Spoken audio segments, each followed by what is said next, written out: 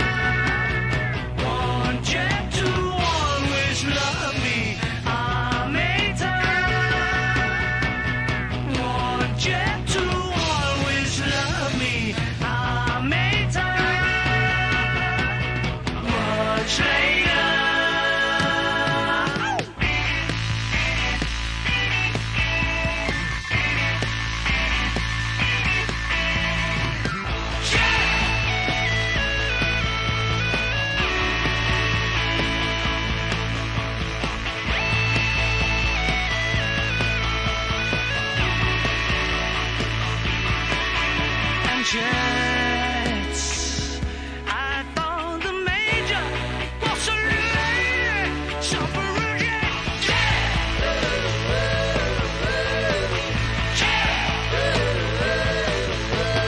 I made time, one jet to always love me. I made time, one jet to always love me. I made time, much later.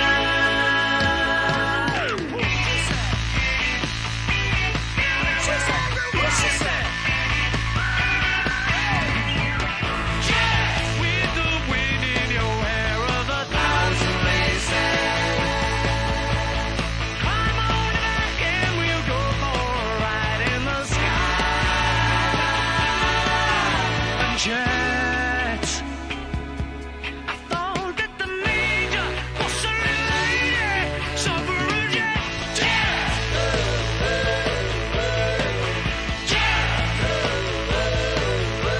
And yet, you know I thought you was a lady, suffering jet.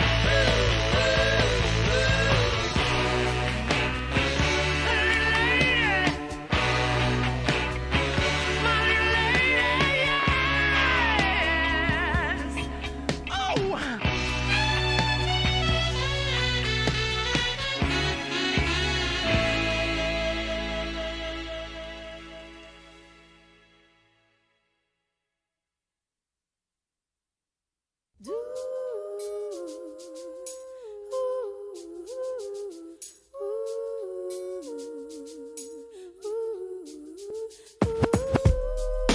Life, I wonder, will it take me under? I don't know. Imagine smoking weed in the street without cops harassing. Imagine going to court with no trial. Lifestyle cruising blue Bahama waters. No welfare supporters. More conscious of the way we raise our daughters. Days are shorter, nights are colder. Feeling like life is over. These snakes strike like a cobra. The world's hot, my son got knocked. Evidently, it's elementary. They want us all gone eventually. Trooping out of state for a plate. Knowledge, if coke was cooked without the garbage, we'd all have the top dollars. Imagine everybody flashing. Fashion, designer clothes. Lacing your click up with diamond rolls. Your people's holding dough, no parole, no rubbers. Going raw, imagine law with no undercovers. Just some thoughts for the mind. I take a glimpse into time. Watch the blimp read, the world is mine. If I rule the world, Imagine that. I'd free all my sons. I love them, baby. Black diamonds and pearls.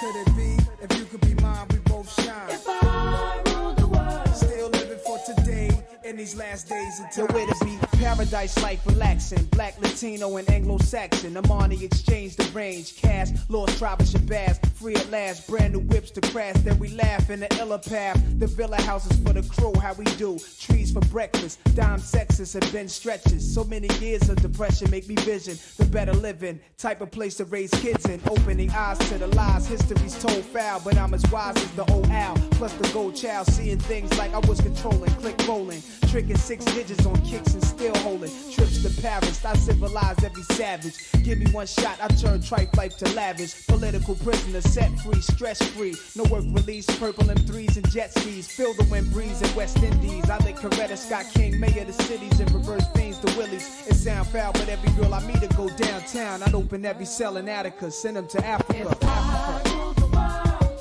Imagine that. I'd free all my sons. I love them, baby. Black diamonds and pearls. Could it be? If you could be mine, we both shine. If I rule the world, Still living for today in these last days and then times. we'll walk right up to the sun, hand in hand. We'll walk right up to the sun. We won't land. We'll walk right up to the sun, hand in hand. We'll walk right up to the sun. We won't land. You Love to hear the story, how the thugs live and worry. Duck down in car seats, heat's mandatory. Running from Jake, getting chased, hunger for papes. These are the breaks, many mistakes go down out of state. Wait, I had to let it marinate. We carry weight, trying to get laced. Flip the A, stack the safe. Millionaire plan to keep the gap with the cocked hammer. Making moves in Atlanta, back and forth scrambler. Cause you can have all the chips, be poor or rich, still nobody want a nigga have a shit. If I ruled the world and everything in it, sky's the limit. I push the Q45 infinite. It wouldn't be no such thing as jealousies or beef felony. Strictly living longevity to the destiny I thought I'd never see, but reality struck. Better find out before your time's out. What the fuck? If I rule the world, imagine that. I'd free all my sons. I love them, baby. Black diamonds and pearls. Could it be? If you could be mine, we both shine. If I rule the world, Still living for today in these last days and times. if I rule the world, Imagine that. I'd free all my sons. I love them, baby. Black diamonds and pearls. Could it be? If you could be mine, we both shine. If I rule the world, Still living for today in these last days and times. if I rule the world, I'd free all my sons. I love them, baby. Black diamonds and pearls. If I rule the world, if I rule the world, I love them, baby.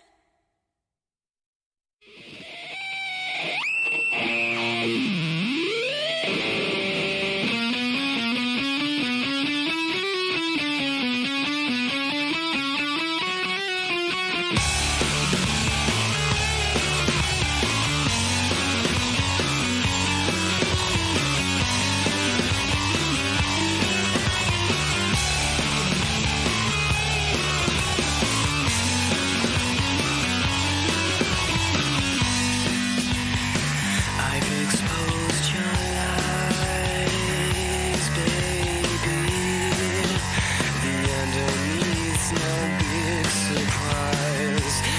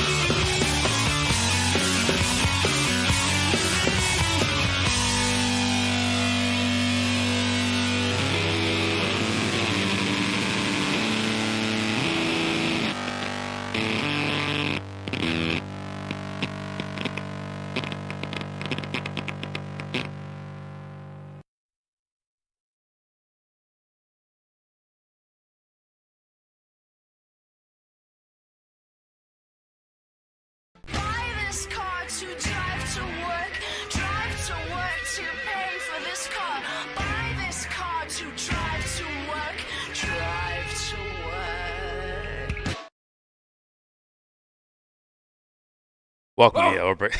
Welcome to YellBRo. I am Jordan, and tonight we're watching UFC 266. Brian Ortega versus Alexander Volkanovski. I think I said that right. But before we get started, do not forget to share, support, hopefully donate to Devon's Journey to Recovery, to helping victims of Africom, to Cohen Daly, the Australian boy. Also, support some content creators, Stevie, a.k.a. Redneck Economics, Sleepy J, Buy Him a Coffee, and Ali Alexandra. All links in the description box. Actually, I think she told me not to promote it anymore. Yeah. Fuck it. Maybe the snail, they're so far down, I just couldn't hear them, you know?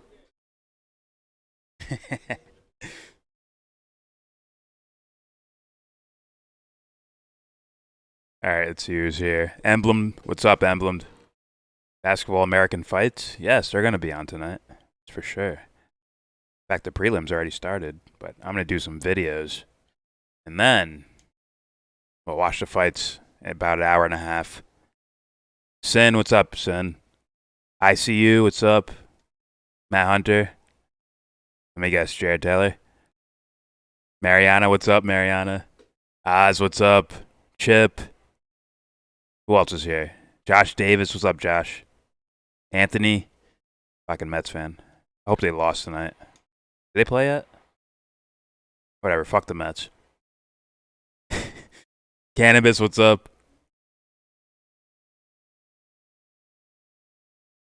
Like everybody? They're not going to be in the playoffs anyway, so whatever, screw them. And, did I get everybody? I think I did. Scrolling down. Tony, what's up, Tony? About time. What are you talking about? That's shit to do. We're on Tony's time, and he's watching. Prop, what's up, Prop? Stevie. Oh, Stevie. Oh.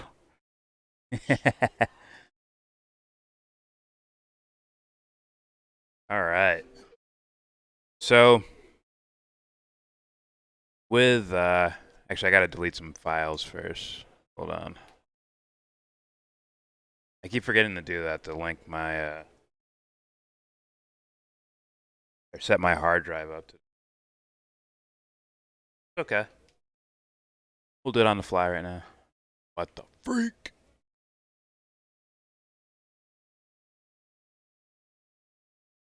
There we go. Second. That work? There we go.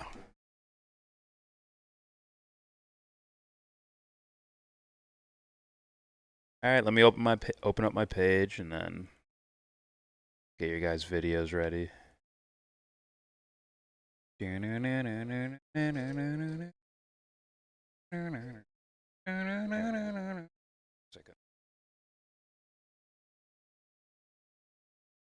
T-Lav had a short stream today, so I made it in time for the start.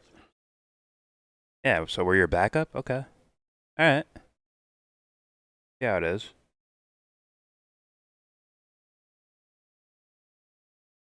We are in. Prosecutors fail on Rittenhouse case. Actual justice warrior.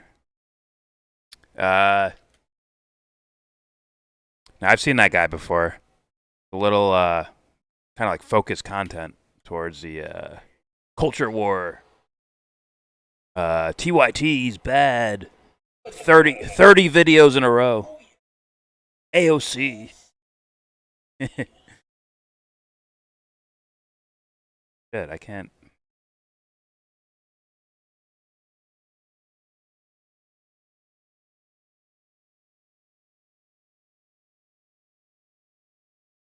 Matt, you might have to link your video again. My chat is only going so far. Won't let me link it or get the link. Oh, we got a spammer. Who wants to ban him first? What is this? Sports Live 7 Esports. It's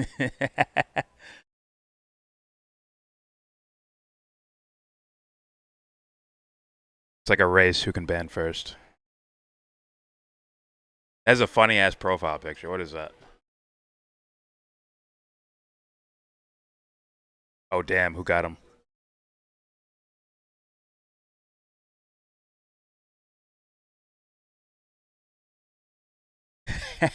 Anthony got him. See, Anthony's waiting by. He's like that guy in Saving Private Ryan. He's just in a tower. He's just like, I love my gun, love my country. The meek shall inherit the earth.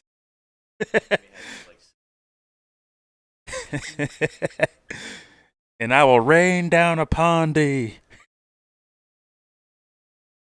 with furious anger.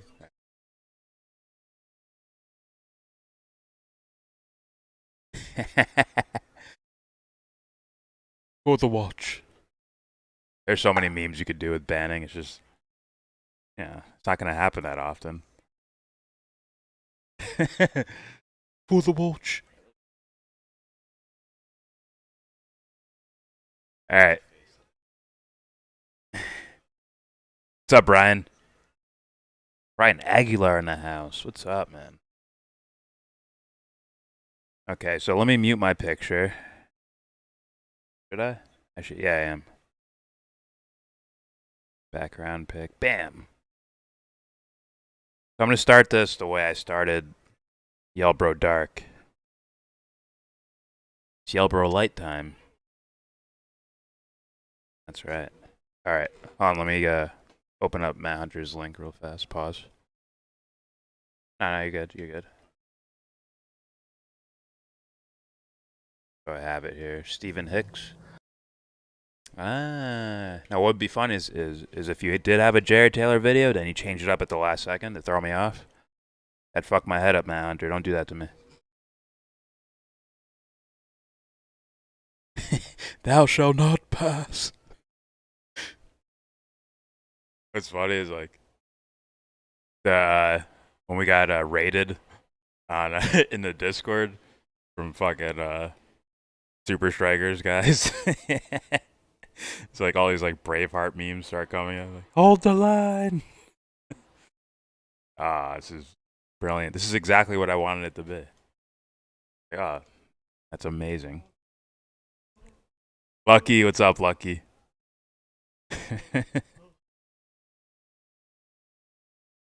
Lucky, stop embarrassing me in front of other people. Gee. I didn't.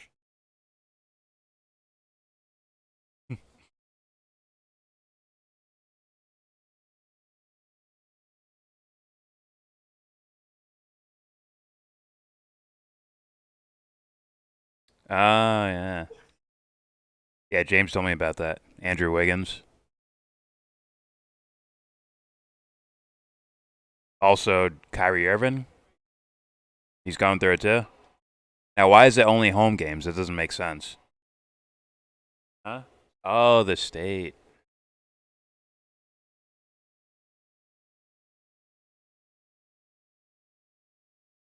All right, that makes sense. All right. So let me just get my little recorded video out of the way. It's kind of for shits and giggles, but also like my little library sitting on the side.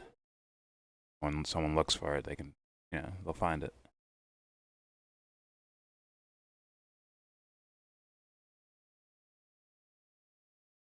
Did you get rated with Braveheart or Monkey Braveheart meme?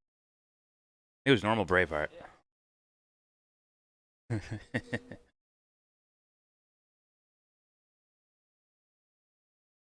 Whoa, pause, Stevie. What's up, Dubster Brian? And some of that D over? What?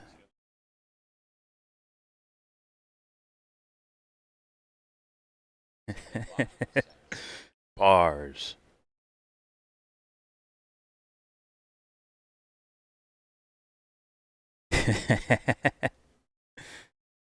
Chip, what's up, Chip? Did I forget? Did I miss you? I thought I could have swore I said. Eh. My bad, dude, if I missed your name. Alright.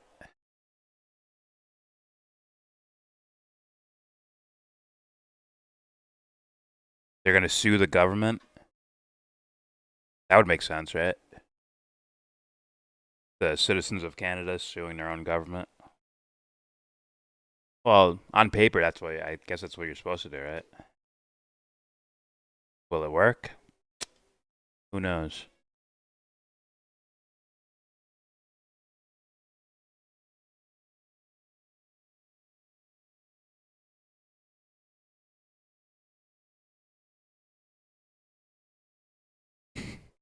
Glad I stopped watching sports and hate all celebrities in TV. Wait, does Klobuchar count as a celebrity? Alright, so screw you then. Screw you, Mariana. If Amy Klobuchar counts as a celebrity, freak you. Steve Cutler, what's up? Cuddy.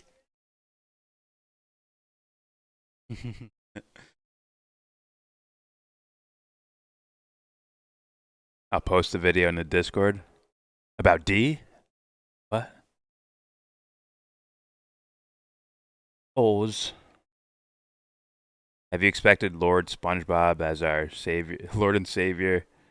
Or will the cult have to teach you the right way? Listen, I don't know what you...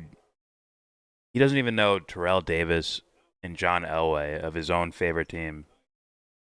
And he wants me to follow his Zoomer cult, worshipping SpongeBob and shit. Freak out of here, bro.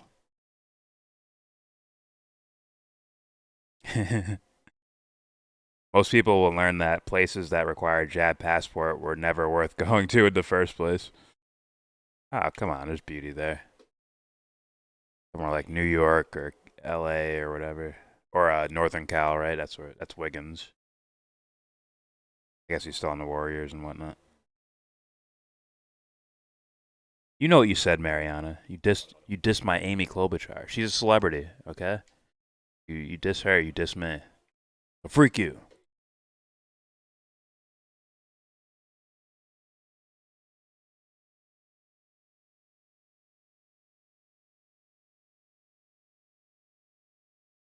Basketball Americans. Terrell Davis knocked dudes out in the NFL. Yeah, he was a beast, but, freak the Broncos. Kiss my ass. Whack ass Denver, bro. Yeah. I know. Now this is before they started caring about head injuries and shit. No, this is late 90s. Yeah.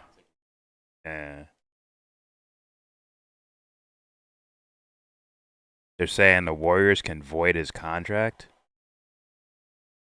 Yeah, I can believe that. I can believe that in a second. Steve has a music stream at 9 p.m., so I will have to go do that, and I will come back. Oh, shit. Maybe I play a little. You never know. Denver Donkeys? That's right, Brick City. No pause. I'm from the streets, man. G-Net. Go, get your ass in the car. Oh, Chappelle.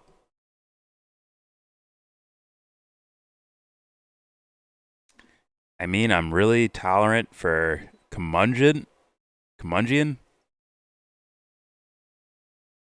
asshole. But enough is enough. Oz, I don't know what you're into when you're not around us or whatever, but, to his and her, their own. Okay? Do your thing, man.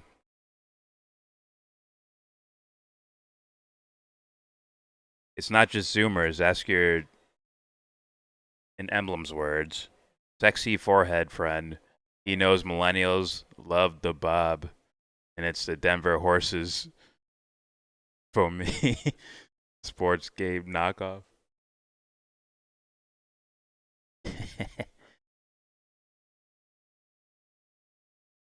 Oh shit, you're gonna start your own show? Nice. Make sure you let everybody know about it. Make sure you. Wait, I think I did already, but if I didn't, remind me on the Discord. So yeah, I can give you the content creator role, so you can post in the post it there. Post your streams or videos or whatever.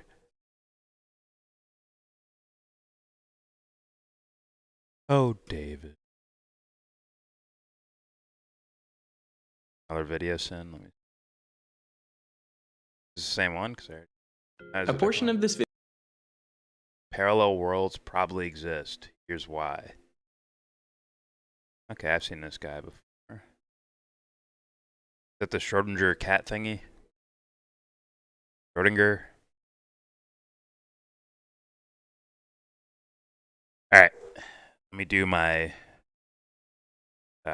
ramble video about shit no one will care about. Here I go. Alright, we are live on a Saturday for YellBRo Light.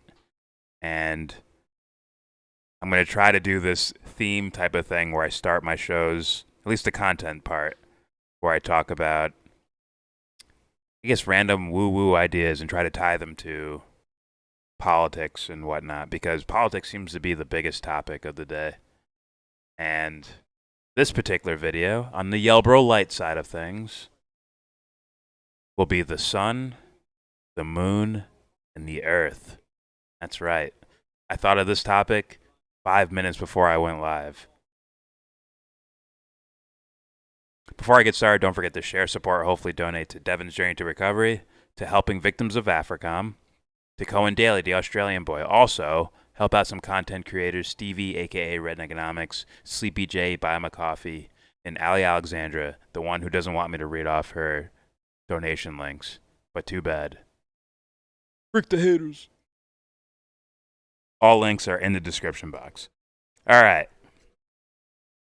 So, last stream for YellBRo Dark, I went over the shadow, which is a lot more concrete of a topic, or something to talk about, because there's a bunch of videos about the shadow and the shadow self and the, what is it, overcoming your shadow or integrating your shadow or shadow work, and there's a lot more stuff about that. What is less so talked about, unless you're like in a new agey type of thing, would be this type, the symbols for these things, which I'm going to put them in the category of archetypes, or less about archetypes, more about aspects of the self or internal faculties. Sun, the moon, and the earth. I'm going to try my best, but I'm sure this is going to be a ramble-a-thon. But it's just my thoughts. I'm just saying out loud. All right, so let's start with the earth. Now, symbolically speaking, as far as I understand it, and what it seems like in most works of art that I enjoy, the earth has symbolized something like the heart, right? It's a place of, it's kind of like, it's the aspect of living. It's what you live for, to get those moments of in the heart that makes your heart race, or something that breaks your heart, or like that's such a big thing for human experience. And the reason why the earth would be sort of a heart symbol, in works of art, not heart, is because it's being played on by these other either internal symbols or archetypal symbols, whatever words you want to put on it. Because the moon would represent the mind,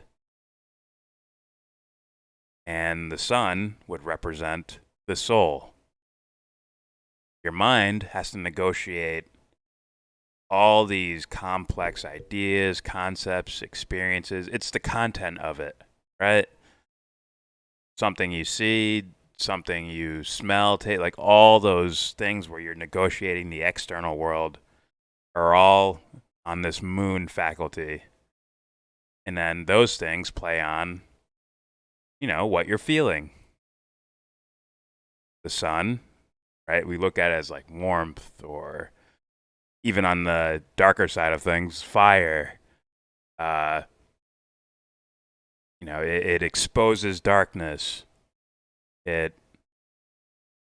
Some people would consider it like a cleansing agent, right? Like or like something to where it's, I want to say cleaning, like a growing thing. Like it's like the Kickstarter of life itself. So these symbols this is why I put them on the light side, because it's a lot less grounded and academic. It's a lot more woo-woo, and like you have fun with it, you enjoy it, to consider these type of faculties. I mean, something like, all right, let me try to go more descriptive with it. Or maybe even more how like you can see the symbols, kind of forming around these things that are supposed to be like rocks floating in the sky or floating in space, or a big ball of fire floating in space, and how the myths and legends throughout time, even modern times, trust me, in modern times as well, they use these things as symbols for our own human faculties. And then I guess I can go into, why do we care? What's the point of caring about something like that? What's up, Opeth? Smelty, you dealt it. Now for me, the reason why I care about these particular faculties or archetypes or symbols or whatever is because it's in a way it's teaching a lesson, that those lessons that cannot be taught through academia, if you will.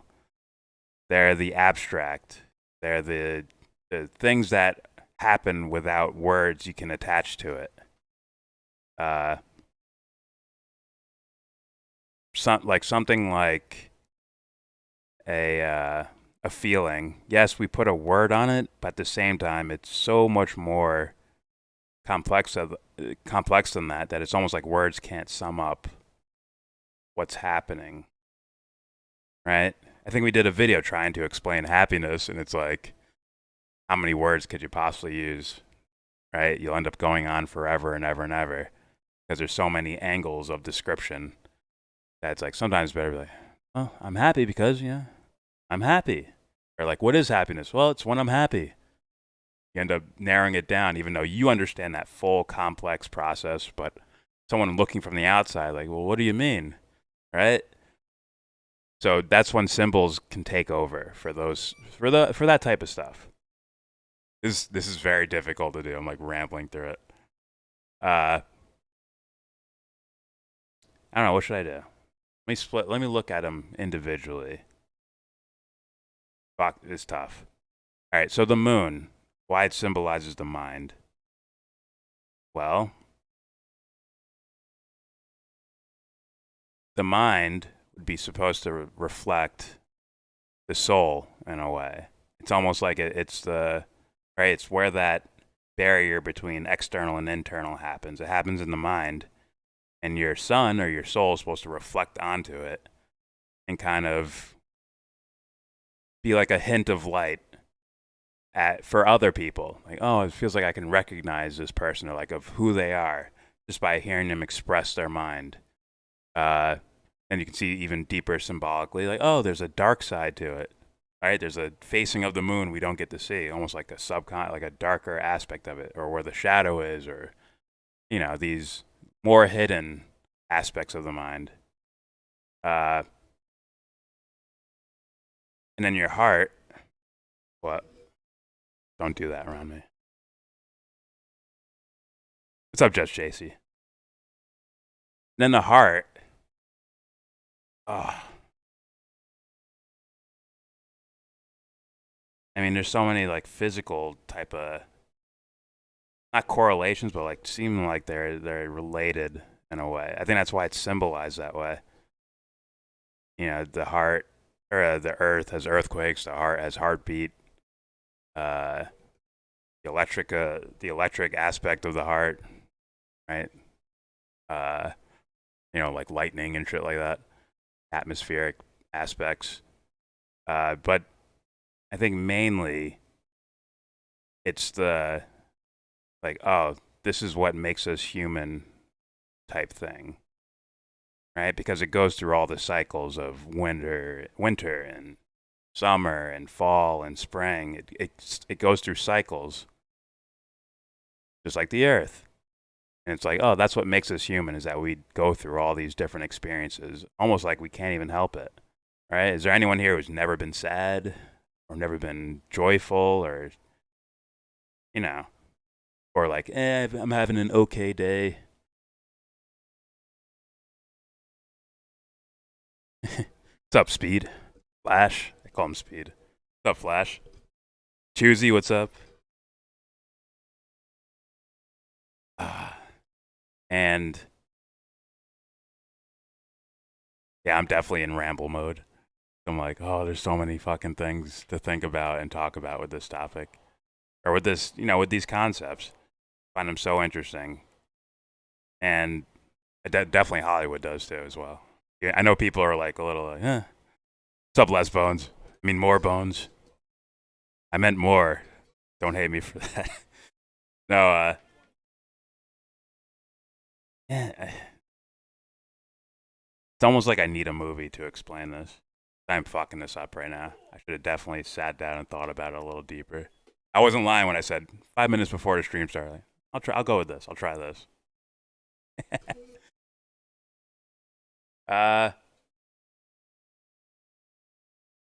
God.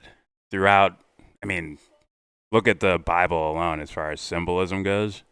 My God, is it uber pagan? Like the traditional Bible, Christianity, that type of stuff. The sun, Jesus, the sun, with his 12 disciples, 12 months. You have Samson, right? Long hair, right? Like rays of sun. And then when it's cut, it's like it's dead, which is a symbol for the sun in the winter time. Like, oh, and on this day, the sun dies. And then when the hair grows back, its strength comes back. Kind of like the sun, even though science would say it's because we're closer to the sun. But symbolically, way back in the day before astronomy, they would say, oh, like the sun's going away. It's running away from us. Oh, it's coming back. It's cycling through. I think it's beautiful, man. I love that shit. Yes, it was in Zeitgeist. But, while in Zeitgeist, they went through Egyptian gods or, Messiah characters and all that. They went throughout history and the Jesuses before Jesus and stuff like that. Right? Ra. There's a good one right there. Of sun, moon, and earth right there. Like Israel, Isis, Ra, and the El aspect, I think would be called for something for like angels or something. But I would associate like something like Isis with the moon, Ra with the sun, and El with the earth. I wouldn't go with angels, but I'm just saying. But there's that as well. I mean, it's almost like these physical things end up embedding themselves. All right, that's the point I would want to go on. That's 100% the point I would go on. Is if you're going to tie it to something like politics, it's that these physical things, which seem like inanimate objects that do nothing for anyone, like they're just there, like, oh, they scientifically have a purpose and all that stuff. But I think there's an emotional connection, a deeper psychological connection to these so-called inanimate objects, because they're there and they have such an impact on our lives. Well, everything does, but these stand out as the big mommies and daddies in our psyche that aren't like, you know, actual walking, talking things, right? So they stand out so much that they end up embedding like some forms of archetypes in our own minds. I 100% believe that, or at least a conditioning role of it. And that's why I would think you'd see like starting from cavemen to drawing these things on fucking walls and shit to ancient scholars or whatever trying to, or not, you know, ancient like monks or whatever the fuck that would try to like give these things personalities, right? Where the sun was looming down on us, almost begging us, pleading to us, please, look at me. Whatever stories they come up with, they personify or they give personifications to these things. That's why, like, they're so embedded in our minds. I think, definitely think. Like, what would happen if the sun went out? And people would be like rambling. What's up, Franca? I'd be fine. Got my own sun.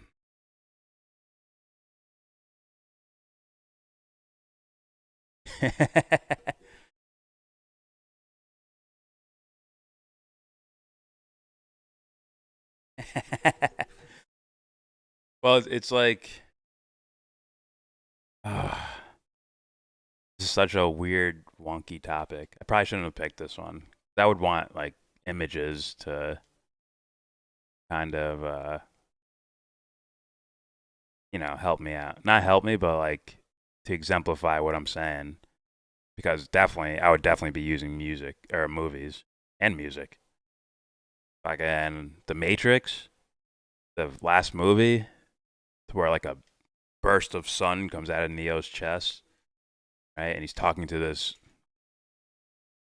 mechanical looking sun type thing. It's fucking great. Metric. They have a song called Artificial Nocturne, where it's like false lights trying to replace the sun. Oh.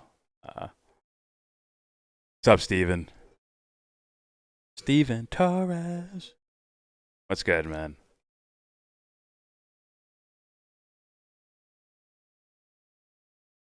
No, it's S-U-N, Anthony. Jesus. And Jesus, yeah. S-U-N. But yeah, like somewhere like in metric, they're definitely pagans. They named an album Pagans in Vegas, but you can see the symbolism, which I ended up, you know, like adopting and using because it makes sense to me. And it almost like I'm curious. This is the super woo woo aspect. Is there like a major effect on how you behave, on how your mind works, and all that when you're introduced to maybe fluorescent light constantly versus sunlight? That might end up becoming a thing, honestly. Where like so maybe people in my generation will sound like boomers to the newer generations, like go out and get some fucking sun, get off the Fortnites, get away from that blue screen all fucking day, right? Well, there is like I believe there's like an ancient tradition of like sun eating. If that makes sense. Towards not only physical nourishment that they feel like they're getting, but also some sort of psychological nourishment, where it's like almost like the light contains information. But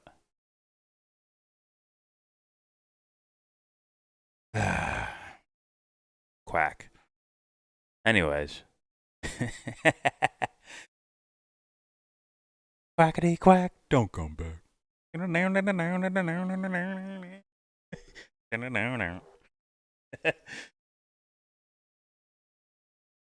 But yeah, that'd be fucking interesting if light actually contained information. Actually experimented with that my early 20s. I'd say early 20s. Where I'd wake up every morning and like look into the sun. No joke. Like, don't worry, I had poor eyesight before that. It doesn't matter, so. Huh? It didn't bother me at all. But I wasn't like 3 hours in front of the fucking window or outside or something.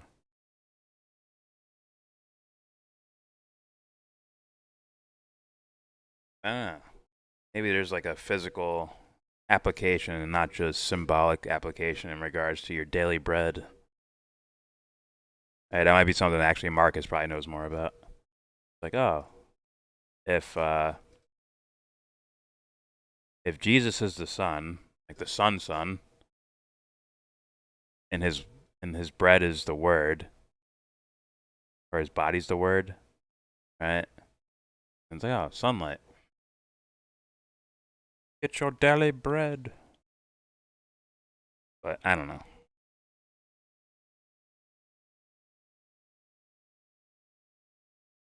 I gotta wear a blue light filter when I'm watching TV or computer too long. I'm also more depressed and sad in the winter.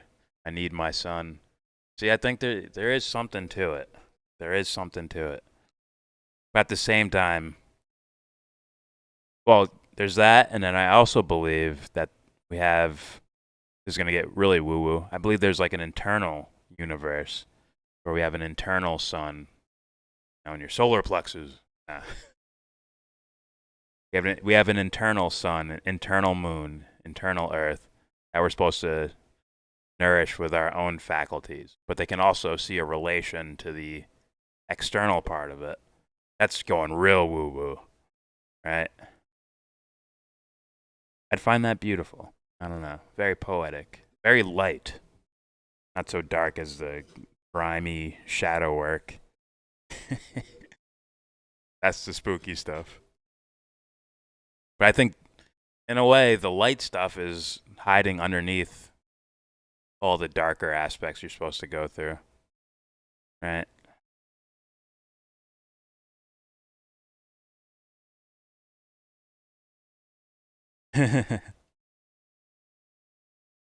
Only Jordan would have a staring contest with the sun. In more ways than one.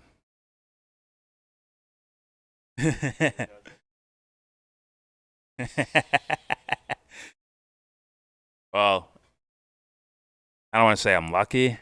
I'm not lucky. I don't believe in luck.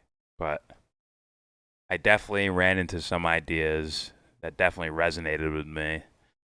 Where it's like, I don't care who it is, what being it is. I don't care if they fly, can pick up buildings, and do 30 backflips without breaking us. I don't care what the fuck they can do.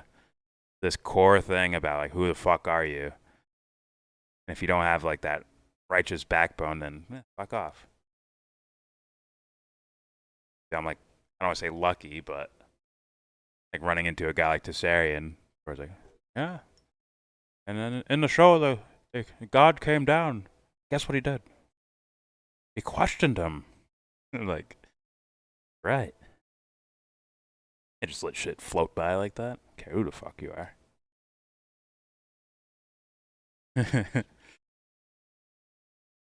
But the sun is closer in January than July. Think about that. Closer in January than it is July? Really?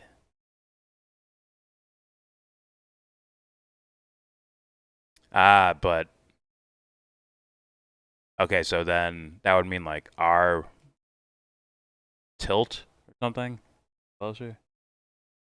I don't really fucking know, to be honest with you. I know I care about the symbols and shit. Yeah, exactly. But in woo woo land, like the new agey aspects of things,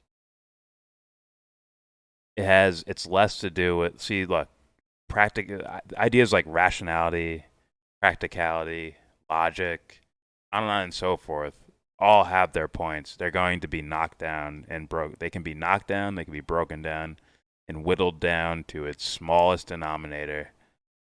And there's going to be an aspect of yourself that's left. And that's the thing that like even like someone's like, yeah, well, like let's say staring into the sun, you had some sort of spiritual moment or something, right? Somebody's like, oh, well, scientifically speaking, blah blah blah, like you can't do this, you can't do that, blah blah blah, blah. This is not possible, blah blah blah. An aspect, a part of yourself should be able to be like, I still experience that though. What do I call that? Try to steal home.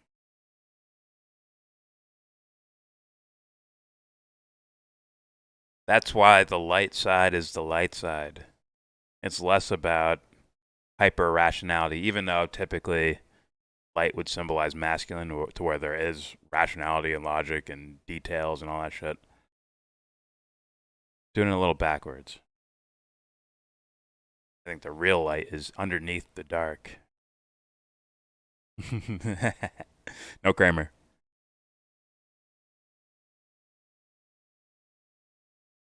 Yeah. Ah, I see, yeah. The sun hits the earth at a specific angle. Gotcha. Alright, that makes sense. I'm with it. Where am I at? Sent a vid to the Discord. I want you to do a vid on only watch to 13:30 to avoid spoilers if you want. If not, keep going. It's the young persona vid. Is it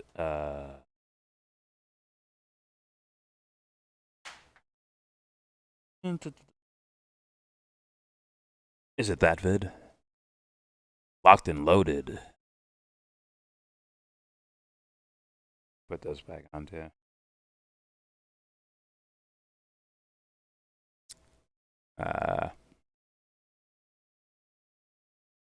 When I think of religion connotations of the sun, I always think of Danny Boyle's Sunshine. We give meaning to the sun because the sun helps give life. Yes, that's an aspect of it too. That'd be like the practical aspect of it, or at least thinking about it. But some woo-woo goes much deeper. I don't want to say deeper, but get a lot more abstract with their idea about it. I find that shit interesting. And if someone like just disproved it one day, like, oh, okay. So I got to do it with me. Curious. Like, damn, so I did all that? The most powerful God doing it? I did it? Okay. Cool with that. Daily bread actually translates as keep the children coming. Bread, not bread. Same with sins actually means debts. Mr. Jesus has been badly misrepresented. You sure? Well, it depends on which one you go with, right? There's so many books about the Jesus guy. Right, books that were left out, or books that were kept in. I would say the heretical ones have been the most interesting to me.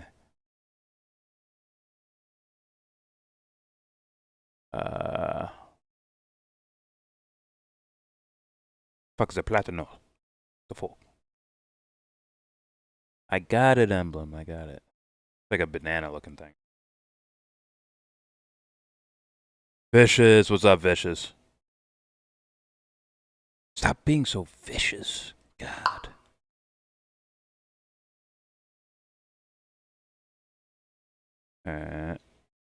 Notice I've asked James nothing but fair questions, and she has no answers. I don't even know. I guess he asked you something, you didn't see it. That's on you, buddy. Not me.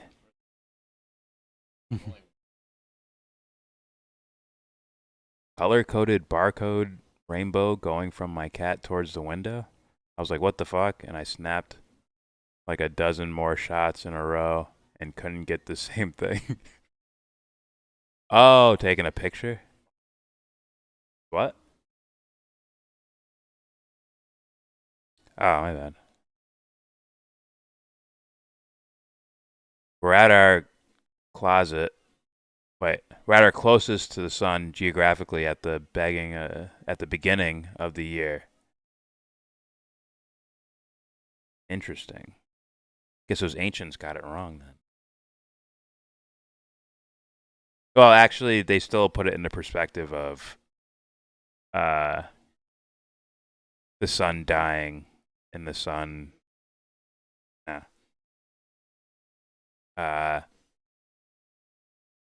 Yeah, like the sun's rays seeming like they're going away as opposed to being there, right? They're just going based on warmth. Regardless, they took those symbols and internalized them. Boom, there you go, archetypes. Thus, we can use the sun or the moon or the earth or whatever the fuck to symbolize our own internal faculty. Yeah. Don't worry, I fucked the whole moon, sun, whatever the fuck. Fucked it all up. Too much rambling, and I'd rather have photographic symbols for it, like ready to go, rather than trying to describe it. Because trust me, it's there. It's there in art. Maybe later I'll try again with something different. Maybe go like the hero archetype. Is that light? Is that dark? No one knows. Reminds me of Dark City. Ooh, we were talking about that before. Creatures who can't live in the sun give people false memories to understand consciousness through memory and how it defines us. Ah. Now, I've seen Dark City. I know Chip brought it up before too. Not tonight, but in the past. And there's definitely a lot of woo-woo in that movie. What makes you, you? Also a little bit of conspiracy in there. Things about society.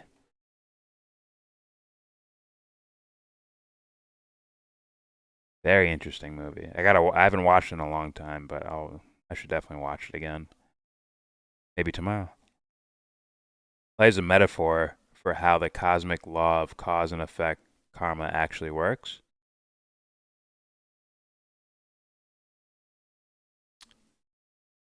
Not what I've run into. Nah. Like I said, I've seen it in regards to the imperial masculine, the Christ, Jesus, a psychological cleansing agent, right?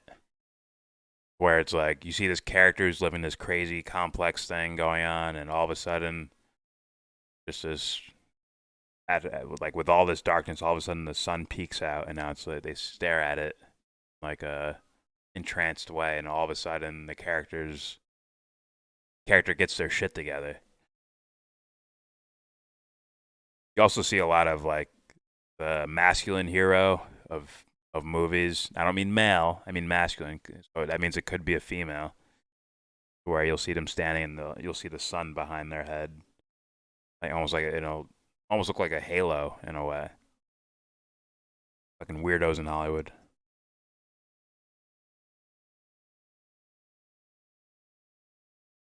You guys are all nuts. The earth is flat.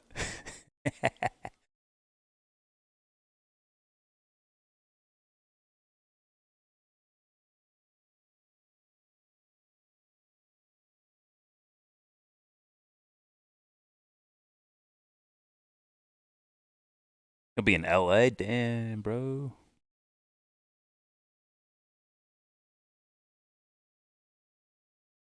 I'm back with an instrumental.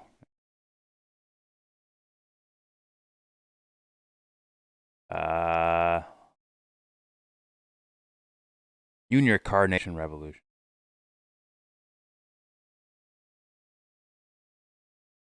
Ah, look at that. Matt knows some sun symbolism. If you gaze into the sun gazes also into you. In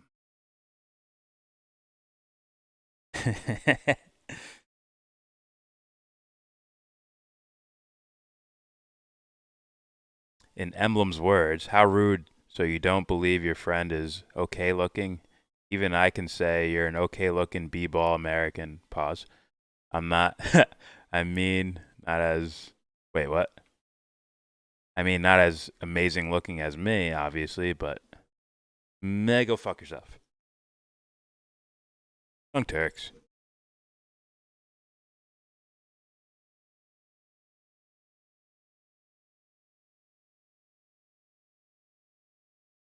Okay, just checking the timestamp. 13:30.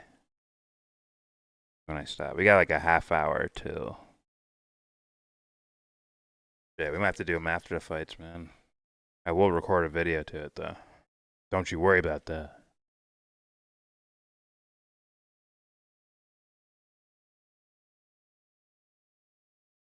All you fuckers show up on Saturday.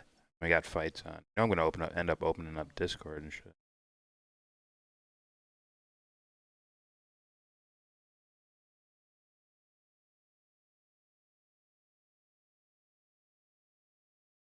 Yeah, I do gotta open up Discord. Get that microphone? Come on, man. Come on, man.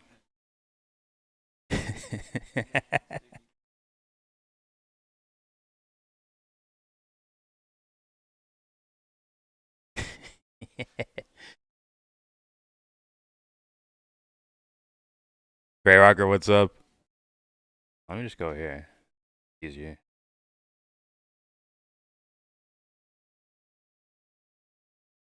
Here's some mushroom growing going on for those interested in such things. I'll open it. Beauty, Uncle Ben's Summer Surprise, and the Space Cake.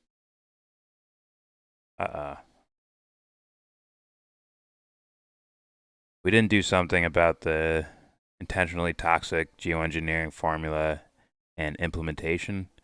We're all going to need Darth Vader respirators just to walk around. You and James should do those videos where people explain things while drawing in like triple speed. I know you kind of do, but you know those vids. Yeah. No, I've seen that. Yeah, you're right. We'd have to get like an overhead camera. Or actually, yeah. That's what they do, right? You can just see the hand, and they play it on like 2x speed. Not a bad idea. I'm gonna walk around with my $40 glass infuser bong hooked to a snorkel to ride a bicycle. Yeah, if shit goes to hell, moms will get high as fuck while you're doing it. Batman in the first two Nolan films operated in the dark to instill fear in the criminals, while being a symbol of hope to inspire people. In the third, he's come to the light with the people he inspired. Yes. Someone gets the fucking movies. Yes. And they even did it on a cinematography level, too. Right? The first two movies were a lot more darker with their cinematography. But the last movie, much more, inspirational comic booky type. You see Batman in daytime. Like all the, very good observation, Steven. Yes, that is 100% in there. And in fact, an aspect of it, it's like you can see Batman bringing his faculties back, right? Because in Batman Begins, right, one of his biggest obstacles, if not the biggest obstacle or theme in the movie, is fear, right? His fears that stop him from operating on on the hero level, or just hindering him as a person. And in the third movie, it's like, hey, the way to deal with fear is to not extinguish it from your own, from your faculties, from your internal, but it's just, you don't want to be trembling from it, but you also don't want to eliminate it completely. That's like getting rid of a part of yourself. So I think that's like a little bit of a thing they were trying to say in the third one, in my opinion.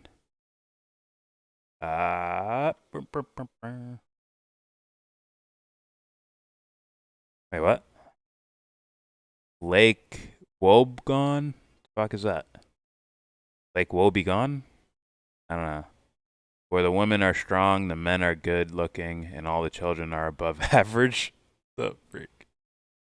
Gray Walker, what the fuck? They're just walking around judging children. Average, pretty, ugly. How dare you?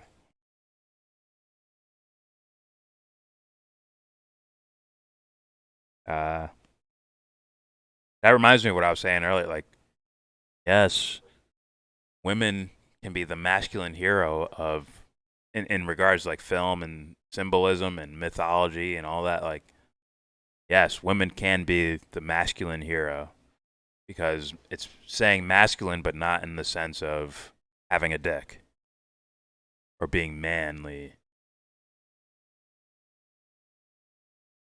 Yes.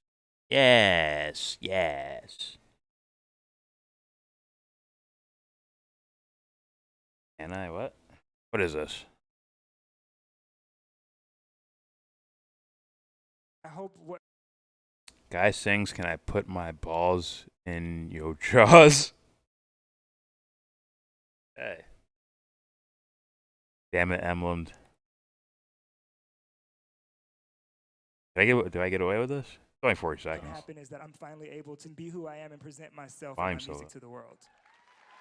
Well, listen, Johnny, I really hope this works out for you. Thank you, I do too. Good luck. Thanks.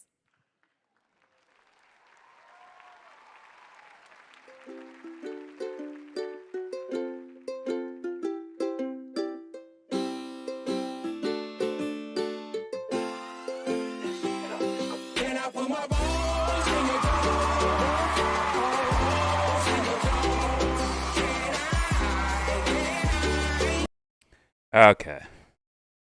That's such British humor. How dare you?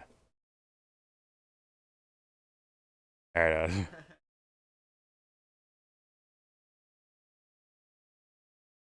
all my friends are sexy mofos. No homo / hetero. What would you do if you're bisexual?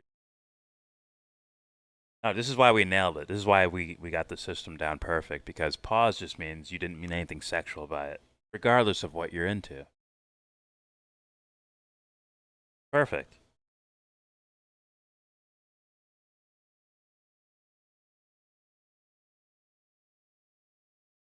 Yeah, that's what pause is.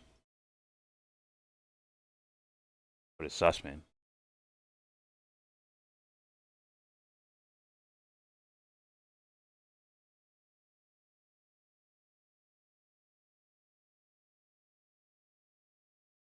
Yeah, same as no freaky then. They're the same thing.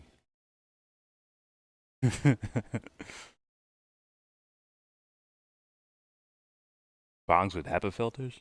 Huh? What's up, Jack?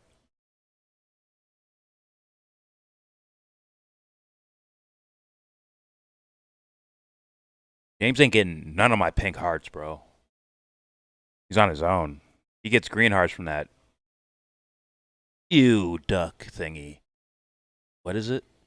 Ew. Some sort of, lab created ew.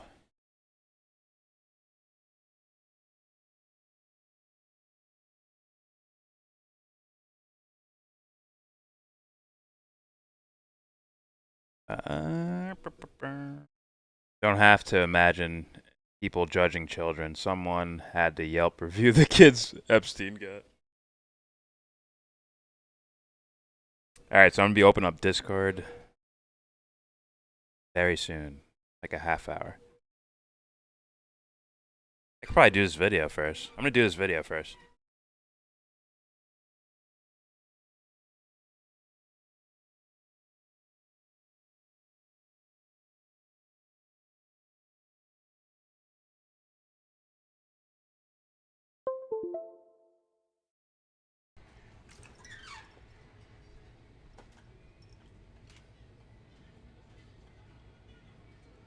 Break the wall there.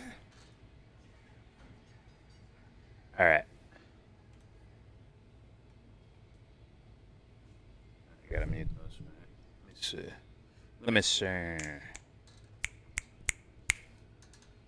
What? That's the right one. brother, he's goddamn OCD. We're kind of similar like that, actually. I give him props though. He goes to classes.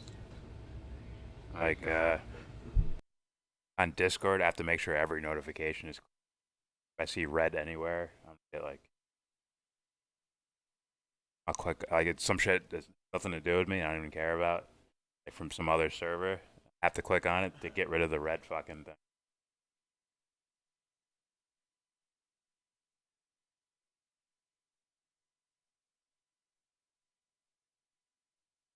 Wait, what? We call that sperm here in the States? What are you talking about? Listen, fake Opeth.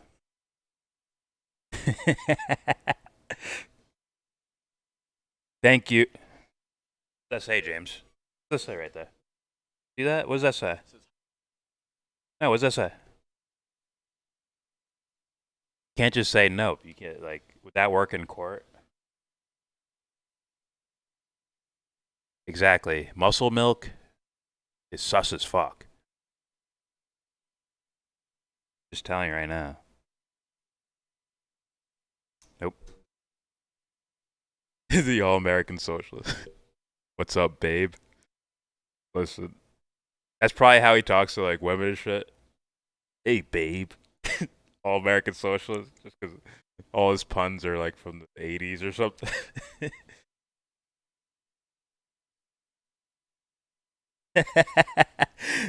Him and his fucking 300-pound cell phone.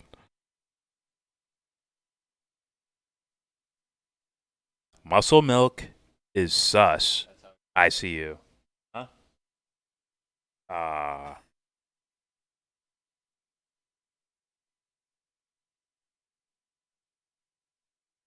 Hey guys, Libby. Okay.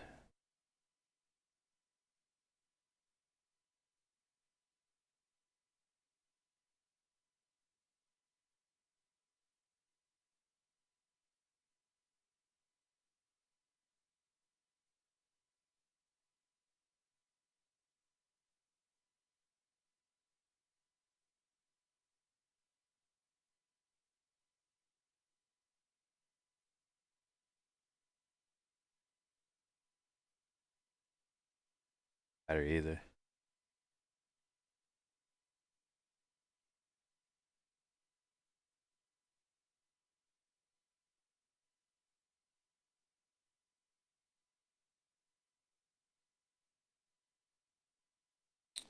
Alright, let me see if I can get this video in before. Oh!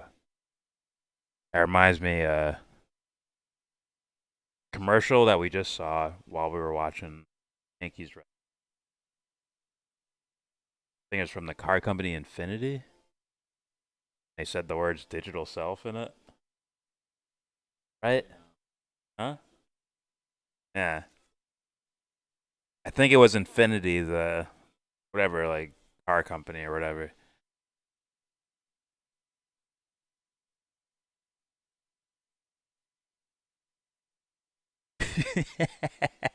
No, Stevie, that's early 2000s. Shout it.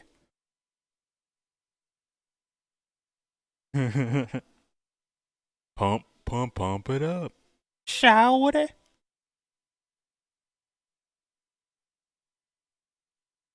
Alright. Try for this video. 13 minutes in. Alright.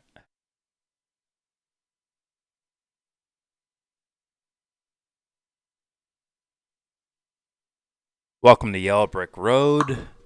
We are in a live stream, YellBRo Light, and we're going to do a fan request live. It's going to be some woo-woo psychology, Jungian psychology in the game Persona 5. It's actually looked up before, but I just never played it or bought it or anything. Sounds interesting. All right. Before I get started, do not forget to share, support, hopefully donate to Devon's Journey to Recovery, to Helping Victims of Africom, to Cohen Daly, the Australian boy. Also help out some other content creators, Stevie, a.k.a. Redneckonomics, Sleepy J, Buy My Coffee, and Ali Alexandra. All links in the description box.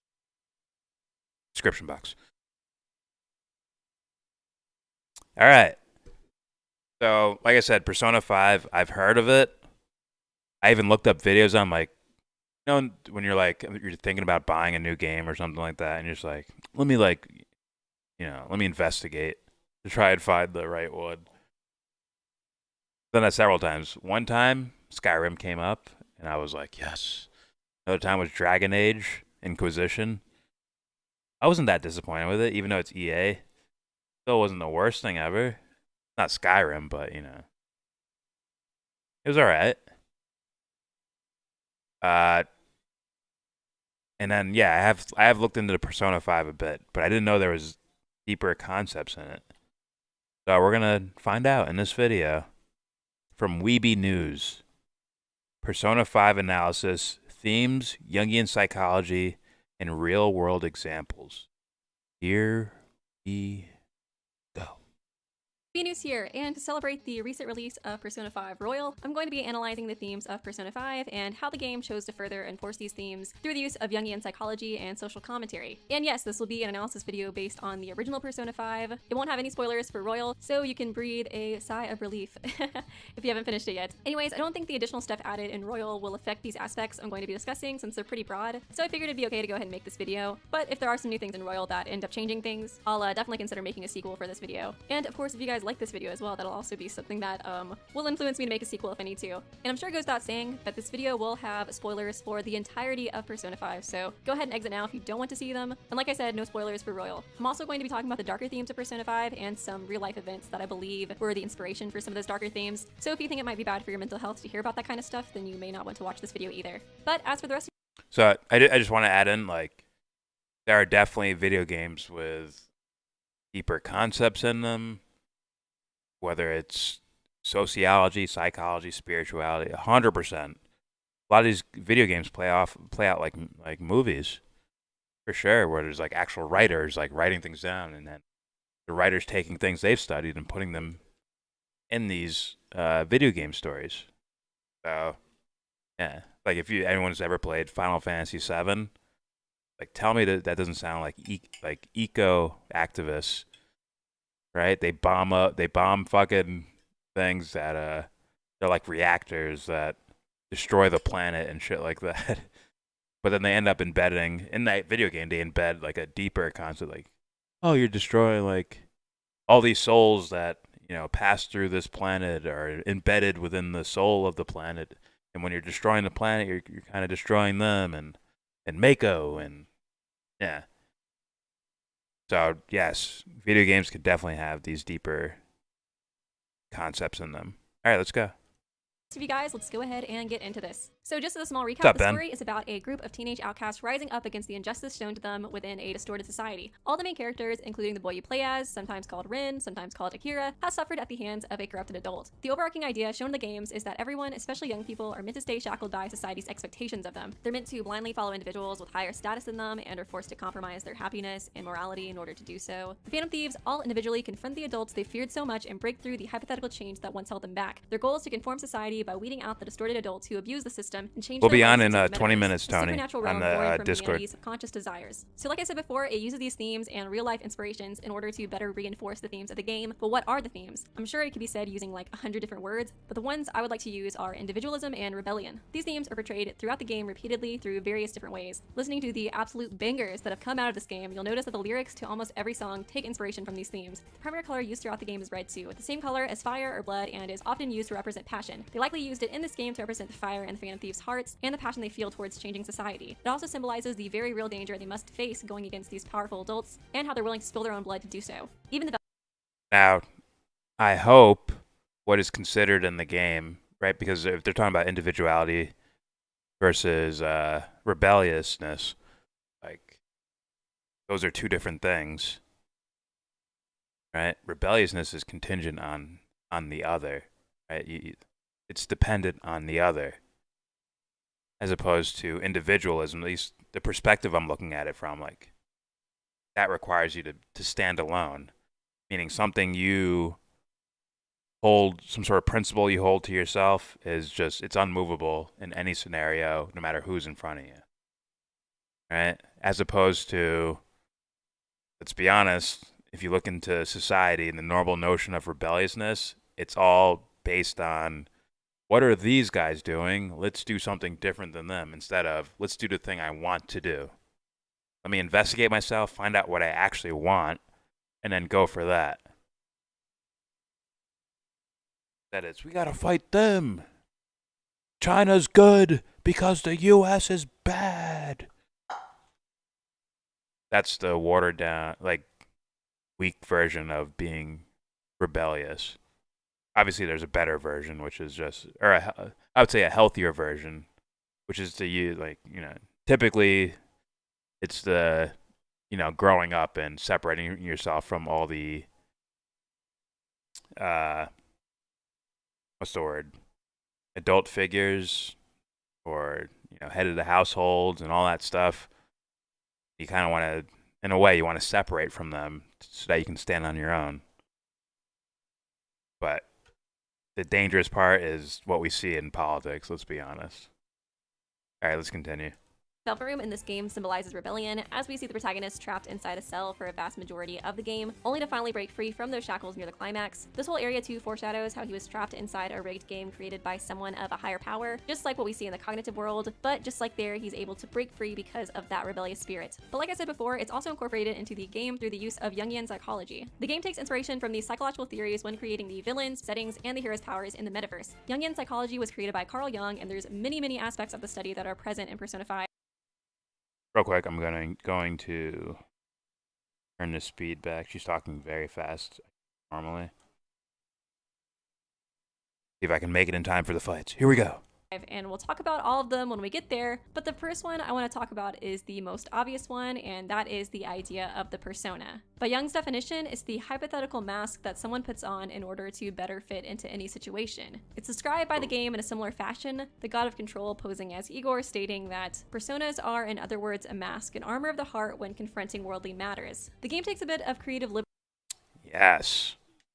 That's an interesting one that I don't normally speak about as often, right? I'm well aware of this concept. It's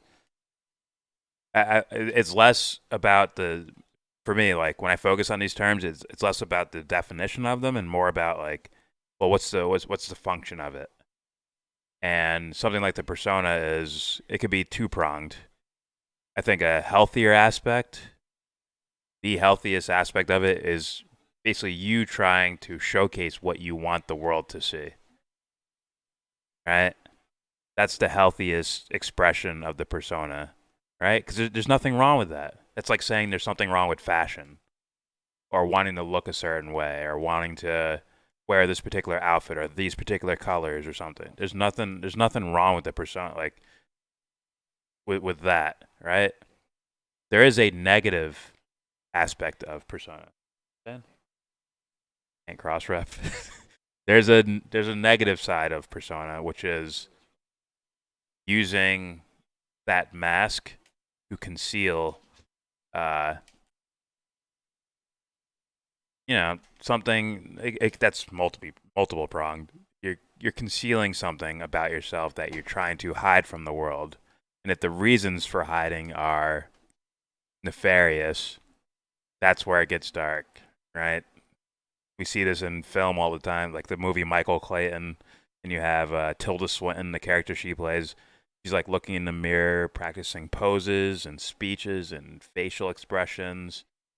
You also have Killing Eve, if anyone's ever seen that TV show. We have the character Villanelle, right? She's looking at this little girl, right, who's in an ice cream shop. And the little girl, like the parents, like, oh, hey, hon. He's like smiling at her, and she's eating ice cream. Like, eh.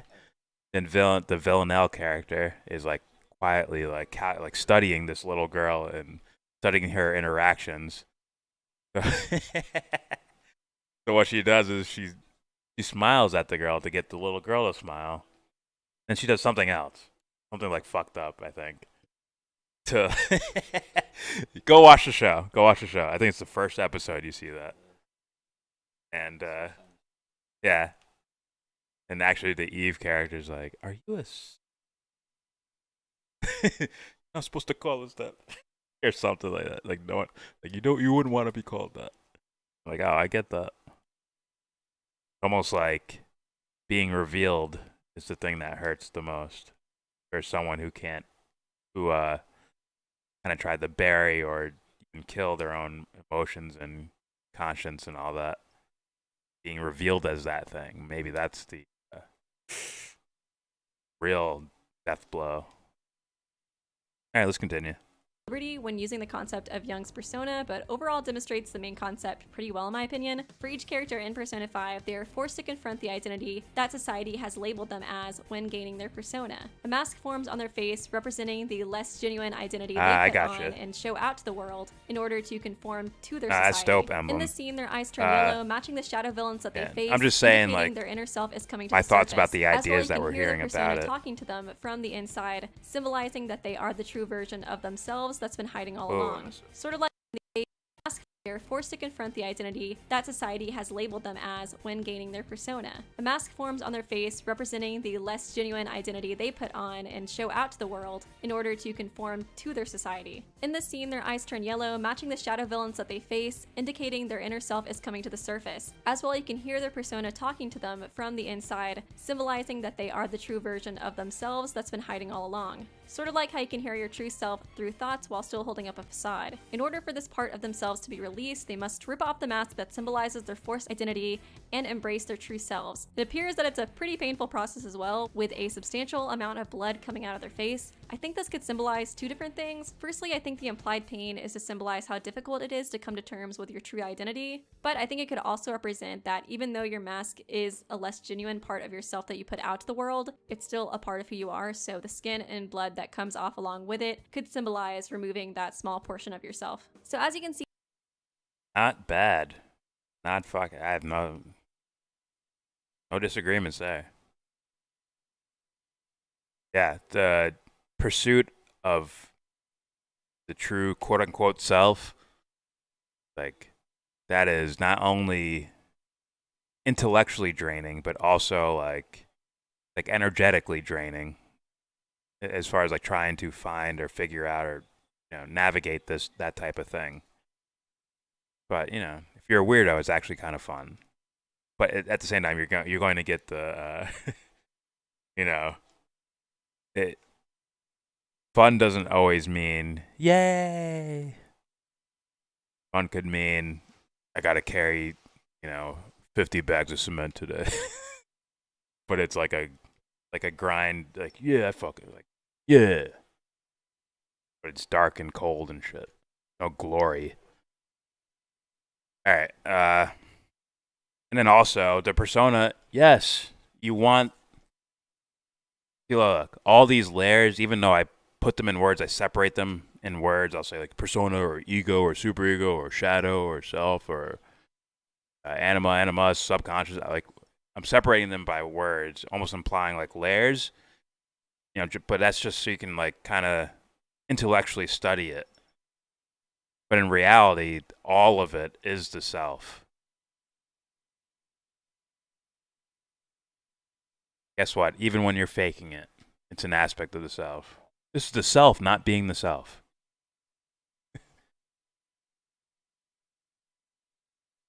You would hope that it would, you know, it would kind of condition those, you know, ego layer up, condition those levels, the ego, superego, persona, condition them to be more aligned with like what you actually want to be and who you actually are. I think they're the same thing. The thing you want to be is the thing you actually are. Got to uncover the dirt. All right, here we go.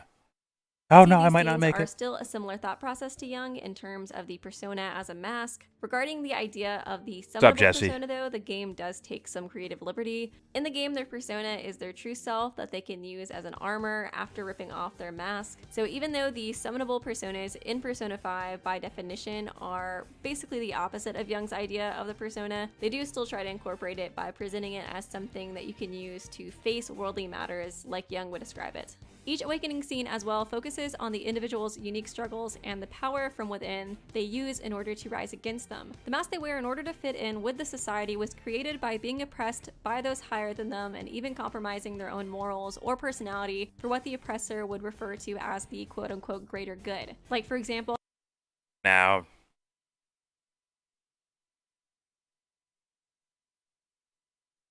the the origins of the persona, they're gonna fall right in line because they're a part of that ego level and up, like ego and more shallow. That makes sense, or more and more outer directed. So it naturally is gonna have the features of something, in regards to, like, it's gonna have similar features as the ego itself. But that doesn't make it automatically bad. I don't know if the game's actually saying that or not, but maybe it is. Here we go. How Makoto needed to work with the obviously suspicious Kobayakawa in order to satisfy her sister's high expectations, or Haru, who was going to be forced to marry someone she hated for the greater good of her corrupted father's company. It's very anti-individualistic, so seeing them embrace their true selves by ripping off that mask and using it as a weapon to rebel against those who have caused them so much grief is a pretty powerful way to reinforce these themes of individualism and rebellion, in my opinion. I do want to mention Futaba here because she is a break in the pattern, since she's both a palace ruler and someone who confronts her shadow and becomes a phantom thief. Unlike the others, she doesn't rip off a mask, likely because she doesn't have a mask that she wears to fit in with society, since she stays locked in her room. Instead, she has to confront her repressed memories and distorted cognition of them. In this example, we see that Futaba runs away from her memories because they're too difficult to face, and in her palace we see that her shadow knows the truth and pushes her to reevaluate these memories and remember what really happened. Even though she doesn't wear a mask like the others, she still was falsely cast as a murderer by corrupted adults.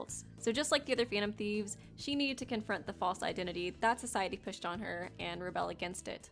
In order to take down these twisted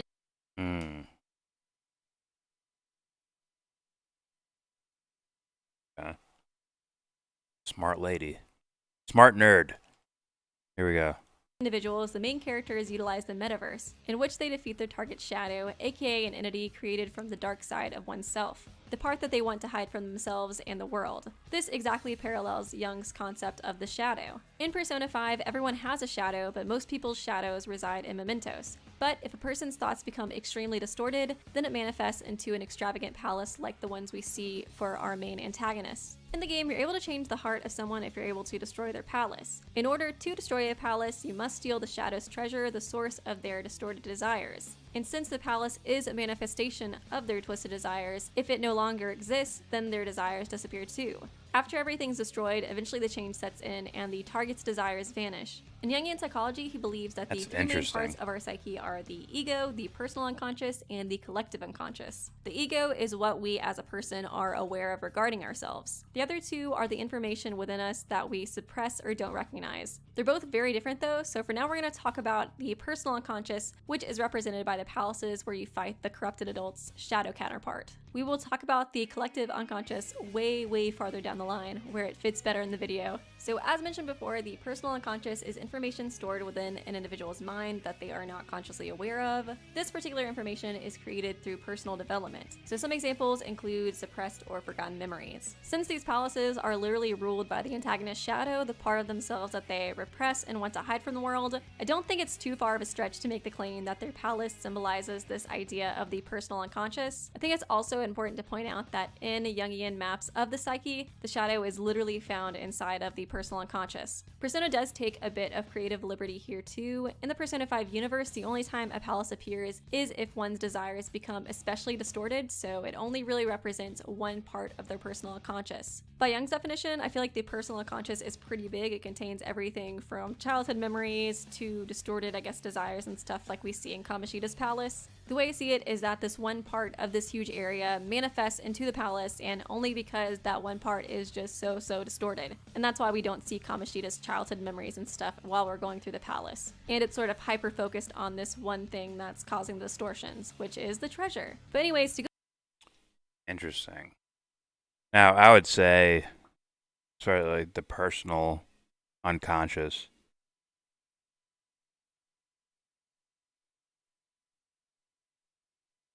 I don't call it unconscious. I think I would say the collective thing is the unconscious.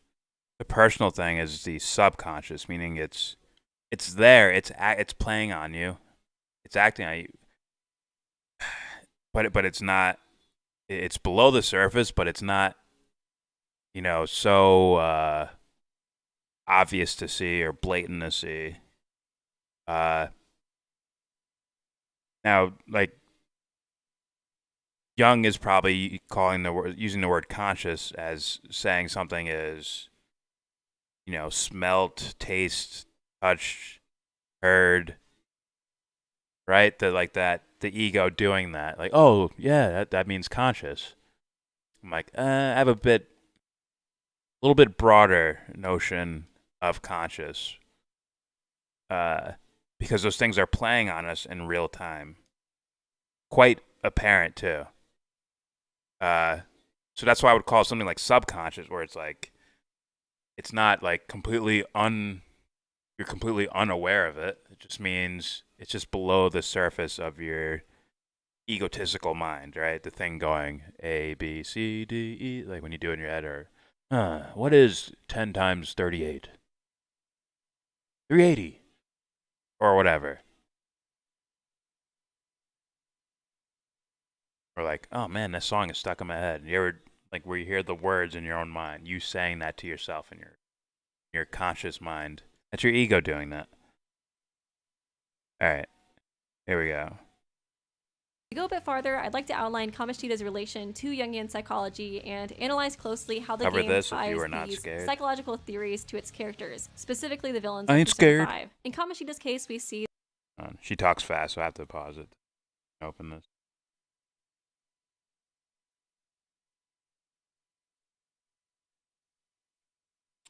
The Genius of Berserk. That's another anime, right? All right, here we go. That he just damn, I got a minute left. There's 4 minutes left in this video. Going around to others. In public, he comforts Mishima after specking a volleyball his way, but in private will physically abuse him over the slightest inconveniences. In another scene, when he's turned down by An, he acts as if there's nothing wrong, but shows his true feelings immediately after the interaction ends. Next, there's his ego, the part of his personality that he's aware of, which from looking over the cutscenes doesn't seem like much. He's constantly blaming other characters for the horrible actions he's done. He even goes as far as implying that it's Mishima's fault that the protagonist's criminal record was released, when in truth Kamoshida was the one who forced him to do so. Inside the palace, we see a Shadow far more open and blunt about his corrupted desires, and the treasure the Phantom Thieves need to steal is defined as the core of these desires. In the metaverse, it's kind of like, I don't know. It's different words for others. Like, the word she's using already, like, I guess that would fit with Young. I don't know exactly how he would use, like we were saying the other day, where it's like, yeah, I probably heard like an interview here and there, but I haven't like opened his life's work up and hyper studied it or anything like that. But something like dreams. What about lucid dreams? Is that your ego now? According to what they're saying the ego is the conscious mind. So when you're in a lucid dream, where you're like aware of what you're dreaming and you remember it when you wake up and shit, is that your ego now? Or is that your ego within the stuff that's below the surface, your subconscious? Right? Not something you're just wholesale unaware of, but more of something you're just below the surface. All right, here we go. Or the personal unconscious, it's a crown because he unconsciously sees himself as the king of the school, but in the cognitive world, it's his Olympic gold medal. Sorry if I'm not responding to comments, guys. I'm recording it as a video. Hero. Disgusting, I know. Here to save the school's reputation with his talent and Olympic pride. He has so many people supporting him with expectations of him to succeed that he thinks he deserves to do whatever he wants, whether that be taking out frustration by physically abusing students or sexually harassing one of the students. And basically the way he thinks about it is just like, hey, no one's stopping me. In fact, the students and faculty are helping him cover up this stuff, so that must mean what he's doing isn't so bad after all in his head. A man of the times? That's something where I would use a word that I'm going to steal from Tessarian, which is mysterium. You're mysterium possessed. Like, not only are you in some sort of delusion, but you're also borrowing other people's delusions too to make your own delusion. Imagine everyone walking around like, you're the best ever. You could do that. You're amazing. You're the best thing in the universe. Like, all these people saying that to this guy, like, those things that to where it's just delusions, and now folding it on top of him, and he's creating his own delusions from those delusions. Where it's like, damn, you are like, I think the word mysterium is like perfect for something like that. Or you can see it sometimes. You see it a lot of times with ideology, to where it's like, I don't know, it'll seem quite magical in certain cases, especially like you'll hear some people that will call themselves like, I'm only following the rational side of things, and it's just like absolutely magical thinking. It's like, nah, that would make me think Mysterium possessed, because it's almost like you're thinking of it's like there's a style you're in love with, as opposed to like, are you truth seeking or are you just in love with this style of thinking? Which happens. All right, let's keep going. His shadow even I confirms got this, 3 minutes. stating, the people around me were the ones Don't who worry, kept I'll the be in secret, Discord, adults don't who worry. want to share in my accomplishments, students who have the drive to become winners. People are willing to protect me so that we may all profit from it. So I believe that he thinks that because he's helping the students get volleyball scholarships and improving the school's reputation, that these things that he does are justified, that he deserves to have these rewards, as he refers to them, in order to upkeep the school's reputation. Going back to his personal unconscious, what he's not aware of, this is how we see him in the palace. He's an evil king that treats his students like slaves. His actions are the reasons why they're in so much pain. He's not helping them at all, and all this. Now, this notion I'm going to disagree with. This is just my sense of it. This is based on me. This isn't me. This is based on me observing my own psyche, and then trying to extrapolate some type of definitions for things or descriptions of things. Yeah. In my sense of psychology, there wouldn't be some overlord king, like he's truly just this bad, he's just asshole, clearly, blah, blah, blah, blah, blah. Like, I don't think that's the thing that's below the surface. Those are a part of this guy's shadow, of the like I said, that dark factory to where you got to pick out their likes and dislikes of things. And right now he's feeding on things you'd probably not like about himself. You really like it. Someone broke him down and say, hey, what do you want out of life? What do you truly want? That got truly broken down. You're like, huh. Like all these shallow notions of a good life would probably crumble compared to it. For a lot of people, just notifying them that, like, hey, you're going to die someday. Just notifying them of that already knocks these type of notions down. Like, wait, but you're going to die too. Why do you need that fucking golden like cup or some shit? Why do you need that again? Sometimes that works with people, as far as that could break that type of logic down. But yeah, I don't think that's some deep embedded thing. I think that's so far on the surface. Everything's borrowed. His own notion of value is borrowed. Did he create fucking crowns and robes and shit? He borrowed that. Fuck out of here, bro. His notions of how he looks at himself, borrowed from other people telling him how special he is. Like, come on, bro. Like, that is poverty. That's spiritual poverty or psychological poverty.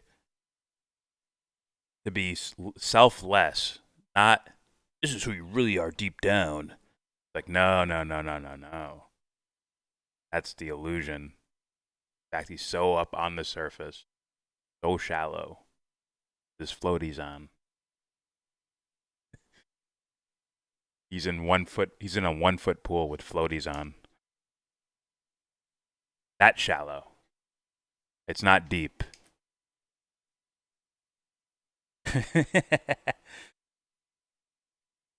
Like always, like, well, it's so obvious that that's the gay. Like, if it's like some Brad Pitt in Fight Club, or like Tyler Durden or whatever, puts a gun to his back and said, "All right, it's over for you, buddy." Like, did some shit like that. He's like, "Oh no, I'm sorry," ready to give up all of it. Now it's like, how deep is that then? Come on, bro. Can't fool me. All right, let's continue. This distorted thinking stems from his Olympic gold medal, because that's why the school relies on him and covers up for him, and that's how. Oh, see, the awards, the sense of value. His value comes from others. They're not even his. They're not even his. So how is that deep ingrained? That's pure social ego level and shallower. You know, persona and super ego, and that's just my notion of things. Here we go. Or like that thing where you see some guy who's like, oh, I'm always smiling. Hey, I'm always having a good day and all that stuff. And people are like, huh, see, really deep down, that guy's really an asshole. I've seen him do this with no one. No. They're keeping that super forefront conscious of their mind. Yeah, they're not deep down an asshole. They're just not that deep. Period. There we go. He's able to justify his actions. But once that source of the distortion is taken away, his palace is destroyed and his shadow is brought to the surface. And that's when he truly has to confront who he is. In the last cutscene with Shadow Kamoshida, he even mentions that he's planning on returning to the Kamoshida in the cognitive world. And I think this is why he only mentions that he thought of himself as a king in the cognitive world after the change of heart. He literally didn't realize that he saw it that way until his shadow returned to himself in the cognitive world. Looking at Kamoshida's character arc, there was one aspect that I found to be interesting when thinking about the overall themes of the game. In the depths of Mentos, we see that he, like the rest of society, was locked inside the prison of regression, and just like the Phantom Thieves, he found his own individualism and broke free from his prison, no longer wanting to have this nihilistic view of life. But just like the other corrupted palace rulers, he became overly indulgent in his own desires, and instead of trying to change the system, he abused it and took advantage of those who were still willing to be controlled. I thought this was a pretty interesting parallel to the Phantom Thieves' journey, and is likely why they almost sympathize with him and the other palace rulers after learning this truth in Mementos, to the point that they even question their own morality. For now, I'd like to talk about why these themes of rebellion and individualism are so important to portray in this game. The target audience is young people in Japan. Hashino, the director of the game, even mentioned that he was surprised by how well it was received in the West because it's so unapologetically Japanese. According to Hofstede Insights, Japan scores 46 on individualism, whereas the United States scores at 91. This means that Japan is a What? Hear that? Japan scores a 46 on individualism, whereas the United States scores 91. This shows that Japan is a collective society, meaning they put group harmony above the expression of individual opinions. That is by far the dumbest shit. You better come up with a different name for the category. Like, for me, that's just like, it's damn near insulting. I don't know. Maybe it's just, I'm sure it's what they mean by the words. That's the thing that's bothering me right now, but I'm sure I might have a word for what they're saying, or what they're actually saying. Like, hey, what do you mean by this? What do you mean by individualism score? And also scoring it itself is kind of like a, what? Excuse me? Here, your happiness meter. a collectivist society where more focus I'm almost is there, on Discord. group I'm almost harmony there. rather than individual ideas. So for example, if a company was trying to incentivize their employees to work harder, in Japan, it's more likely that there would be a group reward if they hit their goal. But in the US, it's more likely that the company would make it a competition and only award the person who gets the most done. I do want to clarify and say that it's not really a bad thing per se to be one or the other. They both have their benefits and fallbacks, just like anything else in life. But Persona Okay. I'm gonna stop it there because I gotta get going. But not bad. That's fucking interesting. They have all that in their in a video game. It's not surprising, but it's like that's a lot of shit in there. Can't say I agree with all like the terminology and all that shit.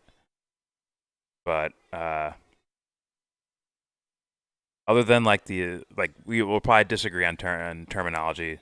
And also the notion of social score, individualism score, that sounds nonsensical to me.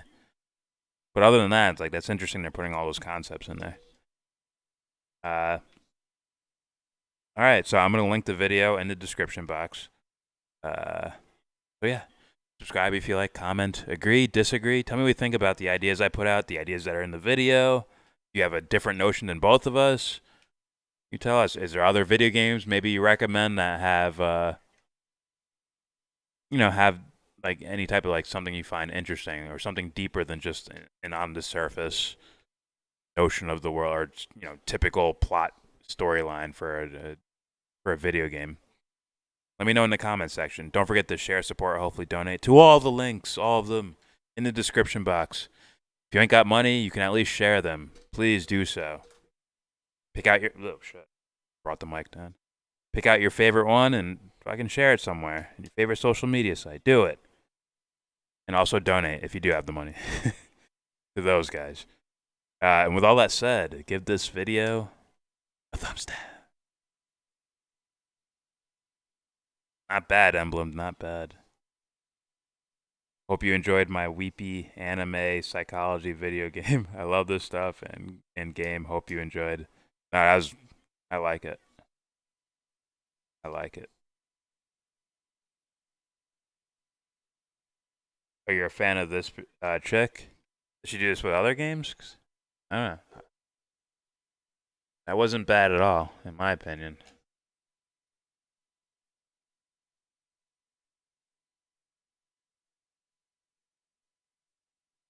But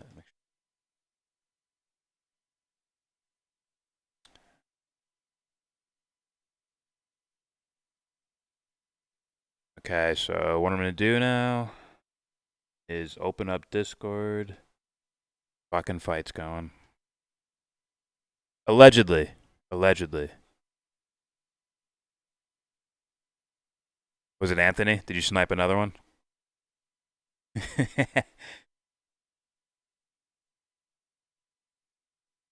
Love my rifle. I love my God. I love.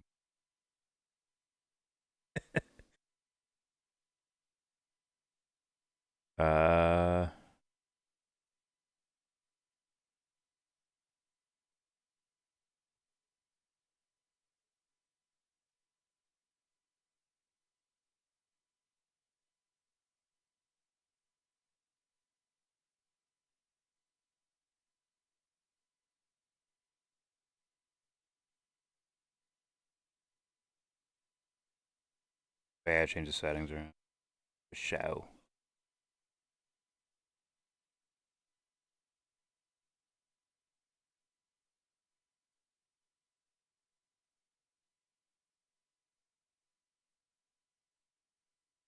Is that a walkout fucking thing? Fuck. Alright, guys, I am in the room. Sports and entertainment. Whose theme song is it?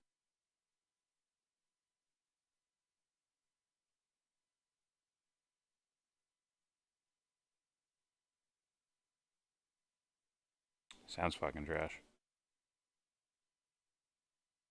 Sounds like the credit song for like a Disney original. Yeah.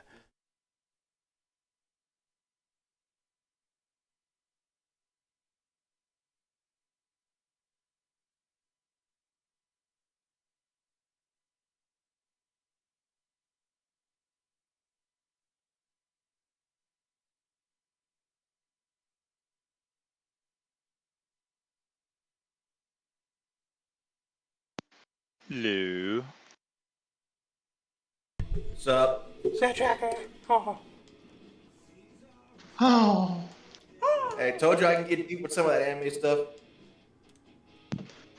Oh yeah, that was fucking Dude, dope, man. That was amazing. The only other, I don't even know of a game that comes close to that, but most anime series have those elements. Like Samurai Champloo has Gin and Mugen. They're each other's shadow. That's why they hate each other.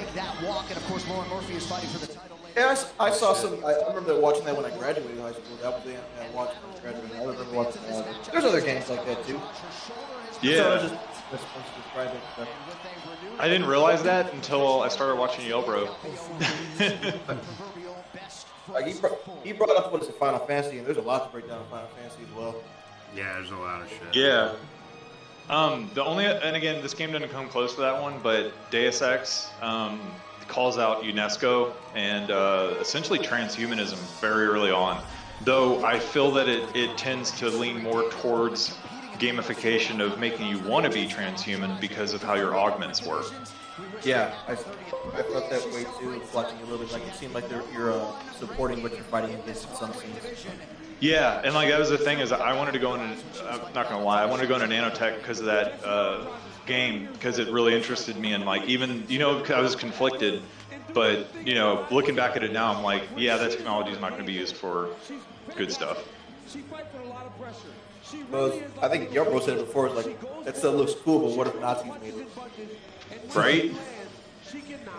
That's a legit question, living in America where Operation Paperclip was a thing. We'll finally have nanomachines, but it'll be made by the people who also love Epstein. Yeah, and those nanobots, no. Chat, let me know if the volume's good on when I do this. Those would be some shady ones. Yeah. For sure. You check out any of the stuff I said before with the Devil Man? I've watched Expelled from. Dude, I got hooked on it, and then like I did a small binge watching session, and then I literally like, I don't know if it was because I was tired, but I forgot most of everything I watched, so I'm gonna rewatch it. What? Do you at least remember the scene, like the track scene? No, I only got like an episode or two in, so I want to give it a full, like, you know, like a full effort watch. Like I was like kind of messing around with some lab stuff that I was working on, so I was watching it out of like corner of my eye. So it's not the best way to watch anime.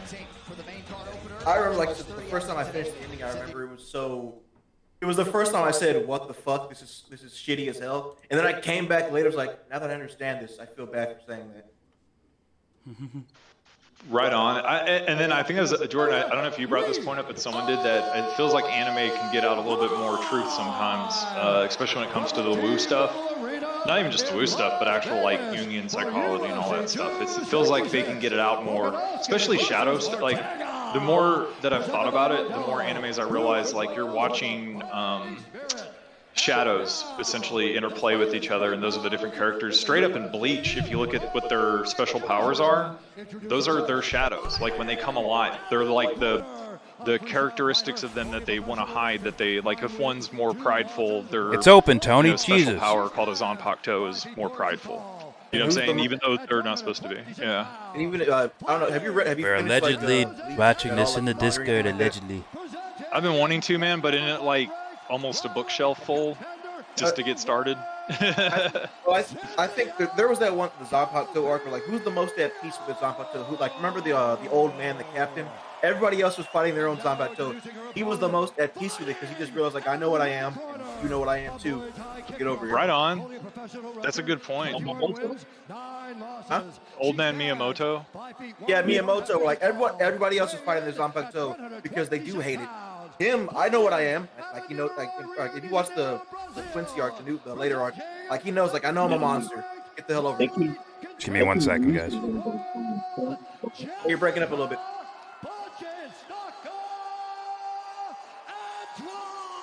What is I think that's Chip. Chip, you're breaking up a little bit. What's up, Chip? It's still a little broken up, bud. Hold on, let me change it.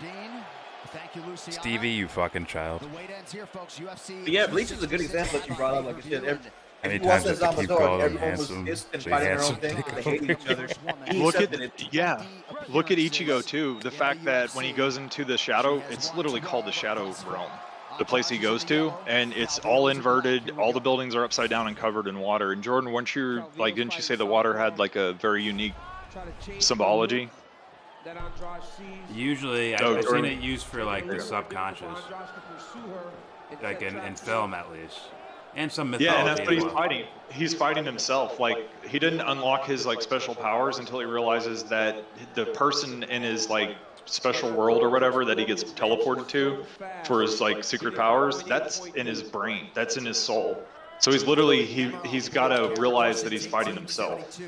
And that's the only way that he gets like special powers. They confused everybody with that shit because they made it look like Zangetsu was this old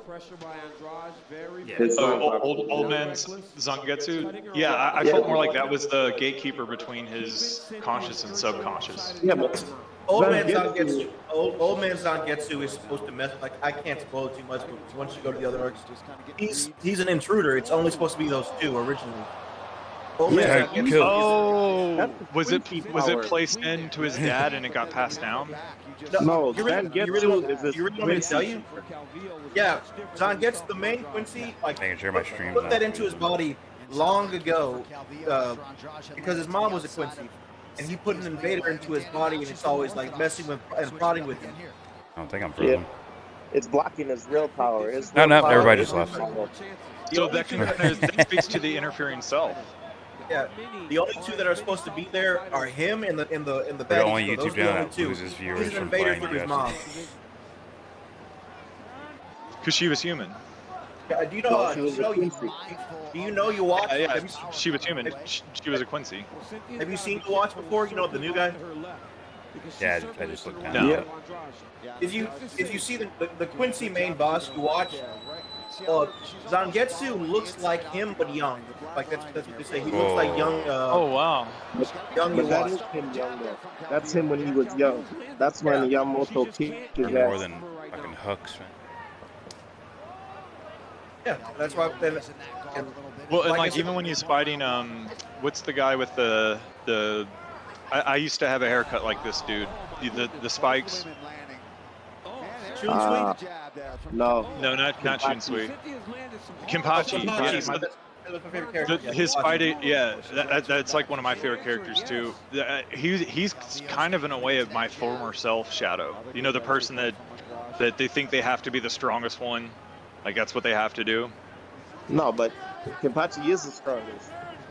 Yeah, that's what I'm saying though. But for me, I'm saying more or less like there's a lot it was of stuff we have to spoil in the book if we said so. But Kimpachi is his shadow. There's I don't want to say anything, but there is like a big piece of his dynamic. Because I'm trying to think of his Zanpakuto, and I don't even remember him released. Like, you know what I'm saying? His release is not actually a release. He doesn't have just one. using himself. Remember what he keeps saying? I don't. If you won't tell me, you're like it's his Zanpakuto is protecting him because you won't listen to me. If you won't tell me, Guess who Zanpakuto is though? He does have a Zanpakuto. Guess he who does it have is? Zanpakuto, but remember, like he won't like communicate with it. His Zanpakuto won't tell him the name. Yeah, but he communicates with it all the time. Oh, I thought he was too prideful to communicate with it. He wanted it all to be him. He communicates with it later, but he won't Things tell hold you. up. Nah, his I expect to see is that little girl that someone's runs gonna, around with him.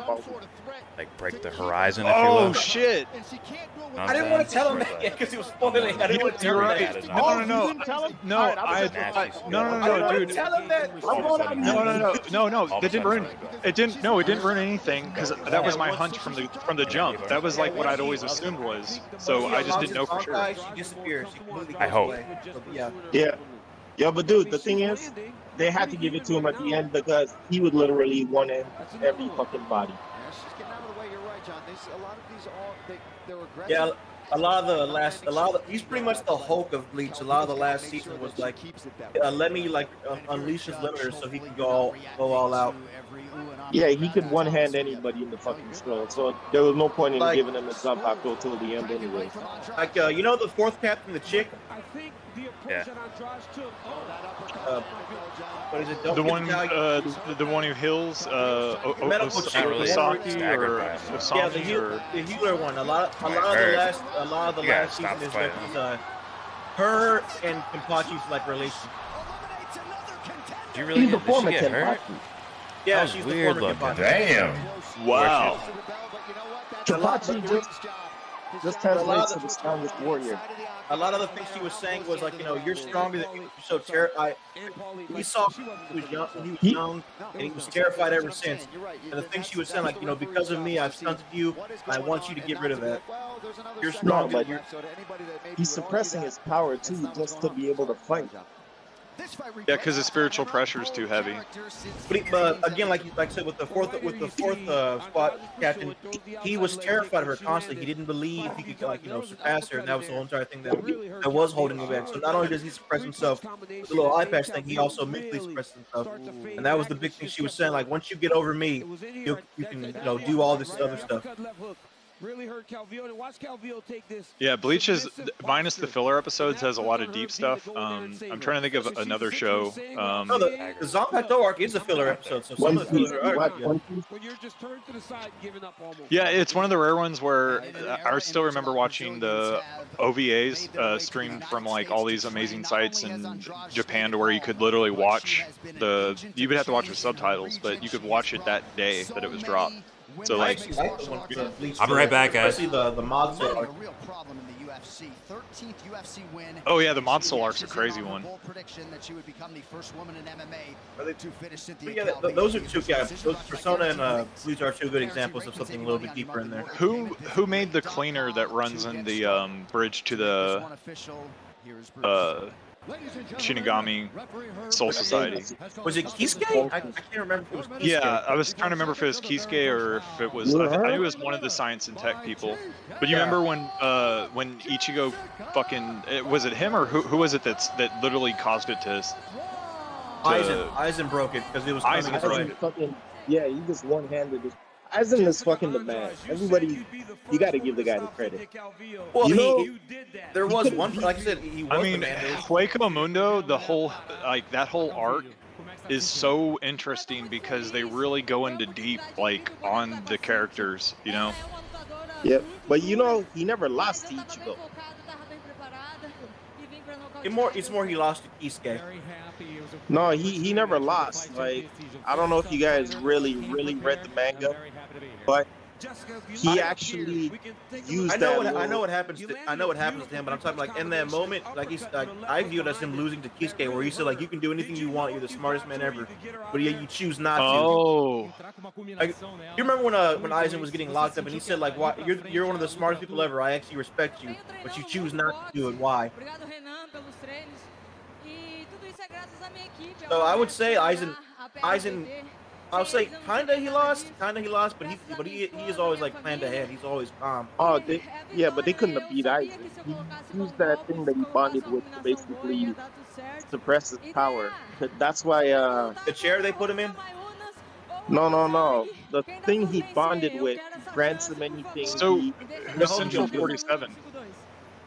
The Hokyo, you know, yeah, whatever he will, that shit Is Central 47 like the past Soul Society, just the is it like the deep state of the Soul Society, lack of a better word? Yeah. I told you what the Soul Society was like. The Soul Society was pretty much like a genocide. They killed the Quincy's long ago and just settled there. Damn. Yeah, they were a bunch of murderous. They were thugs. They were thugs, and that's why when your watch comes back, he says like you can pretend you're all civilized now and shit like that, but I remember what you did long ago to us, and I could give a fuck what you're talking about now. Damn, man, it's insane how much like the real world some of that shit is, you know? Yeah, but you know, if you look at the overall story, Aizen also prepared Ichigo to fight what's his name at the end. Andrade by knockout plus 225. It's a pretty juicy number there. So what do you guys think of Afro Samurai? Afro Samurai was the shit. The original story was better. Yeah, right? Like, I'm not going to say I was let down, but I think that they could have... I think they got too much caught on making it look fucking amazing, which it does. And then, like, there is a... deep meaning in it. Yeah, the only deep meaning I can find, and it's pretty obvious, though, is that Ninja is obviously Afro's shadow. And the second one, have you seen the second one where it's just a movie? It's not the episode. I saw the movie. Okay, so so I saw the movie first. It didn't make sense to me until I rewatched the episodes. You read the manga? No, but I've been wanting to. I enjoyed it, but but that's much better because it actually makes better sense. Because Does it explain why they dropped the plot? I watched the movie and the whole entire time that guy and that girl were angry at Afro Samurai, the sister and the brother. Then all of a sudden they just stopped caring all the way at the end. Yeah, so that was a hard ending for me to understand. My takeaway was that I think in the end they realized that they were all being played against each other by their own issues, and that they were just kind of surrendering to that and saying, hey, this is kind of silly, we're all trying to kill each other, we're all just going to die. Yeah, because at the end, Justice was dead. When he reached Justice in the manga, Justice is dead. So he killed all those people and sought revenge for nothing.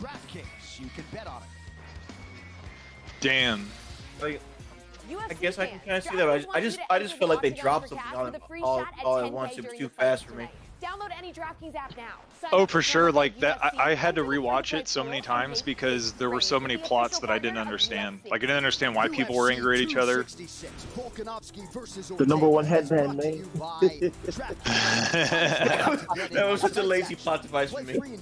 I mean, see, I think it was pretty lazy, but at the same time, like I'm not gonna lie, hearing Samuel L. Jackson, like his main character doesn't talk, maybe a few words, but then like the shadow character is where he actually gets to like, he says some fun, like, yeah, like Ninja says some funny ass shit, man. Like shit that I've said to myself, like, you know what I'm saying, like to, you know, keep myself from going nuts, man. Just like some of the dialogue is just like spot on. I enjoyed Ninja. I wish there was more Kuma in that show though. The flyweight queen has arrived. Right? Like the movie gave me a lot of them, but it was like in the show itself I didn't see a lot of them. The current champion is prepared for this one. What's really fascinating is you can, if you look at most anime, it follows a very stylistic pattern of, it's essentially martial arts, two-sword style, written by, in a great book, I forget what it's called, but it was by Miyamoto Musashi, and it's about dual sword styles, about how, essentially it's kind of like this dude was doing shadow work back in like the Warring States era, and so his whole philosophy on the two sword styles was of water and fire, the duality, the dichotomy of life, and his whole essence of why he's like saying these things. It's very fascinating because you'll see the two sword style. A great example, another one, Samurai Champloo. Gin and Morgan are they're each of a sword. You know what I'm saying? Like they're both necessary as a style because they're both so radically different that they're needed. Like that kind of spontaneity that you have with Mugen. And then Gin's very like reserved, and that's why I say that they're each other's shadows, because Gin's really a dark character. Like he literally killed his teacher, his sensei, because his sensei went against his own teachings. And it was not principled. So he's got that darkness on him. I'll be around.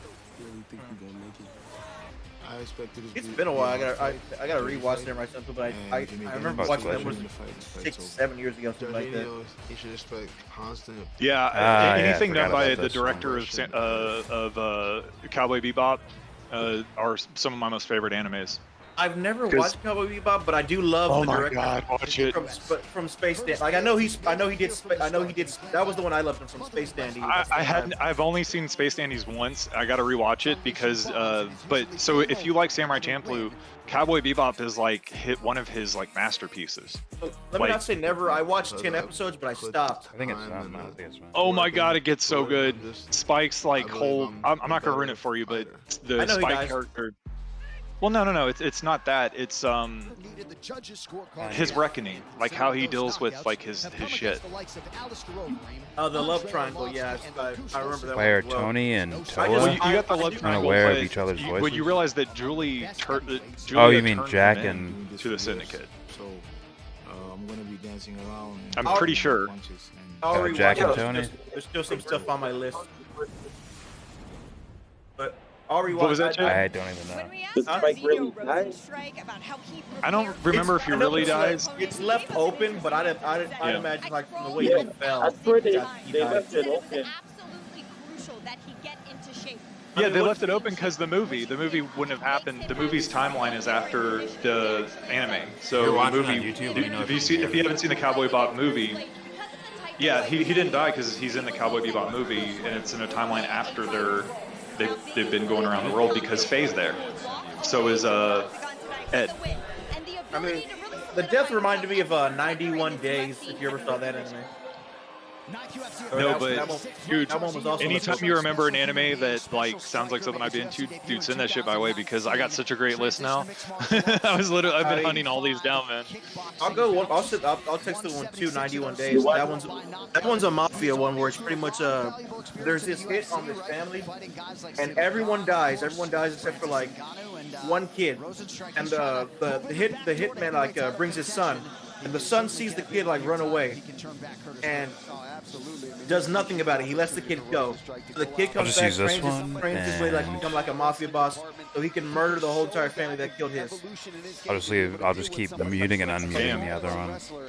And that's pretty much like since I'm watching Vinland Saga, it's kind of like they're counter narratives because Vinland Saga's whole entire thing is he's stalking this guy who killed his dad, and the guy just keeps kicking it. Like he said, I'll give you a chance to fight me, and if you win, you can kill me. If I kick your ass, you work for me. And every 5 years he'll give him a chance to like, or every week or so he'll give him a chance to fight him, and the kid constantly just keeps on getting his ass because not winning.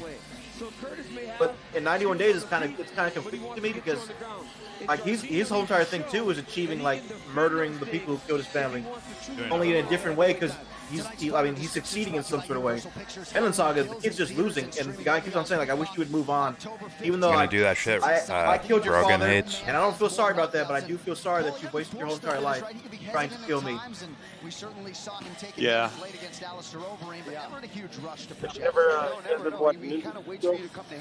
Oh god, yeah. Love Ninja Scroll. Ninja Scroll. I watched some of that as well, but I didn't finish. Just the art where he's going through the trees. Yeah. Oh my god, that shit was done so well. Yeah.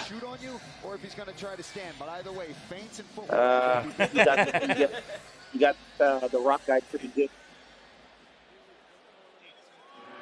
Yeah, there's a whole, like, that was usually on my list. We used to watch Ninja Scroll every year. We used to watch Vampire Hunter D every year. We used to watch Akira, Ghost in the Shell original. Ghost in the Shell. Blood, the Last Vampire. Oh, yeah. He has closed as the betting favorite in every UFC. And then, you remember, like, I forgot who made this point, but it was such a great point. Like, what really let me down on Hellsing Ultimate was the fact that if you really looked at it, and I forgot who told this to me, so, like, I'm trying to remember. He did the thing with the priest where he just gave up his whole entire point. Yeah. Yeah. Yeah, that's right. That was me. Yeah, it blew my mind. I was just point at the time where it was like your whole entire thing was like I can prove I can beat you and be principled, and you just abandoned that. And not become a quote-unquote monster. Yeah, his whole thing was calling Alucard a monster, and then he became the monster. So it just didn't make sense. That was the only thing special about you, because there's all these other vampires who talk about how they can beat Alucard. You're the closest one. You're the closest guy, and you don't need any of the stuff they did. You don't need to betray your values, and you did that anyway, and you lost. And not only that, but I don't know if you remember this point, but the thing that pissed me off the most is that, like, once you realize that he can release his power levels whenever he wants, he fucking, like, the whole time I'm watching the last couple episodes, I'm like, when the fuck is he actually gonna release his power? He waits till everyone's dead. Especially when you think of that scene where they're killing all the people in London. Where it's like, you can save those guys. You got the commanding officer that goes down with the ship and shoots himself, and it's like he could have saved that guy. He could have saved like half the streets of London. And the Nazis win. Yeah. Fucked up, man. All they wanted was a good fight. And if Alucard just came in immediately like, well, I'm going to kill all you guys at once, like then they would have lost. But you waited. And that's why you gotta wonder if, like, in this anime, if the government was in on it. You know what I'm saying? I mean, it's up to that one family to like decide if they want to help or not. Yeah, and actually the series, that was another one that we used to watch all the time, the Hellsing series, just because it was so outrageously wild. It'd be hard for me to watch now, like, not gonna lie, just because it's kind of dark. fighters coming in several pounds below the Helsing the original? Or the Yeah. Or the 2-inch reach advantage in the red corner. I never watched the extra original. I did watch like the OVA one because I heard that one was a lot better. Oh yeah, it's probably better as an OVA because there's a lot of filler that you can sum up real quickly, and that's why you could watch Helsing Ultimate and kind of get what's going on. But the best episodes are the ones where he releases like all of his restrictions. Because again, like once you realize that, and then you watch Helsing Ultimate, you're like, well, that's kind of bullshit. So he could have done this the whole time, but he waits till the end. It's like, didn't you say that with Gash on Trigun, where it's just like Trigun? Well, Yeah. And once you said that though, but like, cause I haven't finished Trigun yet, but I am watching some of it. Once you said that, like the whole entire time he's holding back, like people can never write a good Superman story. If they want to, they should look at Trigun, where they're saying like, this whole entire thing is not hurting people, trying to hold back like the extreme power that I have. Exactly. It's kind of like I was going to say Superman in reverse, but it's kind of the same dynamics, but more from a standpoint that he doesn't see it as a superpower at all. It's a burden. Well, I would imagine that would be a good Superman story, which is from that perspective. Like I know I can hurt people, but how do I save lives without like completely murdering this guy? And what's nuts is that even if you look at there's literally propaganda in that they show. When I say propaganda, I mean it's in the world that they're in, where he's this dangerous person, and he's like quite literally one of the nicest people out of all the towns that he goes to. So it's like, ugh, like even anime characters are getting character assassinated out there. Well, the only one that makes him angry is his brother. Yeah, and didn't his brother kill their mother, or their quote-unquote mother, even though they're not human? Can't say yet. Halfway through the series. Yeah, that people look out for that because I don't remember. I'm only on episode 7. Also, I think it's because his brother was like, so when you're watching it, I think his brother, you'll notice that his brother is kind of like the warmonger, like the one that wants to like do all the evil shit. I've seen some clips of him. I can't put pieces on it. I know those are the animes I actually like, the old school ones I'm trying to watch. That everyone keeps on saying Space Cowboy Bebop, and I like it. I still don't like it more than Space Dandy. Like, Really? I respect that director. I'll have to rewatch Space Dandy now because Bebop's my favorite. When it comes to series. Again? When it comes to series, my two favorites are Ghost in the Shell and Bebop, just because of the amount of stuff they cover and how they cover it and how deep they go. Like, you actually care about those characters, like when the way that it's written, you know. Blades is so big, right? So he drives into you. I guess I can see that. Like everyone respects that the director of Cowboy Bebop does Cowboy Bebop. I respected him all the time because of Space Dandy. That was the thing I like. I saw it first, and I loved the concept of it, especially when I found out that all the stories were linked. I'm gonna have to rewatch it now again, like just because I saw a couple episodes, and he also did another one. I think it was called like Kids at the Lake, where he does a deep dive into like character development about like how fucking weird it is being a kid and trying to deal with like normal ass shit, and then have fucked up shit happen in your life. I forget what it's called, but it was like beautifully sad, if that makes sense. Like the main character can't get over his flaws ever. But that's why Curtis is such a matchup. Was it so many people Children of the Sea? Is that it? Because of his ability to wrestle like this. That may have been it, but it's like it's about this like vacation town and like the people that live there, and no one's like it's just there's weird like dynamics and relationships. Like the people that like have feelings for each other can't tell each other and stuff, and it's like very like I don't know, man. It's like it's very realistic. You never saw Full Metal Alchemist, right? No, I haven't seen that, but the last thing I'll say about that previous anime was that it has a lot of, it's influenced by jazz. So, like, quite literally, the I hope you're main listening lead on is a jazz YouTube player. where you can hear this answer. I'm looking through his list, like, because I know What do you he's done, see like, a lot as of the good work you are I just know, doing like, with this everyone channel? loves this Cowboy Bebop, and I like Cowboy. I will like, change your mind on Bebop. I will find Kinda a way. just being myself. Like, what's your... I didn't say it was bad. I just love Space Dandy. The work more. was already... Yeah. Right on. Is it? Hold on. I'm going through the list. Is it? I'm going through the list. I'm just stuff I trying think you wrote. All I'm doing is trying to tell people, hey, there's actually... I think there's something here. I'll get I back. think it's I'm gonna see if gold. I can get, like, a list of what he I wrote. found a gold mine. To find this one, you would just need to search for jazz, and then his name. Oh, also accepting, Is it like, Carol and Tuesday? Someone come prove me wrong too. Blade Runner, the But I'm not anime wrong. Drinking I'm not from wrong. Cross. Not wrong for me, but I could be wrong for someone else. Who's the writer? I can't remember his name.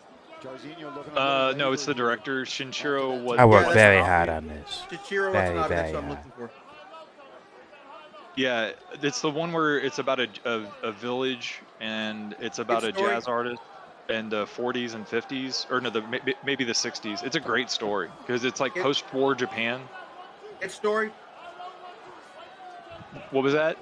Its story. What was that shit? Is that it? Radishes? It sounds close, but I Like don't know if that's spicy. it.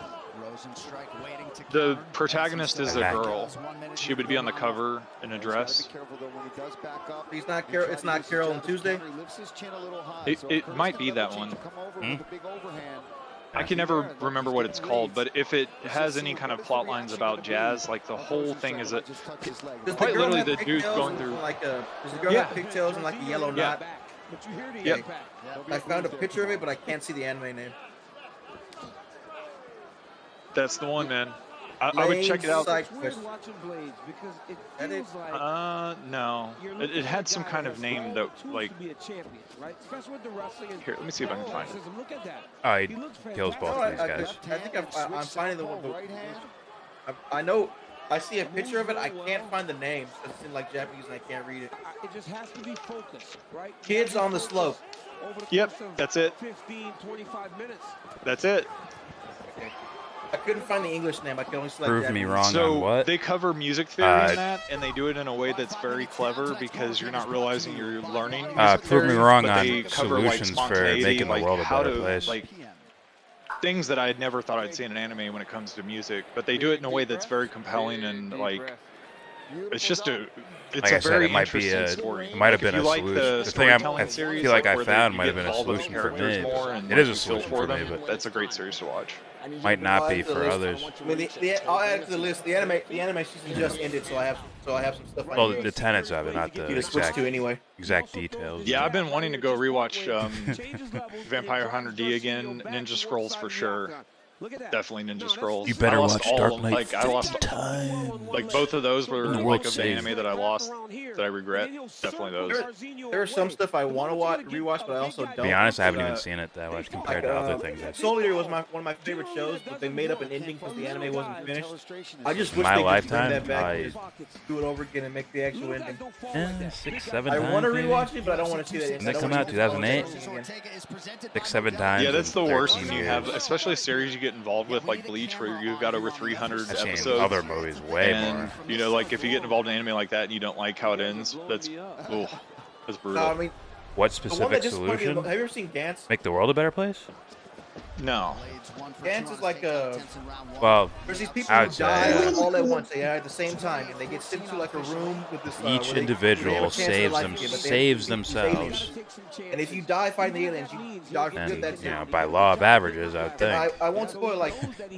I won't spoil. world would like, be a the better whole place. thing, but the manga. But I will. As far spoil, as some like, sort of the notion of last arc of the utopia, I anime, 'cause they consider made it up some theoretically BS. possible, but Everyone not dies likely except for, like, considering, one guy in the last fight they had. you They have know, to keep fighting these aliens. because I kind of They look have at to the reach world as like 100 a points. classroom in a Everyone way. I dies just want, except for like one guy. you know, I don't need my hands cut off to learn a lesson. I'd rather where go through it there's this new psychologically group and he's the alien and they had to try to than kill have him like or something like that.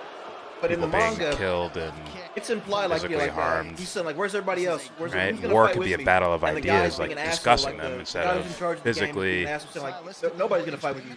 It's you you know, versus 100 shooting, aliens. killing, bombing So- each other. And I was like, I wanted that to be animated, but that didn't make it into the show. Damn, that's even more fascinating too. That sucks when That's they a like 20 don't minute. do as much as the original material. Yeah. He did it for a reason too, if I remember. After everyone died, he was crying, saying like, "Bring them the fuck back." He shot the guy because the guy gives you Seems weapons. like Bring some everyone form who of died the gold fuck to me. back. The guy was crying. Give him back, and the guy like doesn't say anything. Doesn't say anything. But when you come back, you realize like, I remember no, you it's tried to kill me glitching last game, so badly. you're gonna fucking fight these guys by yourself. Yeah, I can't tell if it's me. Damn. If it's, Yeah, but yo, that second group that they brought in Gantz was like the shit. What was the dude who had the biosuit? Oh, you wait, in the show or in the you watched That's Gantz? what the fuck Which I'm at. second group? I read the whole manga. Remember the second group, the Tokyo group? Yeah, the second group that like had the bikes and stuff like that. Yeah, those guys are fucking savages, and then they just like wiped them out in like one fucking episode. I mean, Niji was a savage, and they killed him pretty quick too. I'll go to the last quality. Yeah, that dude had the best fucking. He had the bio suit that was like ripping through everything, and they just like wiped him out. And the other guys had all basic shit, and they survived. And I'm like, oh, you're over the moon. I mean, I was talking about like the kid who was an asshole. Remember him? Like the one they first met. Yeah, he's always hiding like a bitch. He's like a psychopath who kills like tortures kittens and like kills them. He doesn't really hide. It's more like I'll come in, like if you guys take him out by yourself, like I'll come in and kill the last guy just like that. I'll do it because I can, but I'm not gonna like. I know how this works. I'm not gonna fight for you. Well, we're not gonna work as a group. it is woo woo, but I sarcastically say woo woo. These are all quite practical. And didn't that guy take off his arm though? I've been a notion in history like, no, forever. Just no one ever actually followed through with it, except for individuals. Those individuals end up standing out And anytime. he said he was like, and he said he was sorry because I abandoned my mom and left her alone. I really want to go back, like that. I'm gonna go date right now. It's like, what? Yeah, I remember, but nah, they didn't felt any sympathy for that fuckhead. No, he came back. They felt bad for him. They revived him in the manga. They revived him because like he knows the most, and we need him back. Yeah, they brought back everybody at one point. The second group was pretty badass too, but they died pretty quick too. Yeah, that was stupid. They had like the best weapons too. Like the dude had that bio Too suit hard was to maintain. shit, and they only showed it So once many in the fucking narratives. show. And the Dreams bikes right now. Yeah, and it was I'll like, just watch yeah, the they only fight showed it and for endure Tokyo's all chapter, the and then they didn't bring it up manga in like stuff. any other chapter. I'm like, yo, that bike and that bio suit was fucking savage. I love some of the stories in that too. Do you remember the martial artist who was training that little kid to fight on his own? Yeah. One day, I'm sure I will. I mean, they I killed will off a get bunch. They killed off a into bunch of people, especially in that last arc. anime stuff. Yeah, they did, but I don't understand why they didn't fucking bring in all those crazy weapons that they brought up in that other chapter. The half guard is wide open as well. But like Jarzinho punched Like he had the mech, they had the mech too. So it's like they all use the mech to fight fucking aliens. They brought in. Process, right? You get to the underhook, you build to I mean, the elbow. did you watch the movie? To get back to your feet. I think I watched part of the movie, but that shit didn't make any fucking sense. I know it's CG, but it's CG and it's bad in some parts, but it was still pretty like. He explained the story pretty well. That part you're talking about, where they brought in the Tokyo team, they all got murdered. Yeah, I seen like parts of this, but I was like, what the fuck is this shit? But I already read the manga, so I know how the shit ended. But that was stupid though, because they were like the best team too.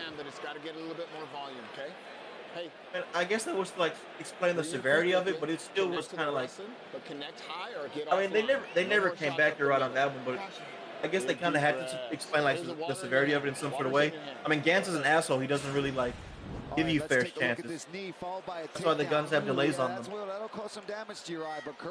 Is that? I don't know. Didn't he die though? Gantz? Yeah. Yeah, they won the game. There's no more. There's no more of him. Like in my mind, I'm thinking No, I he jumped remember. in the air. Didn't he come out of the ball at Like one caught time when the aliens were invading? Because the aliens are his brothers.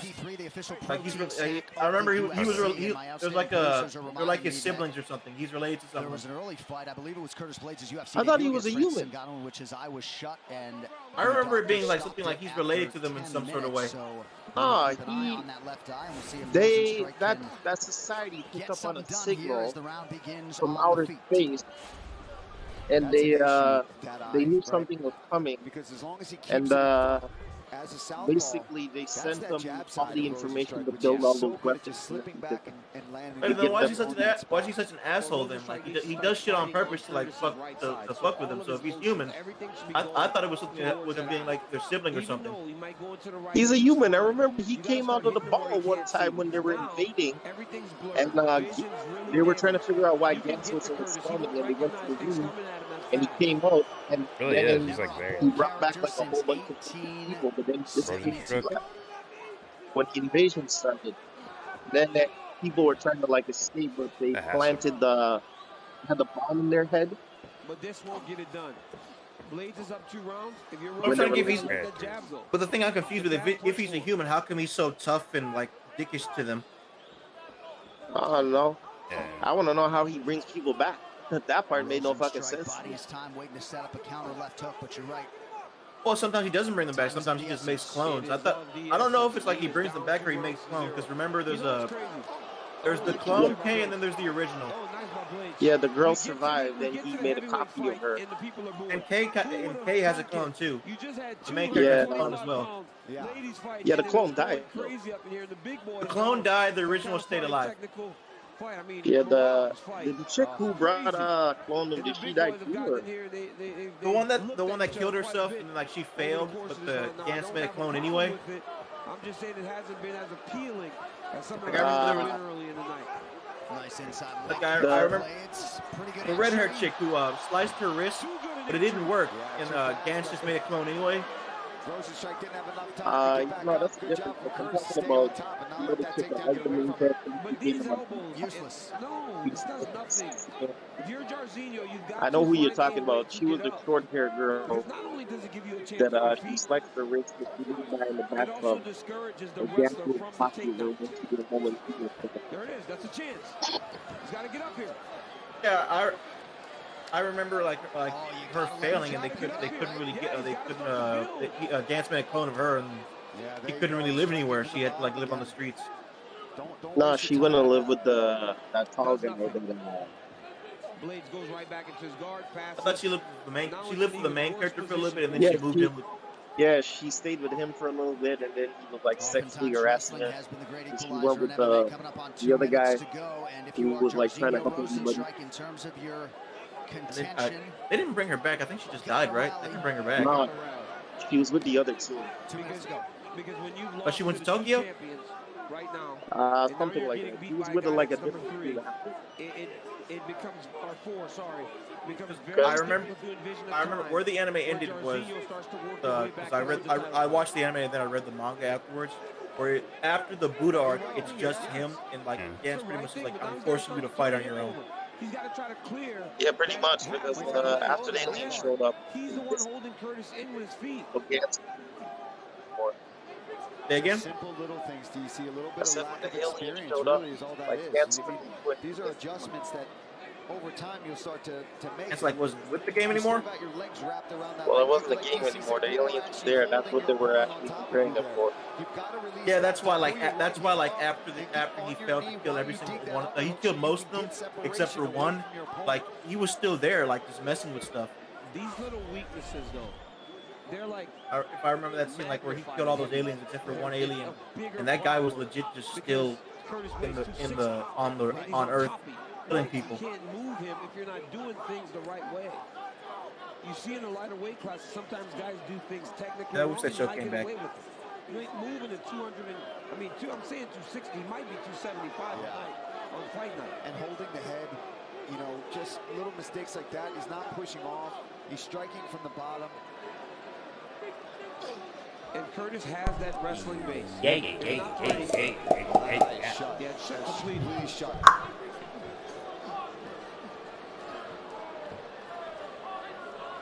Blade still trying to muster up some offense here late on the ground.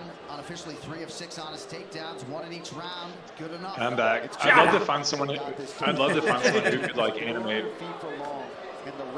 I 3D animate. I'm working with stuff like that. Oh shit! Nice. What do you use? Like Maya or Blender? Blender. Nice. I was gonna start. I used to use Maya back in the day and do my own animations, but I sucked. Right here, you see Curtis Blades landing That's that awesome. jab.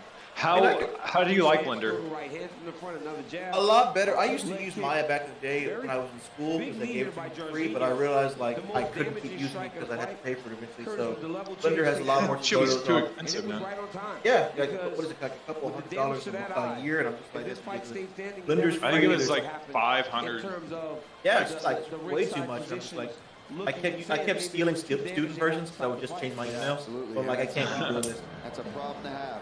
But I mean, not only that, yeah, Blender has a lot more Rosa resources. They have a lot more tutorials that online. side and finds the chin. I'm working on two things right now. My own little original series. I want to do a Dragon Ball like fan series of my own. Dude, if I'm trying to get into like storyboard some thoughts I have, but I'm wanting to do a series. I'd love to work with like multiple different people that are into like different creative formats. Like one I'm going to do on my own, which is where I'm going to virtualize some. Like I'm going to have a couple virtual machines. One's going to be the character of the future, and you're just going to see the screen of what this guy is doing. And so like to flash back and forth between characters, it's just going to be a screen. That's as much as I can do on my own, right? But I would love to see like a stylized version of like the in-betweens, you know? Because essentially the storyline is, it's this character who's going through everything that's going on right now, but I want to show the different arcs of like what could be, like what could end up happening from like blockchain, for example. I want to do an entire one about, okay, this, like it's going to show different scenarios of different outcomes that this person had because they interacted with X product at one point in time, you know? Like I'm trying to like make it less complex, but I want to just like show people like this is the world. Like great example is like for the future version, that character has like a permanent virtual boss, you know, but it's not called that. It's called like your daily assistant, something fluffy, and that person's literally dictating what he does like his entire day. And he's dealing with that while trying to deal with like personal shit. You know what I'm saying? Like stuff like, I'm trying to bring in like the human element of what it could look like. Hey, if you want to 3D animate, I'd love to work with somebody else besides me. Usually just me. Yeah, dude, I've got ideas. Like not even just that, but yeah, like definitely let's keep in touch on that because I've got tons of ideas. You want me to give you like any recommendations on like videos to watch or anything like that? Have you ever tried out Udemy? Yeah, that'd be great. No, I have not. This Udemy's paid for. It's like Udemy's paid for, but it tend to cost like don't do this. Like wait for a sale to come up or anything like that. Like they always give you like fake prices, like it'll cost like $100, but in actuality, like every once or so they'll have like a sale where it costs like $11. So just like wait for those to come up. That's where I got all my courses. That's where I got all my courses from. But like it's a weird way to sell something where like they'll have like constantly $80. In like 1 week there'll be like a sale that says like today $14. Oh, Udemy, U-D-E-M-Y. Yeah, that's yeah, I'm glad. So that's interesting. I didn't know they had 3D animated courses. It's oddly enough, I was actually kind of trained in 3D animation. Like I wasn't an artist, but I had gone through the course. You must know someone. Fight fans getting to meet. I don't think he's talking to us. Oh, about 3D animation. Oh, or no. Please tell me someone who's talking about fighting movies. I don't think they're talking to us. They're talking about fighting. But keep going. What you're saying?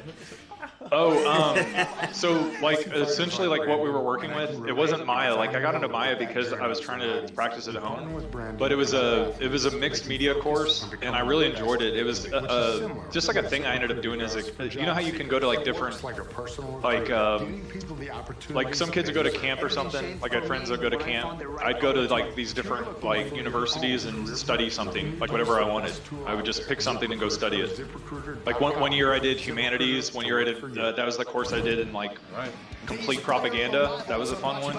And then one of the other ones was 3D animation. And we actually, the instructor was an actual like, I don't know what, if they worked for Pixar or where they worked for, but it was a big name studio. And like they were walking you through storyboards, and we had to like learn how to create our own objects and create our own object libraries that we would then use to animate our scenes. And then the final project was you had to animate a 30-second original film. I never really got any person like that. I just had like the most I got was I have a lot of relatives in California. Give me like some details in what they do over there. Yeah, dude, it was a weird program. I had to fight to find it, but essentially, if you were in high school and you had a certain, like, if you maintained a certain grade level, you could find these programs. I forgot what they were called. It wasn't like an honors program, but it was like I wish I could remember the names of these things, but they were really cool. Because essentially, I got to learn. I got to read Dante's Inferno, and we actually got to. We had to translate it. Not the whole thing, but parts of it. So we would read it in the original Italian. The teacher spoke Italian, and then she would tell us what. We would literally kind of translate it as a class. So she would give her opinions on what the words would mean in different contexts, and the class would end up rewriting like different passages. It was really awesome. Oh, if you ever want to work together, I'd love that. working with someone besides Yeah, you. man, I'm down, dude. Because I could love to learn like the technical shit, and if you ever need render time, I've got some pretty intense GPUs. Up to.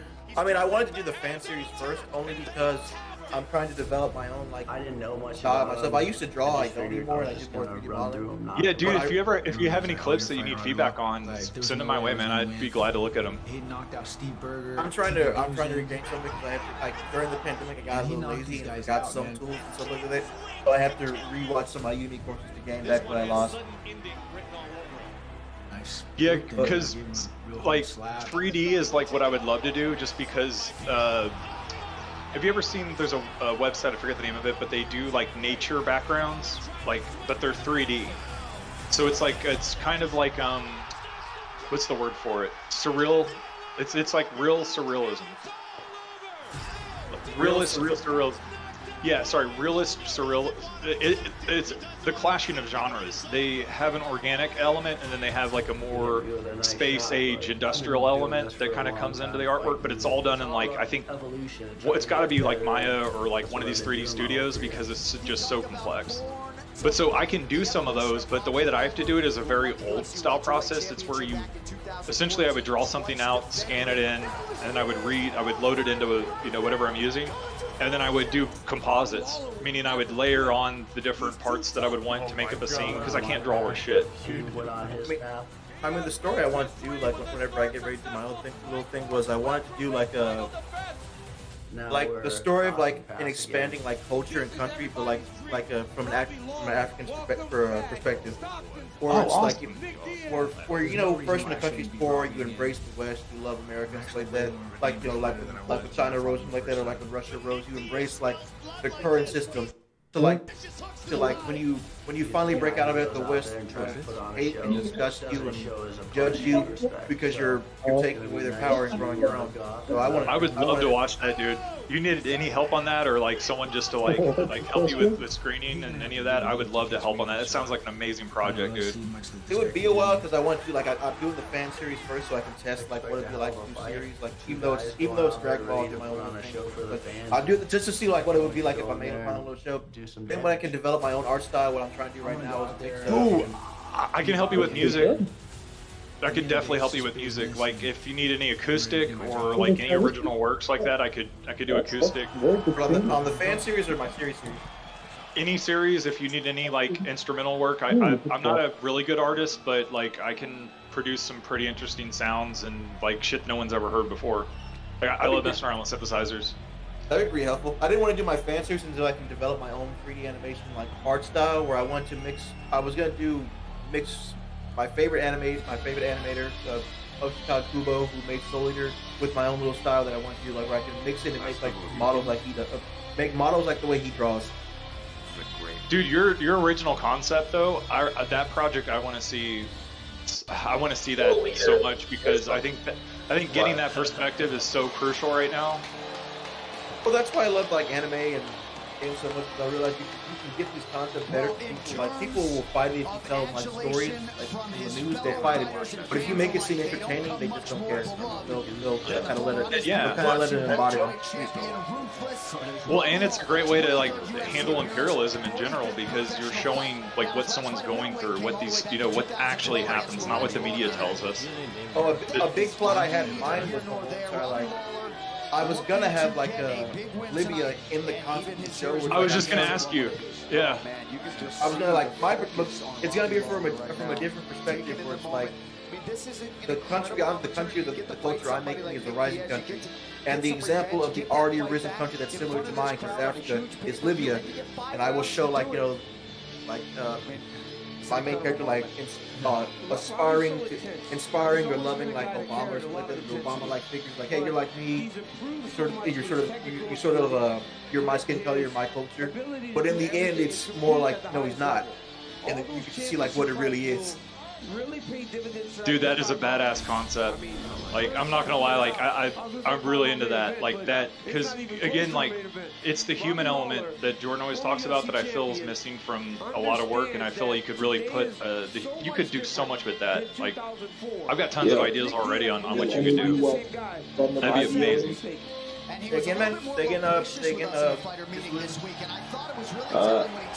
Have any of you watched from them IDO then?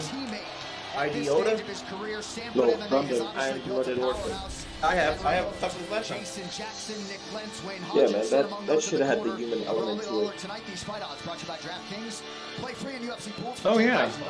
I enjoyed something. Wait, did you ever get any better at like what are you doing with 3D animation right now? So right now, like I've been just trying to, whenever I get time, I'm trying to build a Blender lab.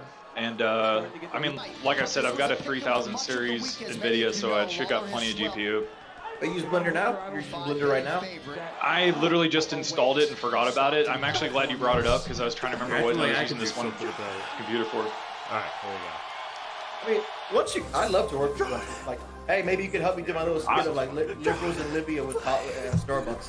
Oh my god, yeah, dude. Because the music, like, I would think of like some really like elevator music with corporate music, like so garbage that it's like like the music itself would be like dun, dun, dun, dun, you know what I'm saying? Like to make it like super like casual, you know what I'm saying? Because we gotta make it like insane. You know what I'm saying? Like it's gotta be nuts. Well, hey, I'd love to work with you on this comic stuff. Here, I'll send you like a after today or tomorrow. I'll send you like a list of like tutorials I've been using for like effects like that. Like some on Udemy, awesome, man. Some on Udemy so they're paid, and then some like original like tutorials that I appreciate that, man, because I haven't 3D animated since I was like in my teens, and that's because like when I was doing it, you could probably appreciate this. I didn't have a really big GPU. It was all CPU rendering back then, so you couldn't even use a GPU, and it would take me like 3 days to render one scene. I remember what I used to do. My dad hated games. My dad really hated connection stuff. I would have to like wait for him to work some days so I could go, because he thought it was games. So I could go downstairs and like render in the ninth grade for like hours and hours and hours. Oh my god, I did the same thing, dude. Yeah, my mom was cool with it. But I had to like would have to like, you've been up for 24 hours. Yeah, if I don't do it when you're done, I'll come back and I won't be the one trying to do it. You grab your phone. You grab your phone for a little special. So I remember like that was like me in the ninth grade, like you just oh my god, this is at the phone, Nick Daly. Modeling I know that's I got chills when you were saying that because I didn't like it's like almost exactly to the T, but it wasn't that like I didn't get in trouble for my dad on that. It was more so he was pissed that I wasn't like working on other stuff. You know what I'm saying? Like it was, or like you're just wasting your time doing this, you know, sort of thing. Oh, no, he would take, he couldn't take away because I used the desk because I didn't have like I had to use like the house PC. But if it was like something like my Switch or my DS, he'd really take. I would wake up one day like, here I have my Switch in my hand, and he was just like, where is it? Oh, I took it away. Upstairs. Like that's how bad it was. So like I had to like severely hide what I was doing. It's funny because me and my dad used to like we would prank each other like because this was the thing like when he knew more than I did back then, but he kind of lost the knowledge because you just got to keep up with it.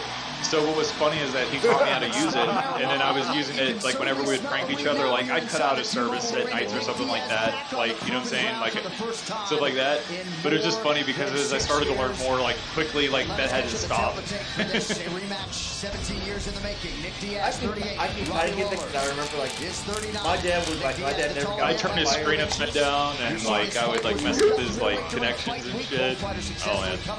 I get that more with like Wi-Fi, or my dad never got like complained about why the Wi-Fi was so slow, and I don't feel like what our plan was.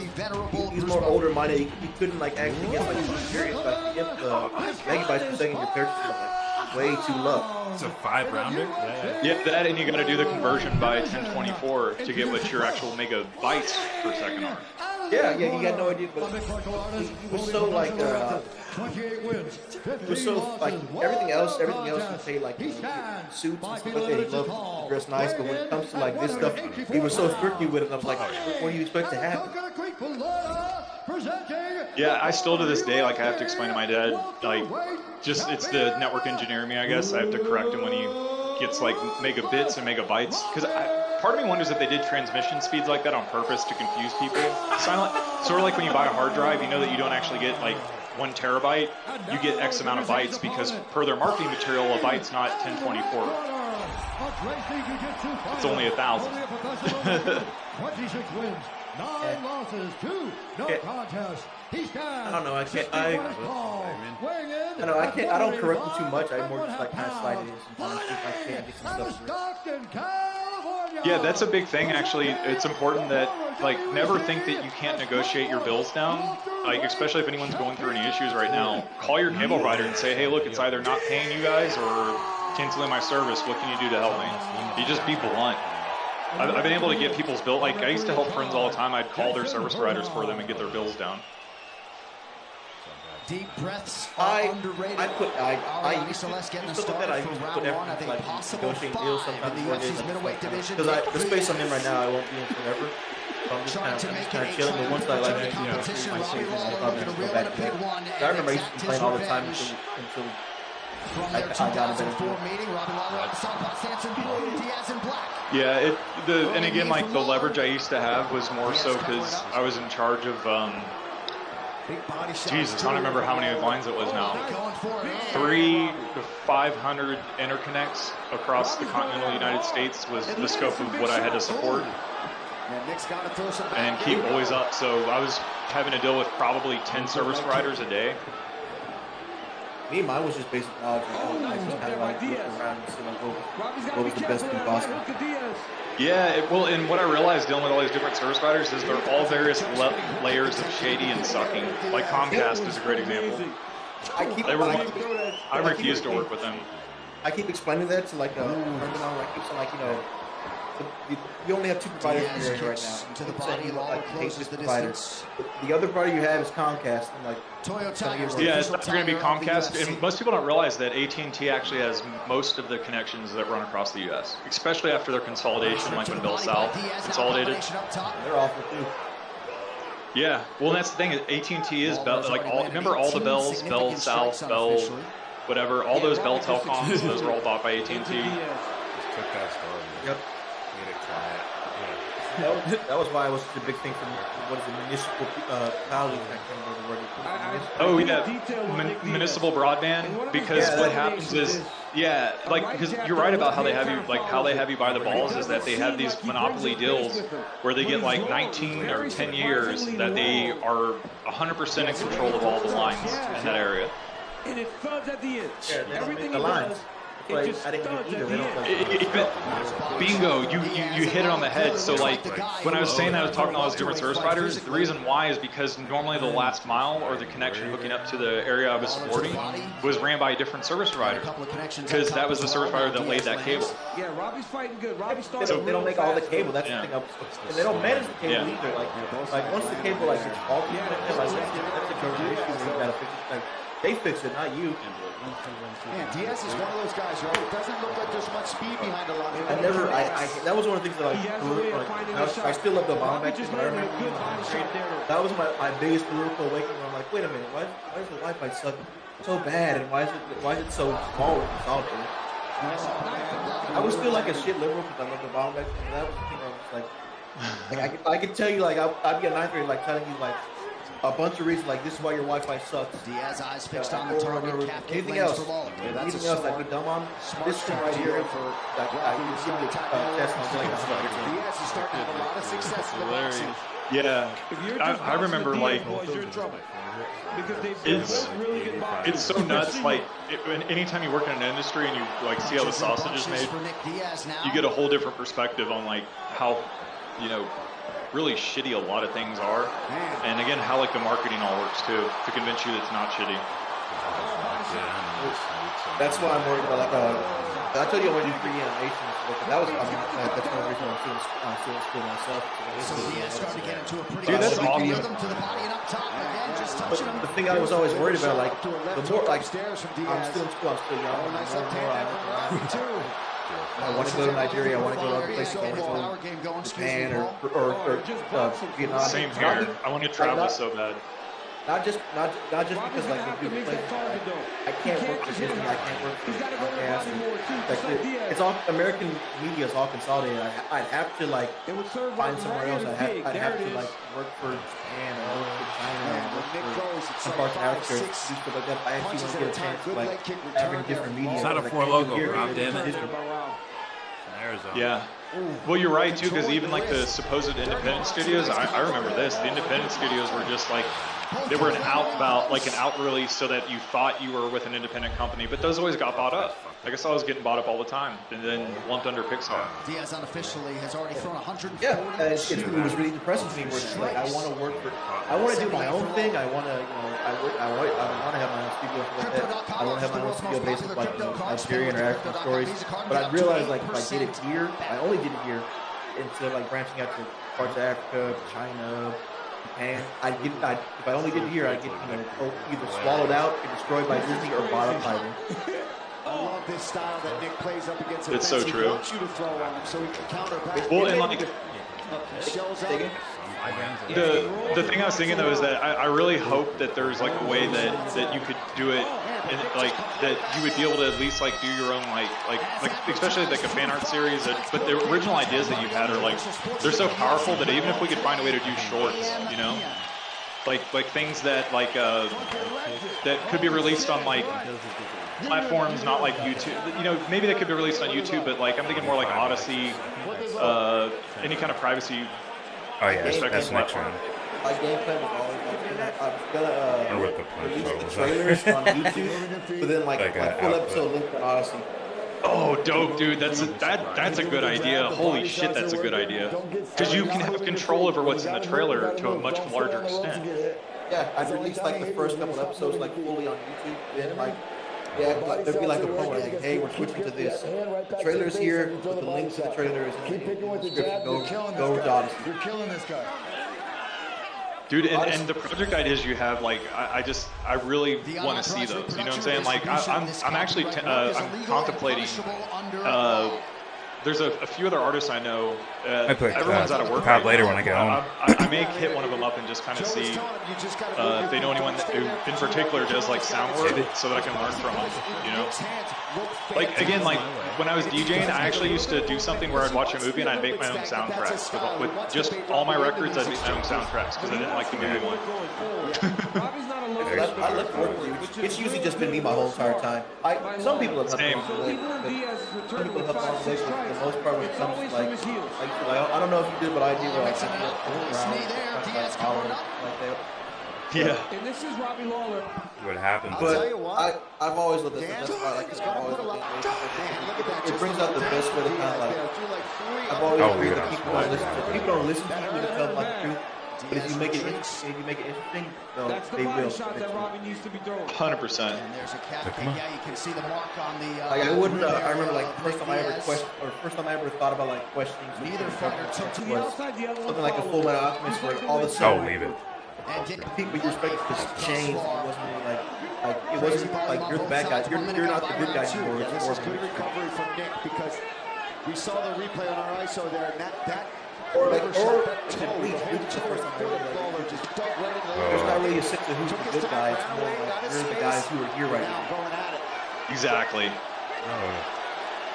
Like I said, like with the head captain, who knows? Like I know, like he gives that illusion that he's not hurt. We gotta hit him harder. A long time ago, we were murdering these starts people waning. who live here.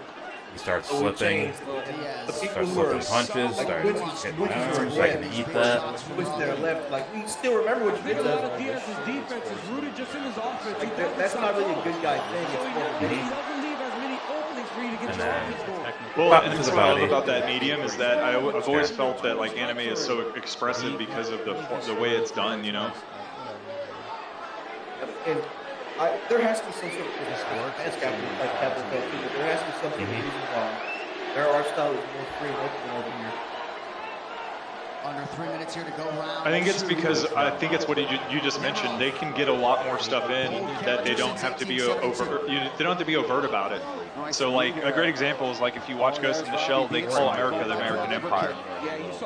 You know, like they kind of like call out America for its imperialism in South America. That's why that red Gios does that. That's right, does that too. Where like Britannia is the empire, but we all know what Britannia is based off. Great Britain. Not playing any more dick box, okay? It's, they keep oh my god! I just not realized that. I didn't connect that. That's pretty funny. I didn't realize that. Danny, perhaps I all found his it confidence like in one of some those part as speeches like Diaz peppers him with shots here. have you He's seen really Diaz? felt that he's not expecting a takedown from the opponent. No, I've not seen that one. One of the like it's a weirdly like inspiring speech with Chris Bell, where the king is saying like, you know, people are not born equally and that's not wrong. We need someone to be lower than us for the world to move on. It's he said it so confidently, but it's like it's the same way someone in Britain would say it, like, you're saying this racist BS so confident. I believe you in some sort of sense. Like, and giving him no space. in reality, that stuff like that probably has happened. Like we're saying, like bigotry and inequality is not wrong. Equality is wrong. If everyone's equal, who's gonna be on the bottom? Who's gonna be on the bottom to walk all over? It's kind of like when people say shit that they're actually like slipping the truth out, but more the sense like that's actually like the real world. The guy's actually like, was it that it was like that convincing? Because it sounds fascinating. It was such a great speech. Like, I bet I could send the speech to you. Like, I don't know if that's not a big spoiler or anything like that, but it was such a good speech, and it was so hateful too. I was like when he was like, you know, he did the anthem, like, all hail Britannia, all hail Britannia. Like when he did that, I was like, yeah, I was cheering. What he said was so like inspiring but hateful. I still like loved it though. And I'm glad we got 5 if needed. Like, what he reminded, like, that's something that someone in the real life would say, though. Where it's completely hateful and terrible, but it's so inspiring that, like Iraq, like, you know, she gets swooped up and you don't think anything else. Not taking step one. Yeah, and see, like even like the original work that I'm thinking of, like the main reason I want to do it is it's kind of on the same lines of what you're saying, is that I know I could probably find someone and partner up with them, but how soon before that's bought out? Or how soon before like it gets taken away from me, you know? So that's why I want to do something completely ghostwritten freestyle, like completely like, you know, with independent artists, no one involved in the studio. I mean, maybe if you're involved in a studio, but yeah. Well, and the thing is, like, I don't mind working with someone if they've had studio work or if they've worked in a studio. What I'm kind of getting at is they're not. I don't want someone from a major label, you know. I tried. I almost got interested, but then it got bought up by Disney. I almost had interested, but then it got bought up by Disney. The one only deal that I probably had 1 or 2. I wasn't that good of an artist, but I was producing, and the reason why that fell through was because I asked the guy for the paperwork, and it turned out that the distributions were like 90-10. Had some of his own like success. Jesus. Rap battle? Straight, no Kramer. Hey, be smart. I was moving towards like interview stages, was pretty much things like they're moving forward. And that was the year that Disney bought out Fox and everything got cut off. Dang, man. All right, round 3 is brought to you by P3, the official. It'd be just great to see some original like artwork that was actually like, you know, bringing truth, you know. One thing that has been undeniable has been the preparation, the strength and conditioning, and certainly seems to have a whole lot left in it. Yeah, he looks I really think you're right about that, because maybe Japan or maybe like somewhere else, like a different country, but odds have turned up a notch. They just come out with an anime called Link Quick, and it's really beautiful stuff. Oh, cool.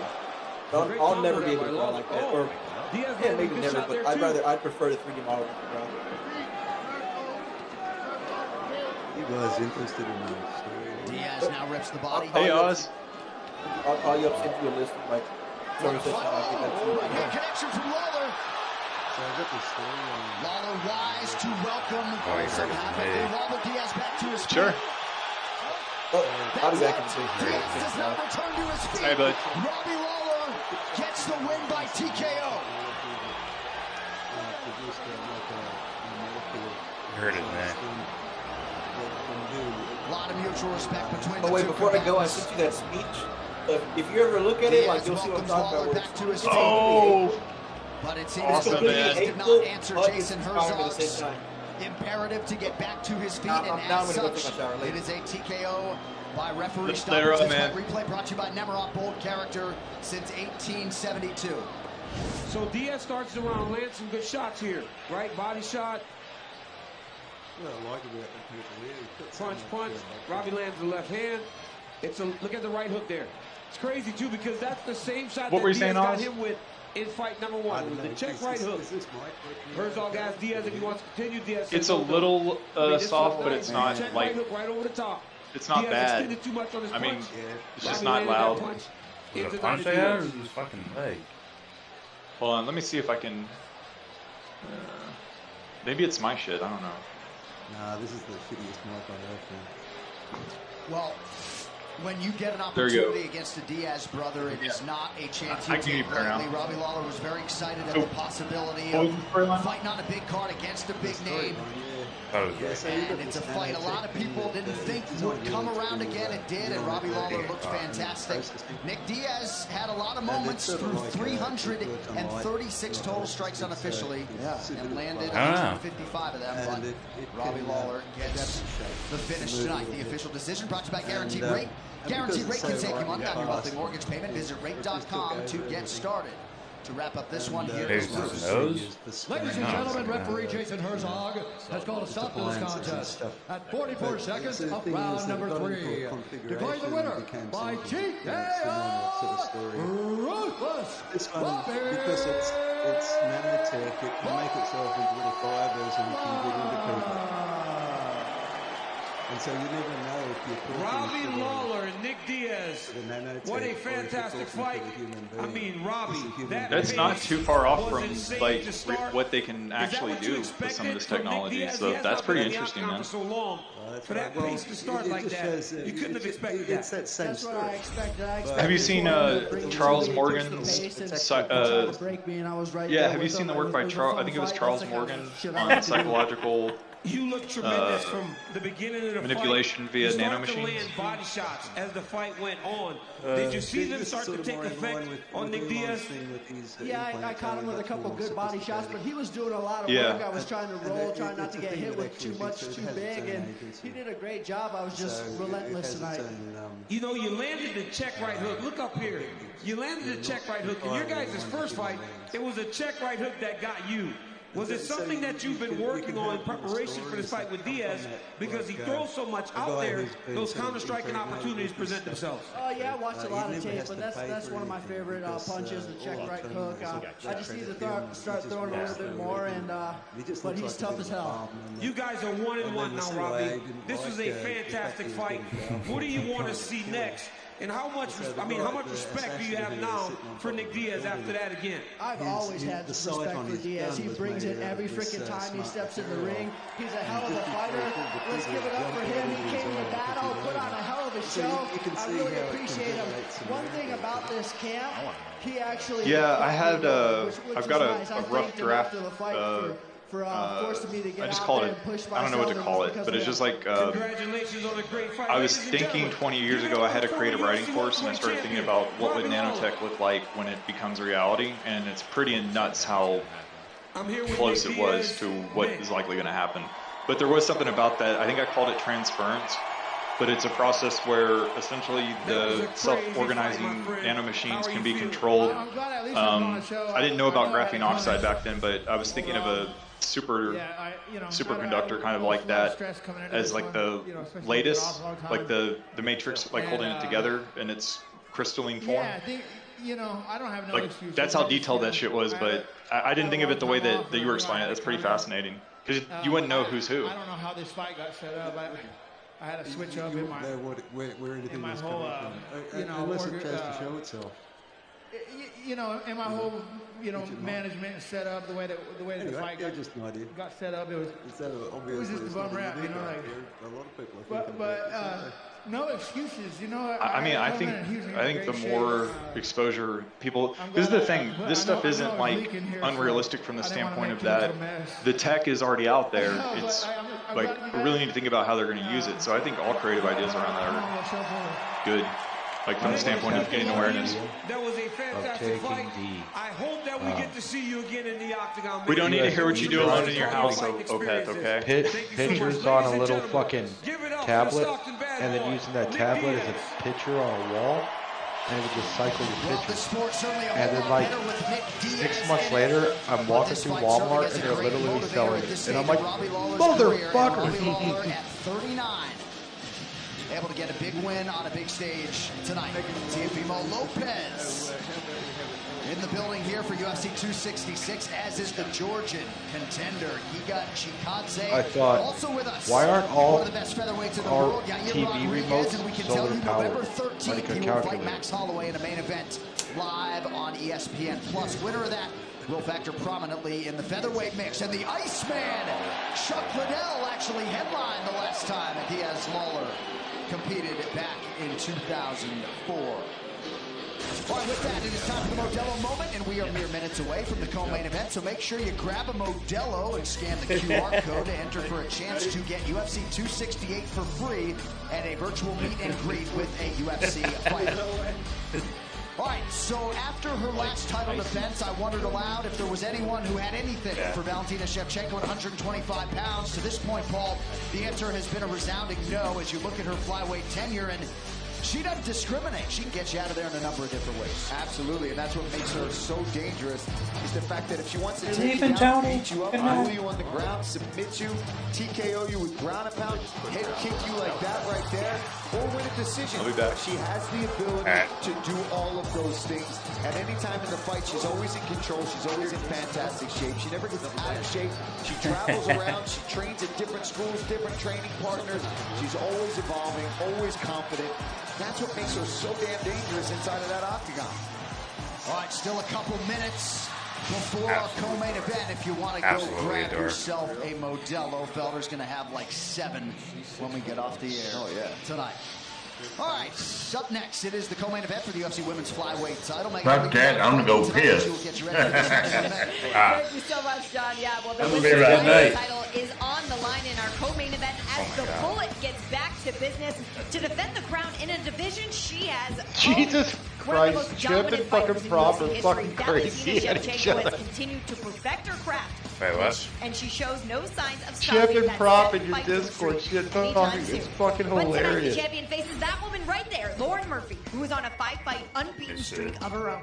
A veteran of the sport for over They just a continuously decade, Murphy badger believes each her other time left is and now. fucking right. And the work she has put in for the past several years in Houston will make all the difference tonight.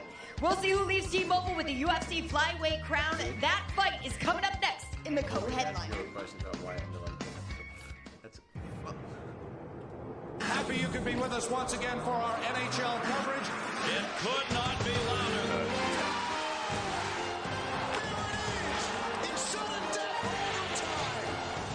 Hockey!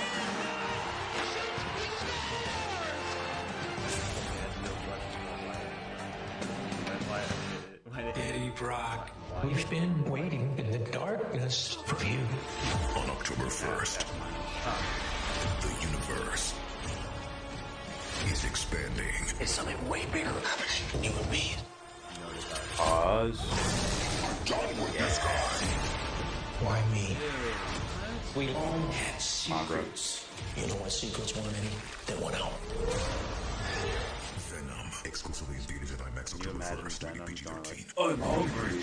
Well, if you were fortunate enough to grab a ticket for UFC 266, you have been treated to a truly epic night. Venom Plato is was the brought in a classic big way, example of what as happens has the main with card, and of course the best is yet to come in the form of 2 title fights here in Vegas. So Valentina Shevchenko has showed few, if any, weaknesses during her dominant reign, but if anyone has specialized in making the impossible possible, it is tonight's challenger, Lauren Murphy. Her chance to shock the world beckons. Why can't I get...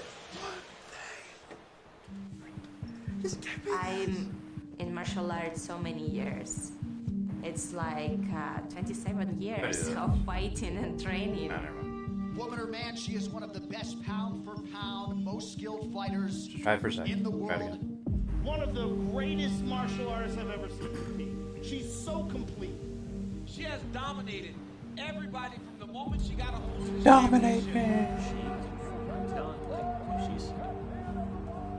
What is really motivate me is stay where I am right now. And this is my job. To be still the champion. Valentina Shevchenko with a huge highlight tonight. Every single day we are training, we are improving. Every time looking something to apply in my fight game. Wow. My goodness. I would be like the best at this thing. She took the one place where we thought Jessica Andrade had an advantage, and she dominated her with it. She completely smothered her on the ground, took her down at will. Looks like she opened her up with one of those elbows. Stoppage could come here. That's it. And still, the UFC flyweight champion. Is there anyone who has anything for her at 125? I've been the underdog in most of my fights. People see me and they think I'm going to be an easy fight, but I never am. This fight with Valentina came about because I earned it. I've done more in this division than any other. Girls from Katie? For me. I've just fought some of the toughest flyweights out there. Wait, what? She's Canadian. Almost all of them. Man, it just never ceased to amaze me. She's from Katy, Texas. Oh, she's from Texas? Oh, she's Canadian. Yeah, from Katy, Texas. Get aggressive. Oh, huge knees from Lauren Murphy. Lucky Lauren Murphy. You know, they can't just fight pretty and do their style and do what they think is going to look good. Oh, it's under the neck. This is over. Like, whatever you're good at, it's going to be hard for you to do it to me. The next time I step into this cage, it will be to fight for the UFC belt. The next time I step out of it, I will be wearing it. I promise. I think Lauren, she did like good job to earn fight for the title, but it's kind of like doesn't change anything. While my opponent is trying to figure out what is the weakness of mine, don't waste your time. There is no one. I'm going to take it to her. I'm going to go right after her. I'm more athletic. I'm stronger. I'm tougher. The stronger, the better. Yeah. There is only one end of this fight. My hands raised up.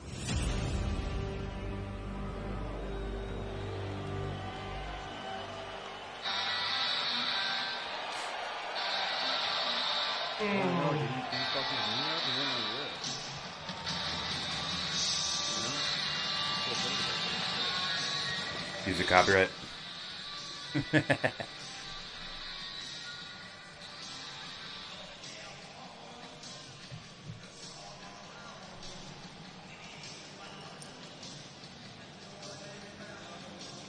Oh yeah. Damn, so we're getting 3 5-round fights. Yeah. Pause.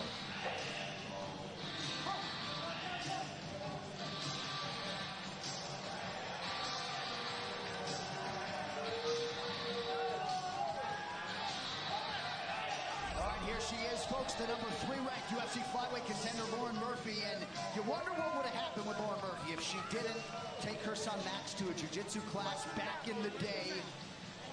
And there was another adult class. The rest is history. Lauren Murphy made her UFC debut in Bangor, Maine in 2014. She has methodically built this 5-fight winning streak, and now she gets her first title fight tonight. These fighter walkouts brought to you by ZipRecruiter. Go to ZipRecruiter.com and put ZipRecruiter to work for you. Lauren Murphy has confidence. She's saying all the right things in the build-up to this. She even has made the pressure of being perfect a bad thing for Valentina, because she knows everybody expects Valentina. We're winning. To do special things every time she comes to the octagon. She believes that she has taken confidence from this winning streak that she has had to build in order to get here. Because she said to get to this title fight, she's essentially had to go through the whole top 10. That gives you confidence. And for the first time in a while, Valentina is fighting someone that didn't get a title shot off one victory.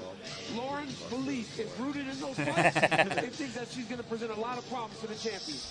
Yeah, I mean, she is beaming with confidence. It's incredible to see. But all that doesn't mean much until you're then there standing face-to-face with Valentina Shevchenko. But she's got to try to pressure her. She's got to try to wear on her in some way that all of these other women have been unable to do.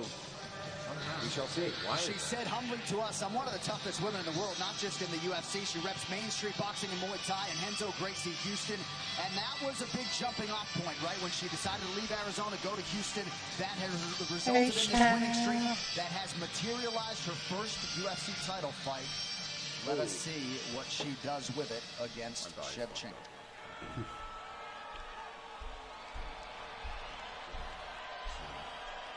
I assure you, it's not copyright. I'll just do like hand flutes.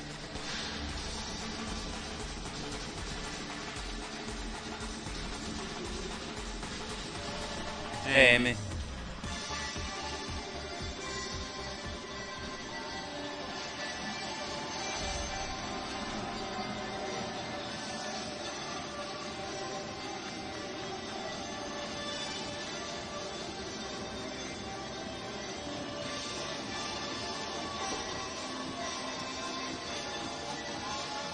Here she is, folks, the future UFC Hall of Famer. 33-year-old Valentina Shevchenko, former 17-time World Muay Thai and K1 champion.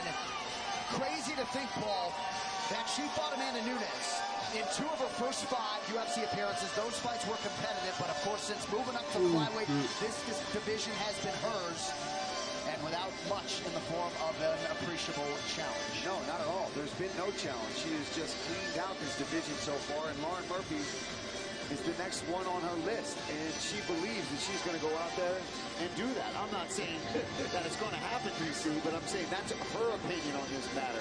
And she is full of confidence, and for a reason, because anywhere this fight goes, she can fight it there. Why would do well? But why would she think anything different? Of course, every fight has just been her completely dominating the competition. And for reference, look at how good Amy, you don't want to watch the, you know, blood and snot and random shit flying from punches and kicks? Come on! Look at that CZ on her side. Wait, what? That CZ on her side. That pistol on her side. That shit's loaded, that's why. She has wins over all of the big names in this sport, essentially, except for Amanda Nunes, Holly Holm, Juliana Pena, Jessica I, Liz Carmouche, Joanna Yeo, Jade Chandler, who won the belt in 2018. And she doesn't put too much stock into what the opponent's doing. She doesn't put a whole lot into strategy or game planning, but she's got every skill in the book. Can lean on a tremendous cardiovascular base if need be, and there's a reason she is entrenched, Paul, as a minus 1,500 fake. Yeah, the reason you don't game plan, you don't worry about a lot of those things is because when you're that well-rounded, you don't have to think about that. You live in the moment. She's an experienced champion who's been beating contender after contender, so no matter where the fight has to go, she will figure that out in the moment. There's no reason for her to overthink it ahead of time, because if she needs to wrestle, she'll know it. The reason why I said she's from Katie, that girl in the white, but she was wearing something on the back, on her back, showing Katie, Texas. 33 years of age, Lauren Murphy turned 38 back in July. Both fighters 5'5" tall. Murphy coming You might say it when they do the 1 pound below. introduction thing. With the American Lauren Murphy. All right, now to get you primed for the co-main. Here's Bruce Buffer. Ladies and gentlemen, this is the co-main event of the evening. Presented by Nemiroff, bold character since 1872. Sponsored by Venom, Let There Be Carnage. Starring Tom Hardy and Woody Harrelson. Exclusively in movie theaters October 1st. Come back one Our 3 judges scored the contest at Octagon Side are Eric Thomas, Dave Hagen, and Chris Lee. And when the action begins, our referee in charge of the Octagon, Keith Peterson. That's you with every fucking rep. Everybody. Except for the mustache guy. Nah, man. Beltran. Nah, he's alright. Now, the question is, Championship with Herb Dean. Mariana! Introducing first, fighting out of the blue corner. 15 wins, 4 losses. She stands 5 feet 5 inches tall. They're just saying where she trains at. 25 pounds. Fighting Hey, out of Houston, Texas. 80. Presenting the number 3 ranked flyweight contender in the world, the challenger, Lucky Lauren Murphy.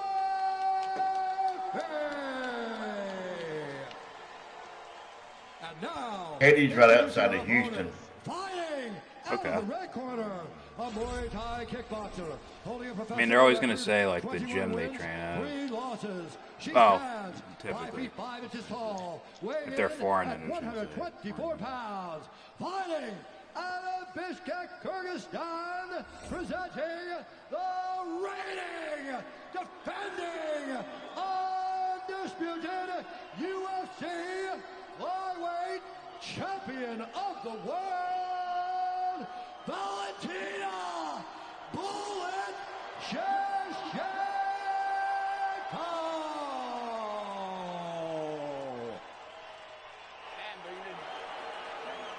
I got you. Both of you have received your instructions. Touch codes if you like. Let's fight. Nothing quite like the intensity of a UFC championship fight. That'll depend. Valentina Shevchenko, an assassin of the highest order. Lauren Murphy trying to shock the mixed martial arts world tonight and end the incredible reign of Valentina Shevchenko. Makes you say good. Toyo Tires, the official tire of the UFC. Lauren Murphy is in white. Valentina Shevchenko is in the black and gold, befitting a champion. 2 major sources of confidence for Lauren Murphy coming in. Her husband, Joe Murphy, tremendous Brazilian Jiu-Jitsu and mixed martial arts mind. And Paris Lee Moran, the guy who has been emulated. Is it me? Is that my computer dying? Oh, okay. I was thought my computer like died. I was like, why'd the screen go fuck? Jordan. Oh, I thought my computer like. What? The stream definitely stopped. Oh no. Can you hear me on Discord? Yes, dear. The fuck? Yes, dear. I thought my stream like just died out of nowhere, or my computer died out of nowhere. Fuck you, Chip. You call me a racist white person? What the fuck is that, man? Porno? It's gone. You know these racist ass motherfuckers. Murphy a little bit jerky defensively. Certainly has a healthy respect for the power coming back her way. And I ain't Valentina's racist. going with a lot of more intent than she normally does early. She may think that she can hit Lauren, because at times Lauren is there to be hit. But to this point, Lauren has evaded the big strikes coming her way. And it will be interesting to see how I they don't match know up in all terms the of physical details. strength I if just we know get when clinch it all happened. situations. And, Stream keeps dying, guys. I'm Michael sorry. Jackson's Caught the kick. Or stuff like that. Murphy did, but basically, got hit with a right hand right there off was the some bat. kind of estate thing, Honestly, that and he scares got me. divided up Because and when you start sold, reaching for kicks down probably low, between his kids she and his switches it up and ex-wives goes and up high, shit. as we saw And then when they against sold Jessica it, Eye. the new owners were renovating and found a secret room. In the secret room, there was all kinds Jennifer of Maia child was able to sex extend videos Shevchenko and 25 minutes bullshit. in her previous title defense prior to the Andrade Dude, fight. That was late That's 2020. fucking crazy. Isn't the whole fucking And she might Hollywood have, involved Maya in went some, around, like, and child we standards celebrated that fucking so with, like, much fucking that she went and showed us. I don't that know that's if not a it's all weakness of Hollywood and fought necessarily Andrade as much in as that it's way. all So rich Lauren people. Murphy, early in And this fight, I has to think get they some go respect through stages. if So she like wants a chance against at Valentina. first, like take out John, you know, he wasn't always Got gay, one right? right in the hand that landed he on started Murphy. out You already see being the able swelling, to pretty much point to any woman he wanted. That's and right, say, Arizona, And after speaking Saturday. with so many of them, eventually he was like, Murphy oh, what has if I can do yet it to to men? land. Now she Pointing has at men, one for cornholing 12. They them. gave her credit for that You know, last and offering. It's like a power trip to him. Well, rich white people sometimes go further, so it doesn't surprise me that they, you know, The speed. get into Not the child dating trafficking. swaggy When I was watching the fight, I There's thought that probably would all be one kinds of of the shit bigger that the world advantages would that the never champ know had about was that they do. she's Because so they own fast so much, have private compared security to and Lauren. shit like that. Now Lauren's is tough and people durable are, as they come, people are starting to figure it out, but man. she isn't a They're on that a Prince Anthony quick guy's fighter. trying to bring up the trial. I love that combination, the way she finishes with that leg Cut out a kick little from bit. the lead side. Chris Hansen? No, Prince Andrew. Oh, Prince She's Hansen. thrown Yeah, it 3 or 4 Prince times already. Andrew. She throws that Um, big I overhand think left, they're on. knowing that you're gonna They're avoid on. it. And when you go back, she throws the Epstein's kick. the Right again. smallest of the problems Another when right it comes landed. to that That actual eye started to situation. swell. I was going to That's say, probably Murphy why dealing it's with some in the stuff in board. and I around don't know if that it's my left phone or eye. if this is Look fucking at how big it is. It's Big way right hook bigger, there by I'm the sure. champ. my phone. Yeah. Yeah, but if they're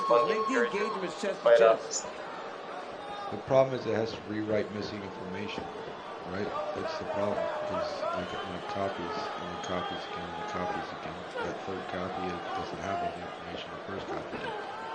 So the nanobots, There's that counter right hook again. Whatever tech you're trying to use, not necessarily nanobots, even if it's medicine or a drug or whatever, it's got to be able to rewrite that information. So when they're using stem cells, these are early stage. Shevchenko seeing things well They're early defensively. copies. Murphy having a And the hard things time that you're mustering saying are missing anything might that be able to resembles be effective improved offense from here. the- Oh!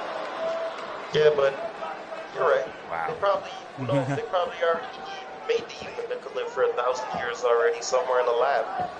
So strong. They have Very Yes, she possible. is.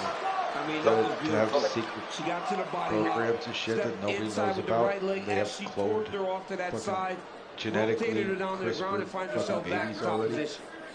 They're designed to live long. Under 2 minutes here to go round two. I wouldn't put anything Murphy, past a anybody with all the jiu-jitsu secret brown shit belt. they have going on. And one of the stronger flyweights, yet unable to provide any resistance on those first two secured takedowns from Shevchenko. Because the problem is you can't It'd be just have cool the same strength one day they could as give you a Valentina. shot, and you You've just also got to regrow have your the same finger, skill set to match or that, right? regrow Because teeth, you saw her there. She got stuck. or Okay, got the body lock. anything like that. Get that You know, initial just like takedown. She made your eyeballs adjustments missing, immediately you just to get get shot, to the ground. So you know your eyeball grows back. Weren't they already doing that? Weren't they growing body parts like in a lab already? It seems like I saw a video. Yeah, I recall I've seen the seeing ear and something stuff, you know, where they like. Yeah, I remember Seems like they Joe were Murphy like, trying to lean into the people who positives wanted, that yeah, people who wanted like Warren's an not arm taking regrown or major damage here. Well, yeah, that is a good thing, right? When there's not much good, you point to that and you tell your and they're like fighter a brand new arm things with no that mileage. are going in her Or direction. like But off the reality is, she's flat on her no back. mileage. You could never get up when your back is that flat. You've got to start getting And to a they hip, just do the operation, building put to a it in, side. and there's no rejection. It's pretty much your It's the genetic shoulder code. pressure of Shevchenko. Look at how look Lauren how tight Murphy's that look. is. Look how she's looking over to the right. Valentina's almost like baiting her to go in the direction of her head, then she'll take her back.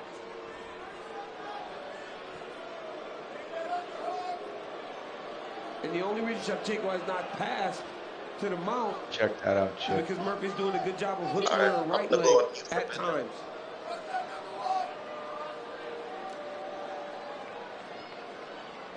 She got to her hip, tried to go deep half guard, but Valentina blocked that, killed it immediately.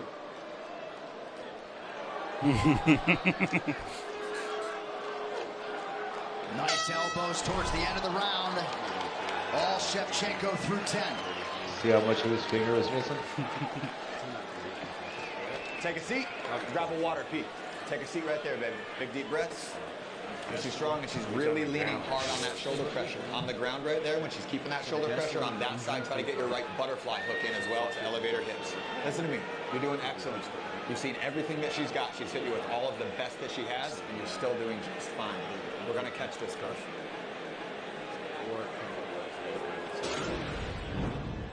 All right, let's take a look. Here's another counter right hand landed by Valentina, followed by left hand. Beautiful kick to the body. Toes landed right on the solar plexus. Shoots in this. She gets stuff. Lauren does a good job to stop it for a second. But Valentina Shevchenko always making little adjustments, ends up on top, finishes the round there.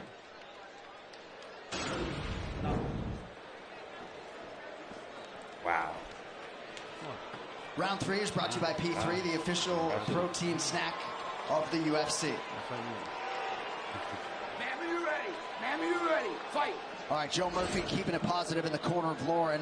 They believe they will have an opening. Unofficially 5 for 38 on the significant strike. Shevchenko 27 of 62 with a couple takedowns. Yeah, John, that's those situations, right, where you're not being completely honest with your fighter. He's telling her how good she's doing, but it's like, what is the expectation? Well, what's the goal? Yeah, what's the expectation of this fight? To not get finished? Right.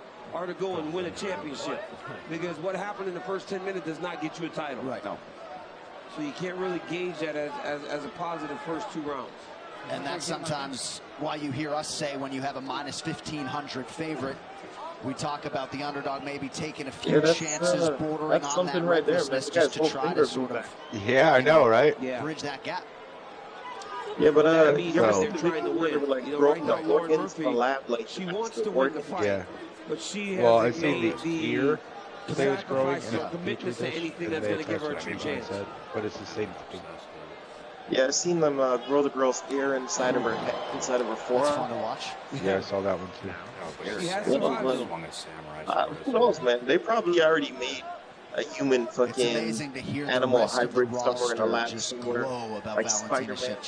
They're really has an effect on you elite athletes. Maybe a Batman. Other fighters. Well, I think she's phenomenal when she's on. All kinds of things like Oh, look at that. She's just always ready for whatever's coming at her in the cage. Beautiful body kick. She sat on that right hook that time, boy. I think that's Yeah, what and it's we making are. Murphy not even want to close that distance anymore. She doesn't want to get in there because every time she's getting countered. She gets countered. Well, But she's you're gotta white get and through I'm that black, right so I hook don't know and how try this to is then land working. her own off of it. Otherwise, she's just going to have this happen. happen for the next, 15 minutes. She's getting picked apart right now. And Lauren's tough. Lauren's a tough girl, like she says. I'm like, I think I'm negative 80 or She is something. behind Like that the shit. 8 ball. Maybe like 3 8-ball stacks. Under 3 minutes here to go But round 3 of a negative possible does not 5. have Alexander the Volkanovski, Brian nice Ortega monkey waiting in the treatment. wings. And there's no real explanation for the absence.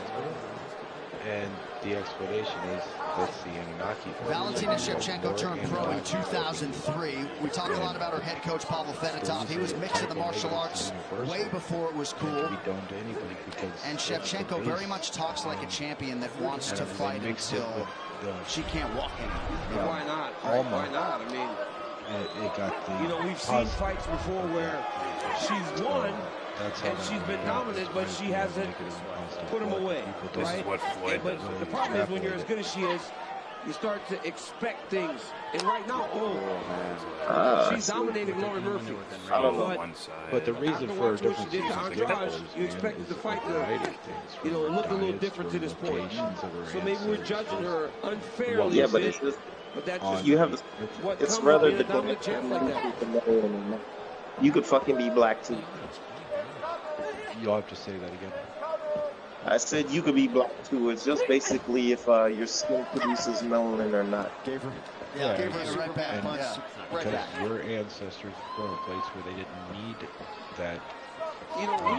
We watched the title fight very recently where I said, this is the greatest single performance I've seen in a challenger. And I can't remember who it was, but somebody Black people produce beat the melanin, crap white out of the people don't. champion. The So entire white 25 people minutes. would, I guess, And that's what you got to do, Paul. When you're going in there as a challenger, you got to go take it to the champ. Because you got to put, it was Moreno, right? Yeah, It was but Moreno, the way he beat Davis. Yeah, there was less. Yeah, but it's like, oh yeah, he finished him. But he beat him up the whole time.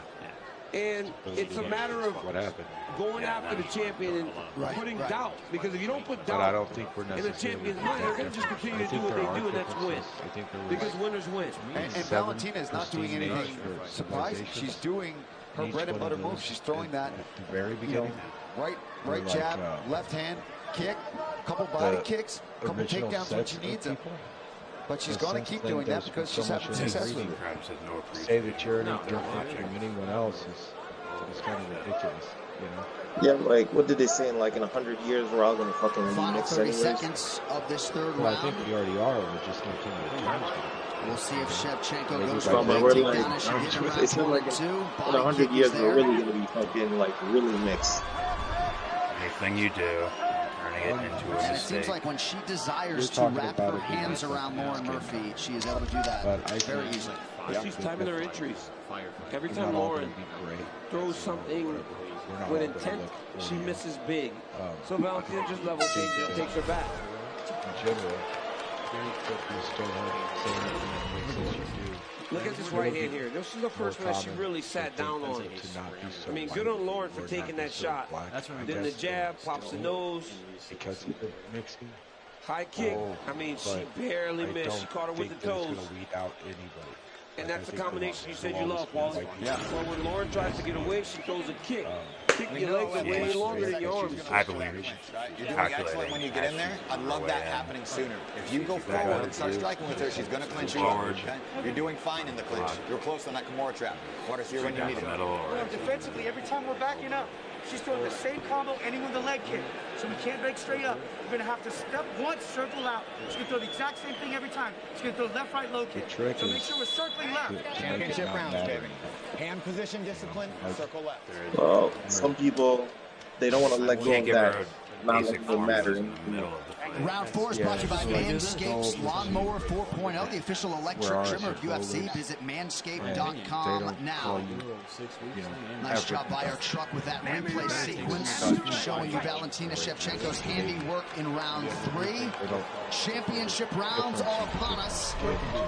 Let's see if Lauren Murphy has an uptick in her aggression here late in the fight. I don't like it, Paulie.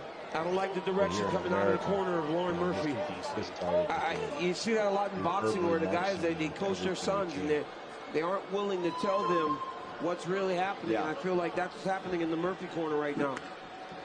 They're doing her a disservice, not being honest with her. Yeah, to say you're doing good in the clinch, you're not. Getting taken down. And she didn't carry herself this week as someone who was just happy to be here. So no, she did not. Well, we saw it earlier, right? I mean, you know, my memory is gone by the end. But earlier we saw a fight where it got into the 3rd round. It was the kid that fought against Dan Hooker. It was Nasrat. Faraz told him, hey, you got to finish him. Oh, my God. This is a fucking ninja. Well, and even earlier on, Cody Brundage. Yeah. That was freaky. Maximo, yeah. Maximo. Hey, you got to finish. There's just, all right. It's 3,000% focus. Yeah, so it looked as though Murphy stepped on Shevchenko's foot there a moment ago. I think Shevchenko was going to take her out with that. Conventional versus maybe. Beautiful He's a jab fucking there from ninja. Shevchenko. She just sees everything. Ooh, couldn't Whoa. And Edson Barboza, maybe she isn't, but man, she gets that foot to the target with lightning speed. Yeah, she might be faster. She's not as powerful. A lot of kicks, man. Now she's starting to really go with the kicks because Murphy's done a pretty good job of avoiding the hands. So now Valentina needs to open up all those kicks that she has in her arsenal. There it is. She landed all 3 of those. Well, some things I like to see. No, I'm saying in this fight. Oh, no. And therein lies the problem, right? Lauren decided to go in mid-attack. She had to pause because she knew the counter was coming. And then she took the shot and never truly committed to what she was going to do. Shevchenko has been inches away from a potential fight ender upstairs over the last 2 rounds. I don't know yet. She's throwing those front kicks up the middle with I take it bad intent and that left head kick coming around the side. Well, and you heard Joe Murphy say to Lauren, it's over. It's over. Stop it. Could be the beginning of the end here. Turn my head. Eventually he's got I think the champ's got to just get some separation here. The check right hook got her, man. She kept going in that direction and she took it right on the chin. Huge crowd strikes. Valentina's starting to unleash her. She knows how bad she's hurt. She's got to just stay busy here. But Lauren's doing a good job of collecting her right wrist. It's saving her. She should have just stood up, Paul, like you said. I agree. I think if she just made her get back up, it would have been over.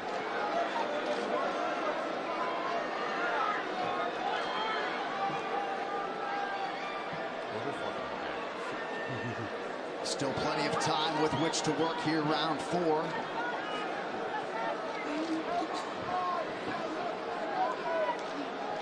I think Shevchenko should try to switch to mount and really start hammering down with these shots. Now she's starting to really let these elbows go. You see the face of Murphy. Big elbows. That'll do it. And still the undisputed best in the world. Get her another ruby for the belt. Wow. I think that Murphy girl was outmatched like a motherfucker, man. 8 consecutive wins for the greatest flyweight champion in UFC history. She is a Renaissance woman, and she has now successfully defended her UFC flyweight title 6 times. Yeah. This fight replay is brought to you by Never Off Bold Characters since 1872. All right, here's that right hook, that check hook that me and DC have been talking about all night. She's landed it at will. Every time she threw it, she connected. Every time Murphy tried to close the distance, that right hand was waiting for her. That one caught right on the ear, right behind the ear, and took her equilibrium. And then the champion does what she does best when she has you hurt. She was relentless. She got the fight to the ground. We were saying maybe that's a mistake. She knew better than us, of course. She gets on top in half guard and starts hammering away with this ground and pound. And Keith Peterson is no nonsense. He had seen enough. Yeah. That was enough nonsense. And yeah, Diaz fought. You know, for Lauren Murphy, obviously, this is a frustrating way what do you call it? for her championship opportunity to come to an end. Verbal tap out. And Shevchenko, ever the Looked like a sportswoman, knee injury, but I don't know. came over and acknowledged Murphy and her coaches. They don't come more well-rounded as mixed martial arts athletes than Kyrgyzstan's Valentina Shevchenko. The official decision is brought to you by Guaranteed Rate. Guaranteed Rate can save you money on your monthly mortgage payment. Visit rate.com to get started. Here's Bruce. Ladies and gentlemen, referee Keith Peterson has called a stop to this contest at 4 minutes of round number 4. Declaring the winner by TKO and still the undisputed UFC flyweight champion of the world, Valentina Bullet Nerd! What the fuck, Chip? You're fucking savage and fucking big as fuck, dude. Another title defense. The people are on their feet. Another finish in the championship fight. How good does it feel when all your hard work pays dividends? It feels amazing. It's the best feeling. Everyone who says that martial arts is kind of like don't believe in martial arts, you're wrong, because martial arts is everything. Valentina, you took your time in this I'm not gonna lie though, she's pretty hot. Round, you're landing everything you want. I think she believes what she's saying. She kept circling to the left, and she walked I want to see into that ninja shit again, that bro. you are so good at. She tripped a little bit and just went, like, pounced back on her fucking legs. Did you ever think of letting her back up when you took her down? When it looked like you might not get the finish? It's kind of like, yes, when you feel that this is a moment where you can get your finish, you gonna go for, I feel that I went all She the has way legit till the speed, end. like, and when I saw plus the position, speed like very start, I just started to elbow. I knew that finish Any coming of them. soon. The finish did come, and once again you have dominated as you've been in this division this entire time. People are lining up to fight you, and I don't even know why. Murphy was just trying not to get knocked out. Is anybody on the radar at all? I know you Never thought she could win. You don't really pay much Like- attention like- to it. I'm ready for anyone. You can see it in her say, body. Yeah, I'm ready for anyone, no matter She what didn't have the class, no tools to matter, get like, close to her. anything. I'm I don't ready. even mean like speed and I'm the power, I champion. just mean like the Valentina, technical tools to get close to this hands chick. down, one of the best martial artists, regardless Without of getting gender. punished. I mean, Now I she gotta was- ask you one thing. For a she long was time I alert, wanted a she was photo with trying, you. but- Could somebody from the UFC take a picture of me and the champ? What I mean is that hesitation, you know, like that. Oh yeah. She didn't see it. Ladies and gentlemen, give it up to the champion of the world. I would like to say I'd like to thank words for Dungeons every and fan Dragons who assisted today, and who joined the UFC 266 event. Thank you so very much. I'm so happy you are here. I'm so happy we are all together again. También Okay, put the mic away. quiero agradecer a toda la gente de Latinoamérica. Los quiero mucho. Los agradezco por su apoyo. Los de verdad amo y siempre llevo en mi corazón. И, конечно же, хочу передать привет моему солнечному Кыргызстану, всем русскоговорящим странам. Спасибо большое за вашу поддержку. Я очень вас люблю и дорожу вами. Russian and Spanish? He's like, okay, I can kill you now. Chanchila Fucking mind. And Japanese. Chanten Nakila, Nakila Muay Thai. Muay Thai, then No, I'm wrong. How many languages does she know? That's awesome. Well, she's a nerd. Congratulations, ladies and gentlemen, the greatest flyweight champion of all time, Valentina Shevchenko. Are there more well-rounded human beings out there than that? I got some work to do on myself, I think. Yeah, I mean, we got to learn a language, John. Valentina We gotta learn a Shevchenko language. is the total package, and a lot of fight fans eventually, I think, would like to see her in a third fight with Amanda Nunes, but right now the division belongs to her. Robin Leonard This is his house. Vegas Golden Knights goalie in the building tonight, as is the UFC superstar Jorge Ingrid Masvidal.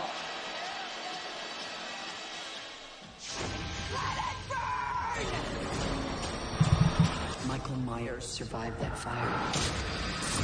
After what he's done to my family, It's a hip hop Michael Myers. Evil dies tonight. Another Halloween? Damn. You want your mask? Come and get it! Oh, they go after him. Hollywood's desperate, Tony. All right, these This props is to nuts. watch are brought to you by DraftKings. Play I'm free telling and you. cool for $10,000 cash. Use code UFC when you sign up. DraftKings, you can bet on it. You see the over under 4.5 rounds, slight tilt towards the over. If either fighter wins by decision or inside the distance with a finish or by submission, you are getting plus money. Just got to figure out which is the most probable outcome.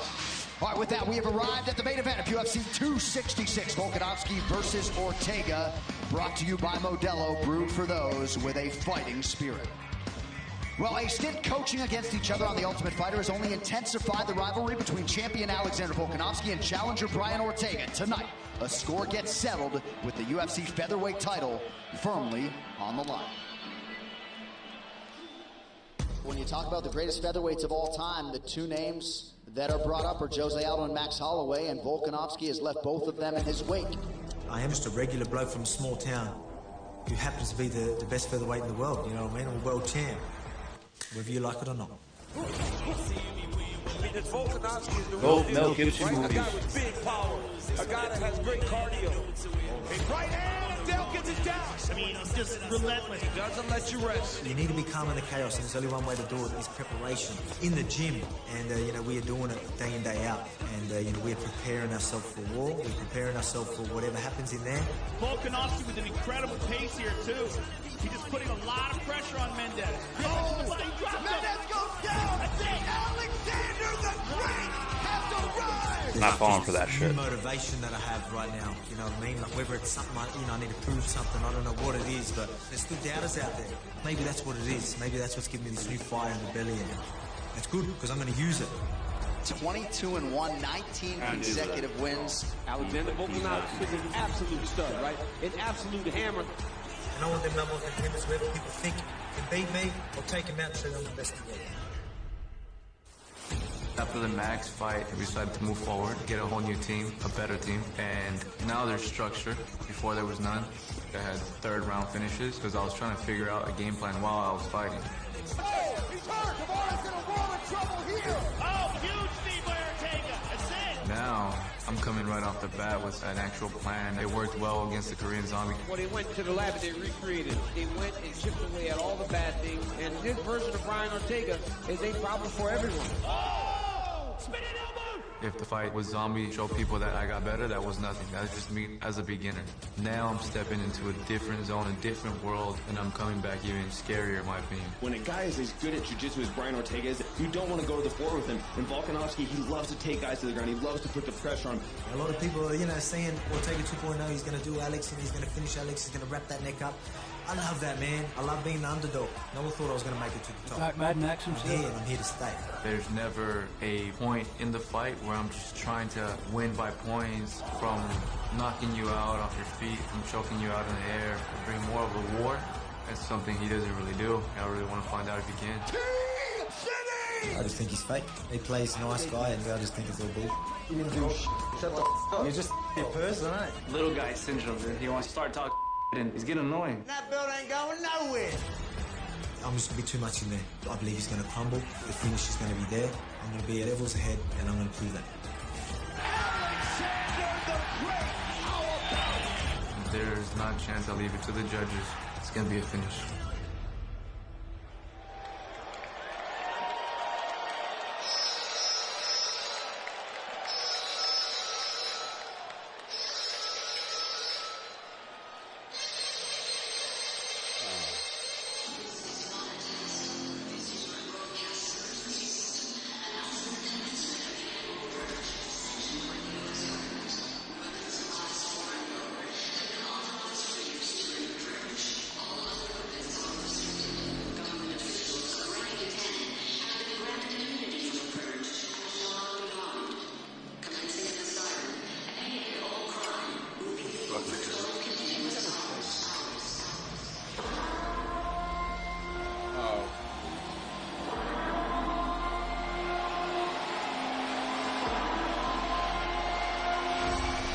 Is there a movie coming out?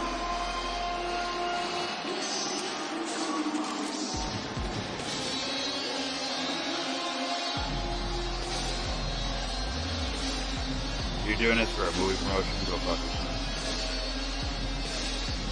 Who's the first one?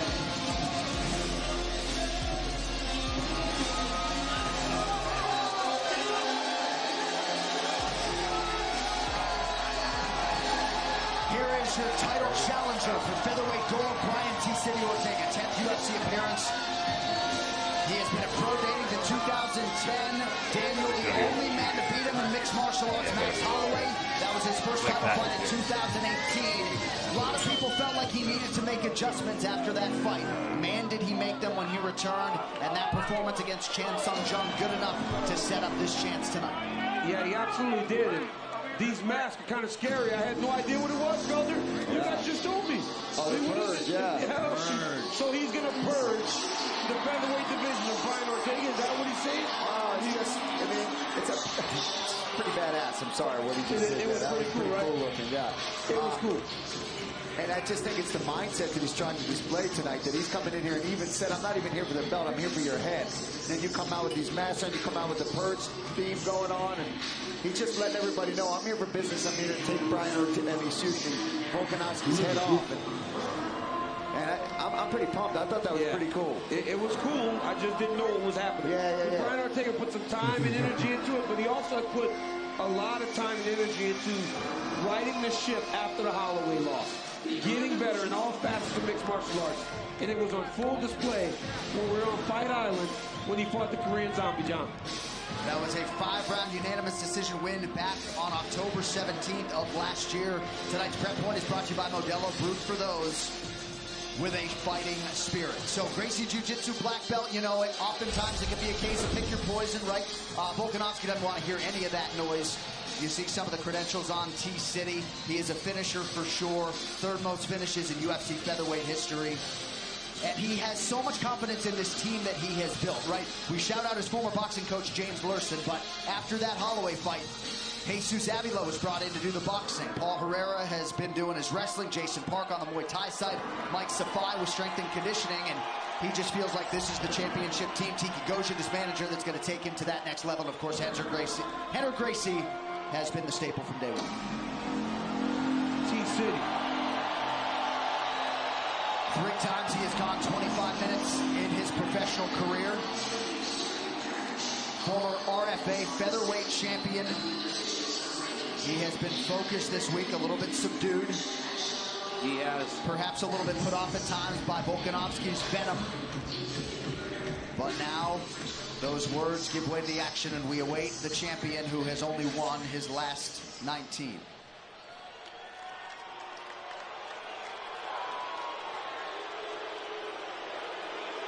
He does on that match.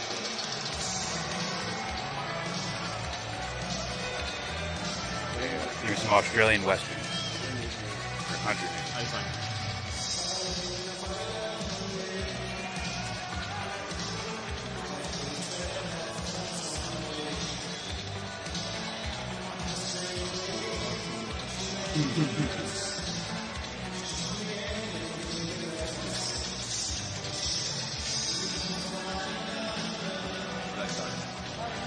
Hey man, what's that flag? Top right. I like that. Yogi, baby, let's go. We're gonna do that time. Come on.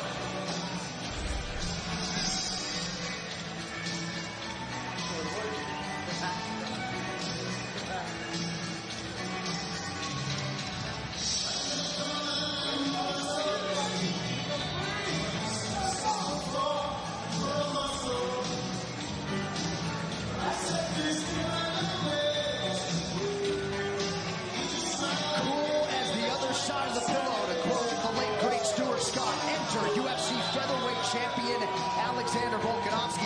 And Paulie, if you're going to go to New Zealand and walk out to Born in the USA, this is a man at work, and he is on a business trip to the United States of America. Yeah, I saw that. I love the difference in the 2 walkouts that we just seen between Ortega coming out with the purge masks and all that, and then you got the champion. Whoa, that I did not hear. This is fantastic, but this just shows The parts I heard were sound like excuse making for why he was doing what he was doing. That's what I heard. Huh? But yeah, I gotta re-listen to it. I made that clear. You feel unbeatable in there, right? You don't know anything different. I can. You feel like you're a man, and there's a reason. He has had to stand in front of I was hoping to the two greatest featherweights of all time. And he's gotten victories in those 3 fights. Why would he not be confident? There's just no tension, though. He's the loosest guy on the roster in these settings, you know? He loves to compete. Yeah. The guy loves to compete. And when competition means another win, it's good to be loose. And this guy has all the skills to back up the confidence. He can go with anybody, man. And he said that his preparation has been great, and he's just ready to go.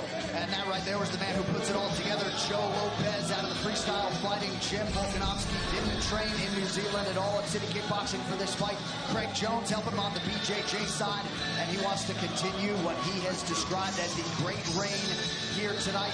As far as his athletic pedigree, I mean, he's a plus athlete for sure. He can do anything you want in an octagon.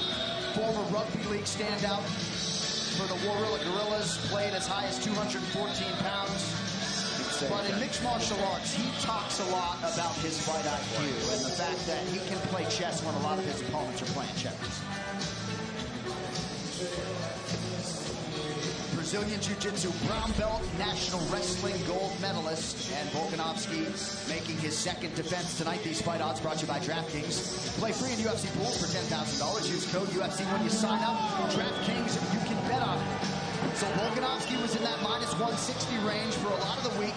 And on DraftKings Sportsbook right now, he is minus 190. Brian T. City Ortega, the plus 160 underdog as he tries to break through and become a first-time UFC champion.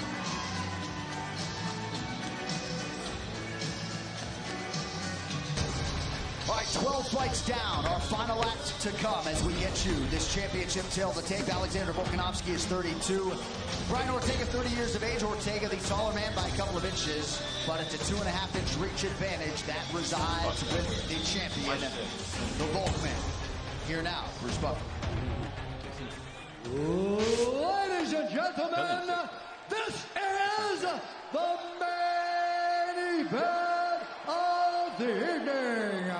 Sanctioned by the Nevada State Athletic Commission, Chairman Stephen Klubeck, Executive Director Bob Bennett. Our 3 judges scoring this contest at Octagon side are Derek Clearly, Sal Diamato, and Junichiro Kamijo. And when the action begins, our referee in charge of the Octagon, Herb Dean. This championship bout is brought to you by Universal Pictures, Halloween Kills, in theaters and streaming only on Peacock, October 15th. And now, for those in attendance and UFC fans watching around the world, this is the moment you've all been waiting for. Live from the sold-out T-Mobile Arena in Las Vegas.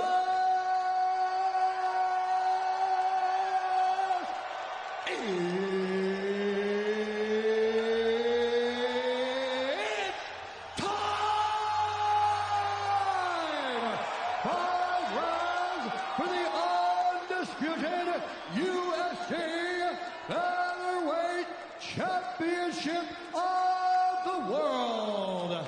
Introducing first, fighting out of the blue corner, a big martial artist holding a professional record, 15 wins, 1 loss, 1 no contest.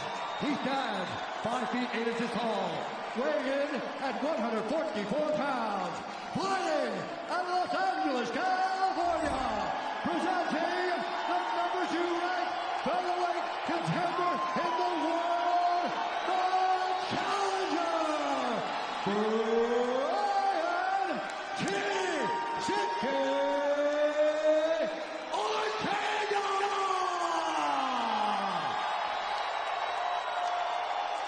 And now, introducing his opponents, fighting out of the red corner, a mixed martial artist holding a professional record, 22 wins, 1 loss. He stands 5 feet 6 inches tall, weighing in at 144 I'm watching. and 1/2 pounds.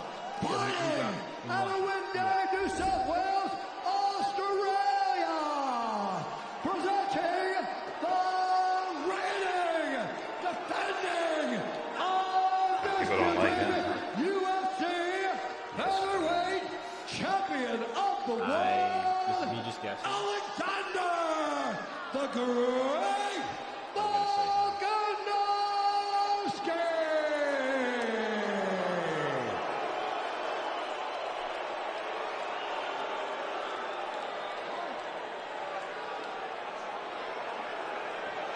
All right, gentlemen, we've been over the rules. Protect yourself at all times. Follow my instructions. We're going to keep it clean. Touch gloves. Let's do it. DC, how's your pulse? You all right? Nuts. I mean, I can't sit still. I can't talk anymore. I'm excited, man. I'm not sure I've ever seen Alexander Volkanovski in this type of shape. He was bouncing around before he hit the scale on Friday. This fight was to go down, of course, back in March.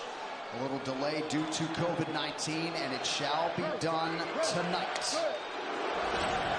And with that, our championship main event is upon us. Brian T. City Ortega out of the blue corner in blue. Alexander Volkanovski out of the red corner in the black and gold, befitting a champion. And this is exactly what these two want. After the time on The Ultimate Fighter, all the build-up, all that friendly banter from before is gone. These two dudes want to take it to each other. Especially the champion. He cannot wait to get his hands on Ortega. Ortega undefeated with that shaved head, went back to the lettuce for this fight. I mean, how's he grow his hair so fast? I mean, it grows so fast. Oh, it's been a while. Extensions. It shows you. Yeah, but look at the hang, right? People can't grow hair that fast most times. Volkanovski, kick-heavy attack early. And he'll do that. He'll chop these legs. He'll sit on the outside and wait for the right moments to close that distance. Well, I was just thinking, you know, regardless of what he feels about you, he won't make mistakes, though. He'll still stay key to who true he is. He won't overcommit. He won't leave openings for you. He will fight with his strategy, regardless of what he feels for you emotionally. A lot of feints from Volkanovski. Both of these guys will switch stances.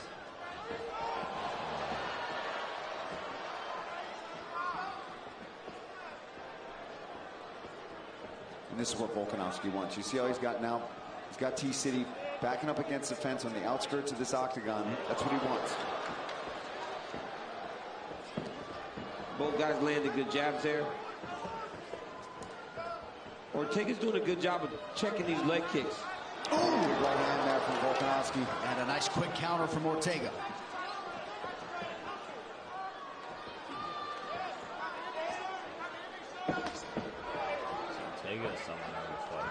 Beautiful kick by T-City there. Oh. Ooh.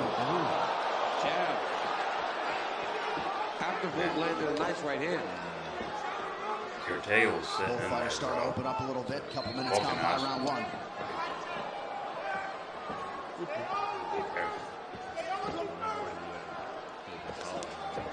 at that read. You see how Volkanovski wanted to counter right hand, but it wasn't there anymore. Pulled it right back to stay safe and not put himself out there. That right hand cut Ortega over his left eye. Ooh, yeah.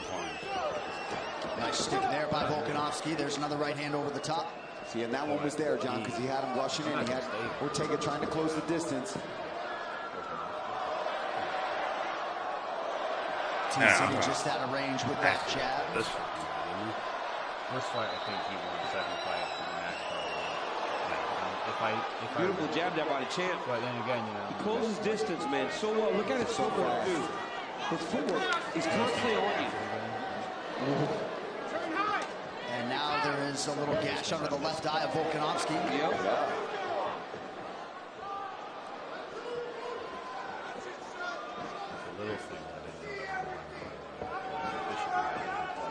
And that gash is leaking, so cut men on both sides have some work to do if we get to the stools. Ortega looking very patient.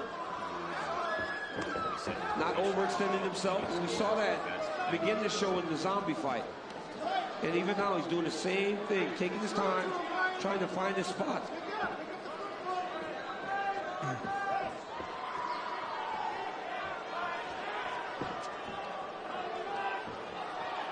So many feints out of Volkanovski throughout the fight. Israel Adesanya's talked a lot about how city kickboxing has sort of revolutionized the feint game in MMA. Under a minute to go. Well, you see him freezing guys by just feinting at him.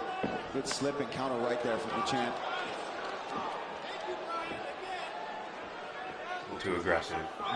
Volkanovski, too aggressive. I'd like to see a few more kicks from Ortega.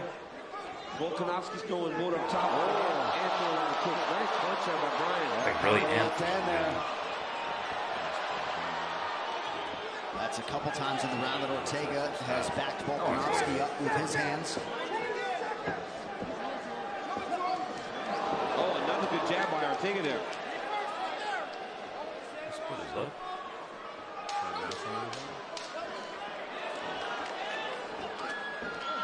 Oh, left hand again from Ortega as he caught that kick.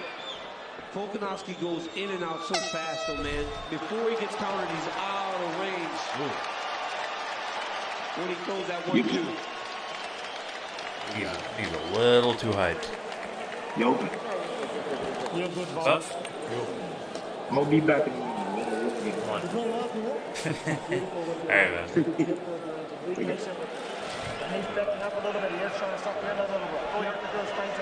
Did I just drive him away? Touch his hand and then go. You know, do that back. You want a drink? You're showing him a lot, but you can still show more variation. Inside, outside. Bring the right hand down to the body. All right, let's take a look at some of the work here. Nice jab there from the champion. There's a nice overhand right on the ear of Ortega. But you see Ortega already trying to throw right back. Look at that one. Good chin there from Brian Ortega. Nice jab. And he landed quite a few of those. Both guys split each other open. It's a competitive first round. Great first round.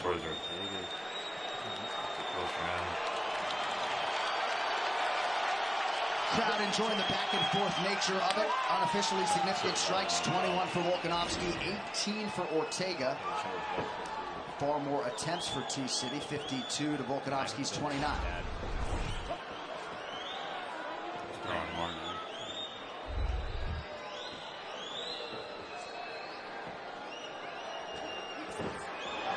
Oh, nice combination there by Brian.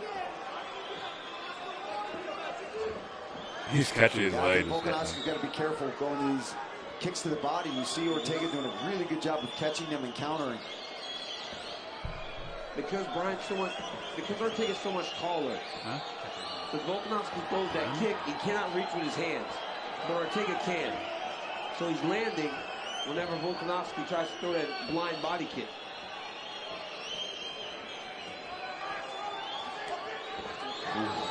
Lancing left hook there from the champ. That jab from Ortega, though, is fast, man. He just snaps it out there as a little feeler every now and then. Nice leg kick as well. Yeah, that had some impact behind it.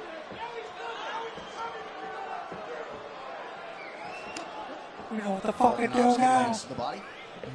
That's that body kick he's been looking for. That time was one of those. Nice right hand there. Big right hand there from the champ. T-City's jab has been accurate. Yeah, that's been his best weapon so far. I haven't seen Ortega even flinch about takedowns.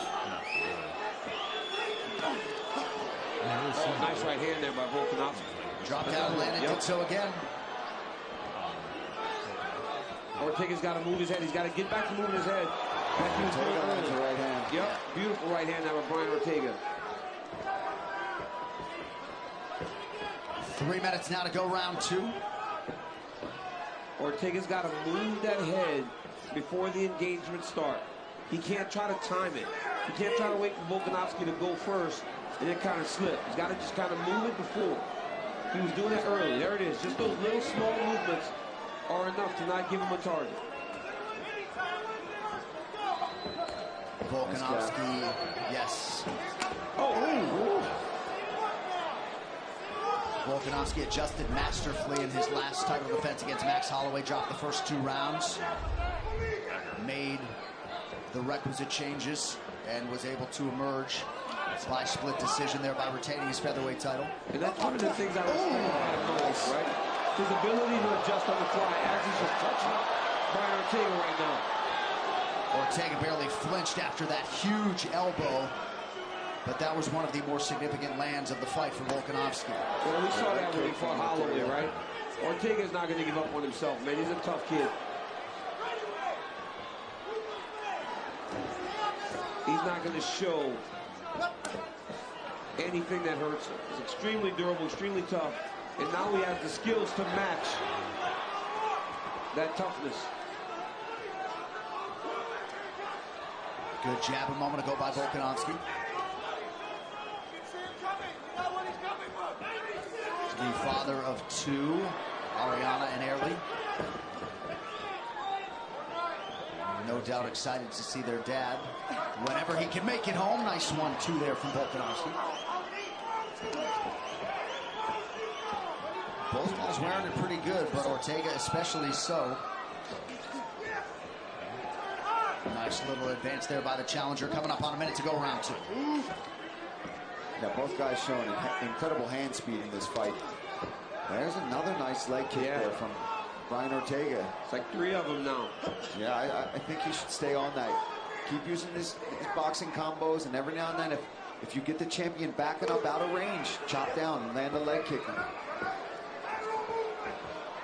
It's so hard, though, because Volkanovski is constantly changing sides. Every advancement comes from a different fighting position. Hard to see where some of this blood is coming from. Yeah, Volkanovski, maybe his ear got popped. Oh, that's a big right hand, or so it appeared from the champ. It's got to be an ear. That cauliflower was soft at all coming into the fight. Take a punch on there. Pops open. Numbers, unofficial they may be, pretty close in terms of significant strikes landed. Volkanovski, the far more efficient party, 72%.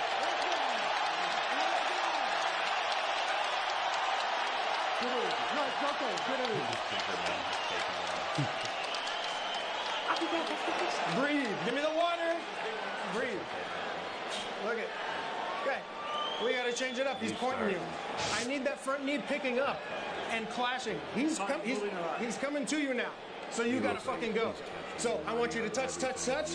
1, 2, and then fucking go. Right into position 2 and go. Take a deep breath and focus. Okay? Focus this. He is going. Okay, yes.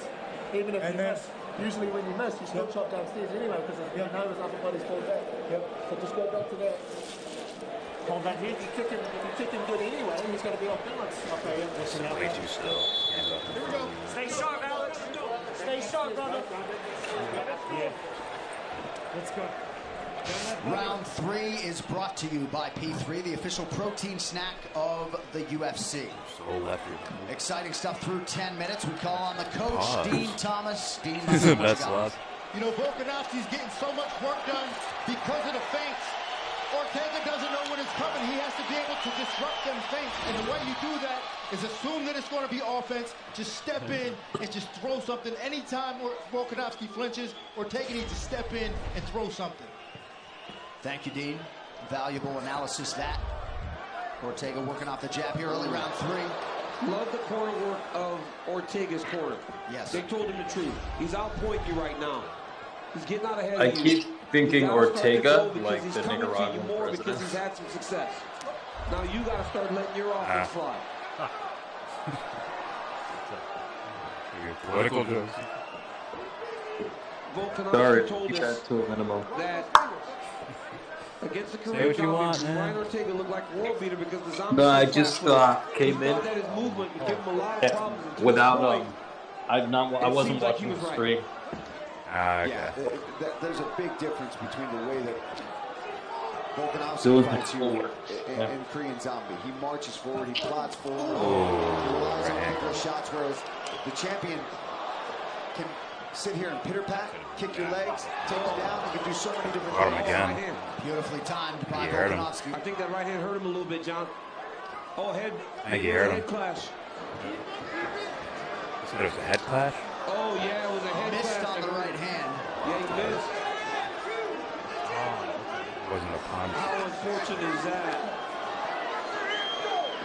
Nice defensive job there by Ortega to prevent that clinch opening for Volkanovski. There's something crash. Oh, arrow. Nice uppercut left hook by Ortega. Oh, good jab there from the champ. And it looks like the head clash caused the bloody nose now, right? So now it's hard to breathe through the nose, Felder. Yeah, that sucks, man. Just unnecessary damage from an accidental clash of heads.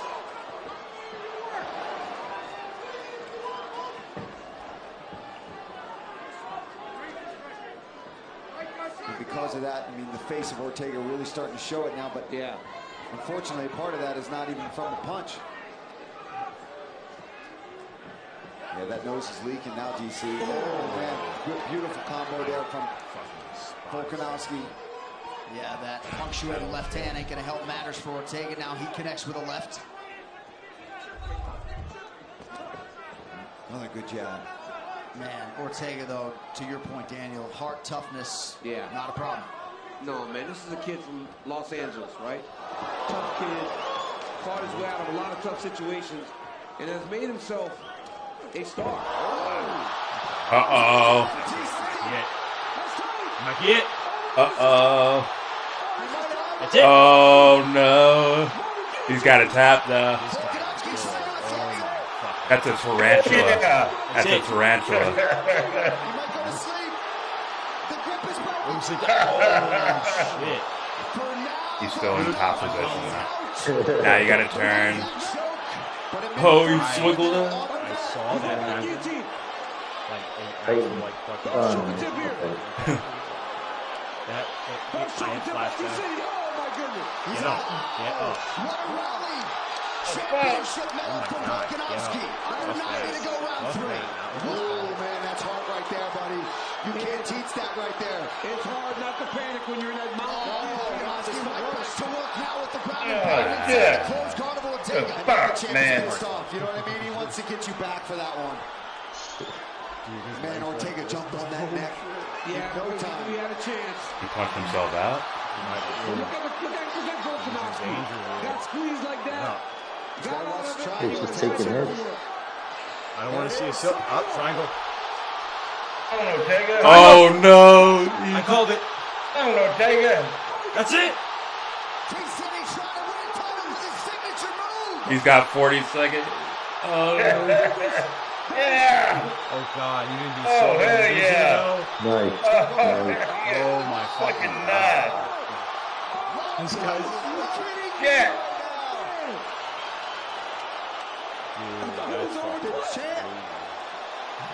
He's a savage, man. He's got groundwork. Oh, come on, man. But he's just taking punches. not really landing. No.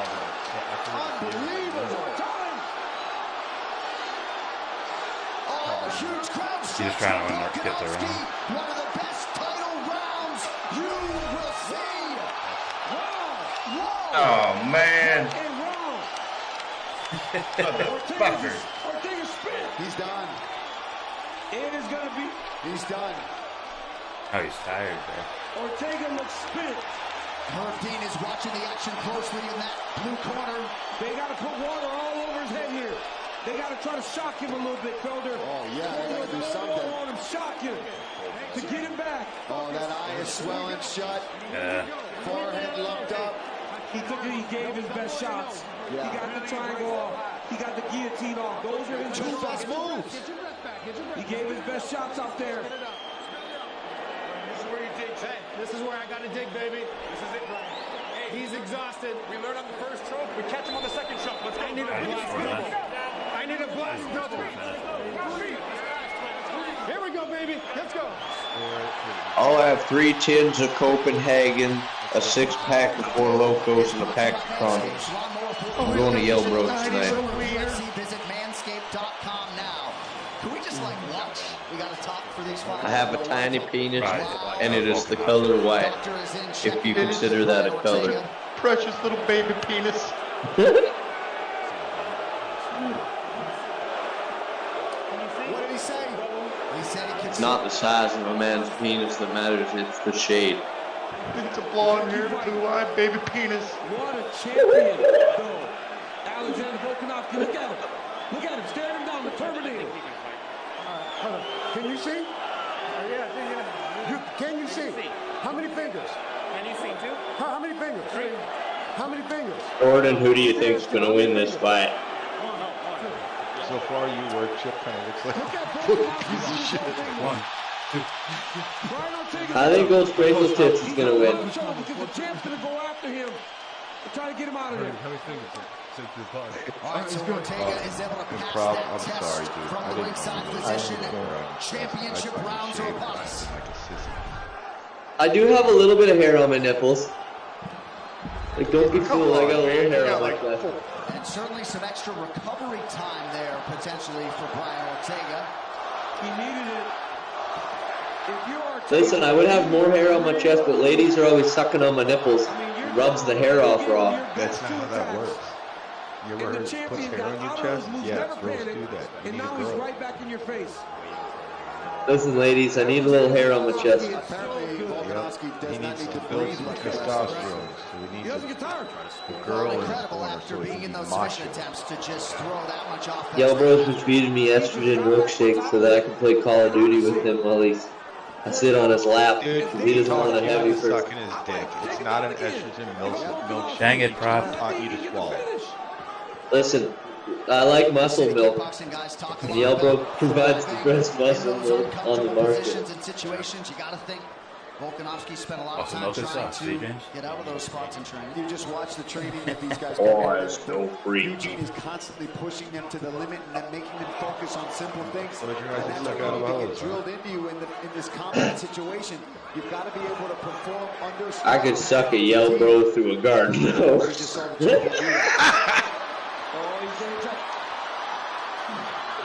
Oh, fucking he's got to lift the underhook. Oh, it's like, he's up You're out, Prop, you're in. Oh! And just like that, the man was choked the fuck out. Okay. So did we jump straight into the So he gave the thumbs up. He's like, I'm good, I'm good. Listen, Chip says I'm gay. I tell you what, Chip's right. Yep. All chips on the table, baby. And if you're Volkanovski, any thought to just getting up? No, not right here. I think this is perfect. Half guard up against the fence. He just gave another big effort. He's going to be exhausted. We saw the ground and pound for the champion in that last round. This is actually like DC said. OCB, he's got half guard right now. What? Because Brian threw He's got half guard right now. That is a great position to be in. Throw him elbows. Hats off to T-City for trying it. No, that is. Right, because some fighters just accept what's happening. But then if you thrust your hips hard enough, you might get into the full mount. You know, with this performance, still around after this if it doesn't get finished. He pulled him up. Sharpshooter. Having that Max Holloway, talk about rinsing that out of your Oh, what did you just do? Did you see what? It's not worth it. It's just get up. It's not worth it. Oh, he almost threw himself. T-City still throwing that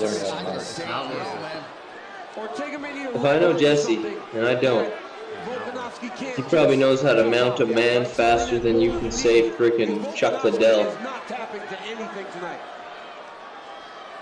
Faster than you can say Om La Plata. Punishing elbow there. Faster than you can say Oh My Life. His on display from the champ is incredible. He's got to watch his own. He's not tired at all. But he's not tired at all, Felder. He's still fighting at the same pace. This is true. Like he may actually be picking it up right now. I think, no, 100% he is, especially when he gets to the ground. Oh my goodness. That left hand's getting through. Fuck. Oh, that one hurt. You can up kick, bro.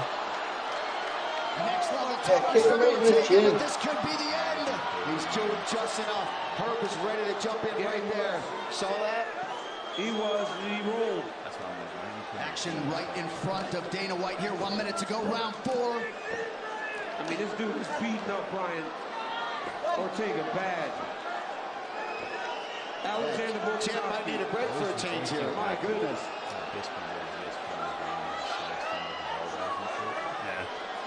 Feels like her. I prefer this position to full mount because that's like missionary position.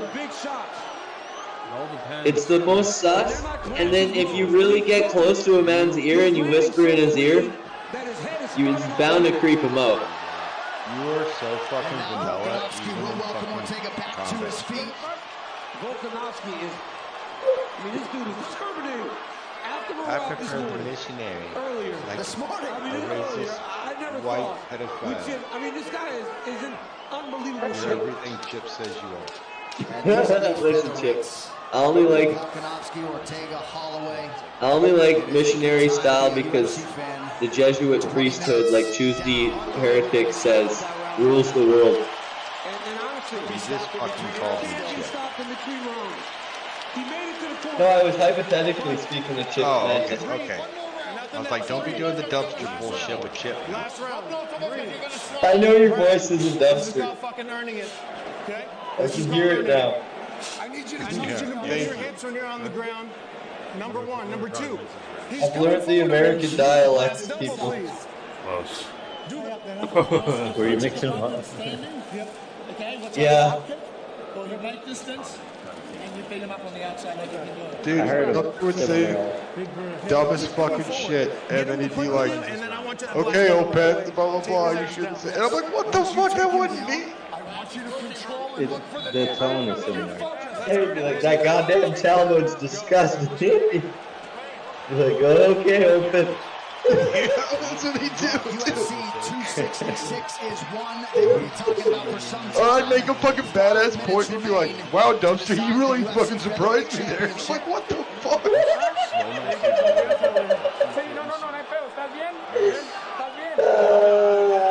Your mic was shit or something, man. It was like, there was times when I seriously couldn't hear. I'd be like, was that Dumpster? What else can you say about the toughness of Brian Ortega? Dumpster don't come around anymore, but when he does, it blesses my ears. It's title fight number 2. And in 2 title fights, he has not been on them. He's kind of gotten beaten up in those title fights. Because Volkanovski does not look to be slowing down at all. Yeah, certainly a tale of 2 corners there after round 4.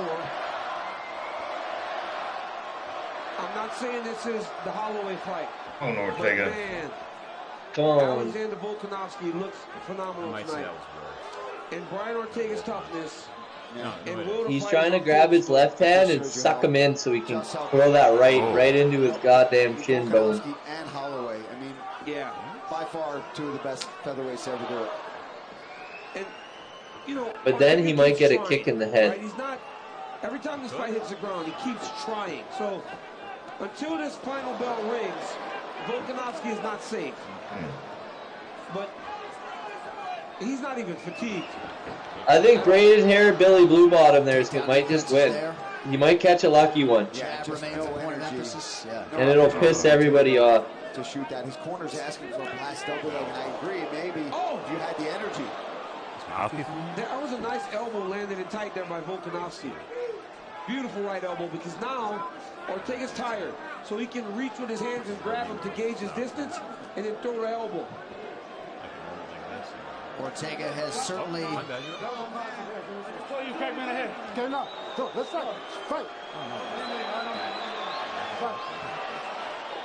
The ref couldn't even do anything there, though. He was just like, he's like, boys, break it up. I gotta check this. And then he's just like, fuck this. We're fighting. But he has absorbed this would be his greatest. Yeah. What's that guy's name? Big Bill Haywood? Yeah, he looks better this round than he did before. What's the ref's name? Big Bill Haywood? This is it, right? Yeah, everything you give right now is to hold on. Herb Dean? Big Baby Zuba? They told Brian Ortega that this round was about earning it, and he is trying to earn it. You ever hear that? He's some dude that always fucking donates to Jimmy Dore. You can't ask anything more from your fighter. Fucking Steph will be like, oh, it's big baby Zuma. Thanks for the donation, big baby Zuma. 2.5 minutes to go. You're infatuated with the guy. Right hand is there. I am, dude. You see, Jimmy Dore has a hurt spine, but you know his cock is still intact. Blue chews, ladies and gentlemen. I mean, we're 2 minutes left. The chewable. Yeah, it's nuts. Jimmy Dore just had a baby? Stats went down. Yeah, with Abby Martin. Yeah, it was like 26. That'd be funny as it was a surgeon. Lands for Ortega, acknowledged by Volkanovski, who now fires back. Fuck, that's funny. I thought Steph was barren. It's amazing that we're Yeah, that's why Jimmy had to use Abby as a surrogate mother. It was a joke. I don't know. There was actually. We're starting a rumor. Come on now. YellBRo is where all the rumors start, alright? Because he just got the open call here and you can just let it fly, people. No risk mitigation, he's still fighting. Rumor has it, Chip says that my small white penis tastes better than any other. Really. I pissed him off and he started calling me a pedophile because I said that Michael Jackson like bleached his skin to become white. And that combination for Volkanovski. After he died, they had to sell off the Neverland Ranch. And then they put a pedophile fucking room in there or some shit with a bunch of fucking child porn videos. So he started calling me a pedophile. I'm like, dude, it wasn't my fucking ranch. The game plan and the strategy of the champion of this team truly is, I mean, it's second to none. Listen, I didn't give the kids fucking grape fucking wine in the fucking can, alright? I mean, he has been. Grape wine in a juice box. Right? He walks through strikes that most guys can't take. Volkanovski finally with a check on the clock. It reached 26 seconds and counting. Those guys are tired. Bolt jab again. What a featherweight championship fight. And they're friends. You see how friendly they are? That's camaraderie. That's accepting each other's bodily sovereignty. Holy tits, yeah, dude. Dude, this guy, if he was fighting like that the whole time, like, holy tits. Did he come out to start fighting like that? No, he waited for the last 10 We seconds. shout out Joe Lopez out of Freestyle Fighting Gym. He handled everything. Back at home in Australia for Alexander Volkanovski. And all indications are, as they attend to Brian Ortega, it will be 20 consecutive wins. He didn't want to get knocked out, I guess. It's like, dude, why didn't you fight like that the whole time? He got hit. Since 1872. All right, here we go. This is some highlights starting with round 3. There's the left hand drops. Ooh, damn. Look how fast Brian Ortega jumps on this guillotine. Straight into a mounted guillotine. This is possibly one of the worst positions you can be in. He fights Holy out tits, that was right under there. Ortega manages to throw up a tight triangle choke. He's like, suck my cock. Oh, yeah. Ultimately ends up getting out of this somehow, getting on top and just unleashing. Instead of an omoplata, you call it a suck my cock up. Showing that heart, showing that toughness, gets through the round. And They're in man, the fact that he got place. through some of these bombs that Volkanovski was throwing from the top position. And Was there a transgender fight tonight? And have a great round. No. I want to have that debate. I want to have that debate with Tenderlungs again. That was Big right hands landed for Ortega. Good jabs landing from Volkanovski. I mean, what a fight. One of yeah. the Tenderlungs said you guys whooped him real bad. He had to go. He had to go lay down and cry a little bit because you guys whipped his ass in that debate. Tenderlungs said you guys whipped his ass with the transgender fucking fighter. And just when you think this sport can't possibly continue to get better and upstage itself, Volkanovski and Ortega turn in a classic. It takes two to tango. And No, Tenderlungs is about the most stubborn motherfucker you'll ever meet. All right, the official decision is brought to you by Guaranteed Rate. Guaranteed Rate can save you money on your monthly mortgage payment. Visit rate.com to get started.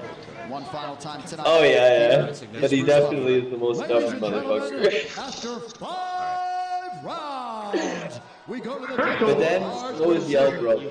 The judges score the contest. The blind lead the blind. 45 and You know who wins every time? for the winner. Yo, what's up, motherfucker? Yo, you Tenderloins, I was just telling them how you fucking whipped their ass in that debate. You kicked their fucking ass. Tenderloins, where you been, man? I've been watching the fights and shit. I had the stream on. I didn't get in the chat. I've been doing other shit. Yeah, bro, you had James crying that night. You beat him so bad. No, that's all I heard. I heard Pop talking shit right now, so I had to jump in. You had YellBRo. I won that debate. YellBRO had to end him early. He was so scared. No, yeah. What's up, Mario? Volkanovski won. Unanimous. You can clip that segment up and put it up on YouTube too. You need to clip that one up. Tenderloin smashing people like a transgender beating up a woman. 6 seconds left.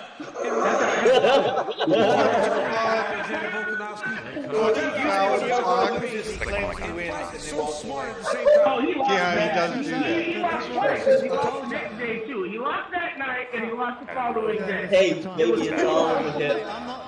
Snork even said, baby, it's all in the hips. Oh, I know. No shit. I know. Snork was my favorite. I already knew. I knew I was right. Everyone back You want to beat Tenderloin. Tenderloin be winning all the fucking debates. That's what I know. To my team. That's right, James. Run away. Everyone that's helped Run me. away. I did that for you. Thank you. Tenderloin's a god. He only debates what he knows. Time again. Bring it. He knows when he's hit. That's one thing He doesn't even need facts and he still beat you guys. Yeah, even if I have to gaslight. Even if I have to gaslight, I'll win. And you were done. You didn't start the fight saying, Are you scoring these debates?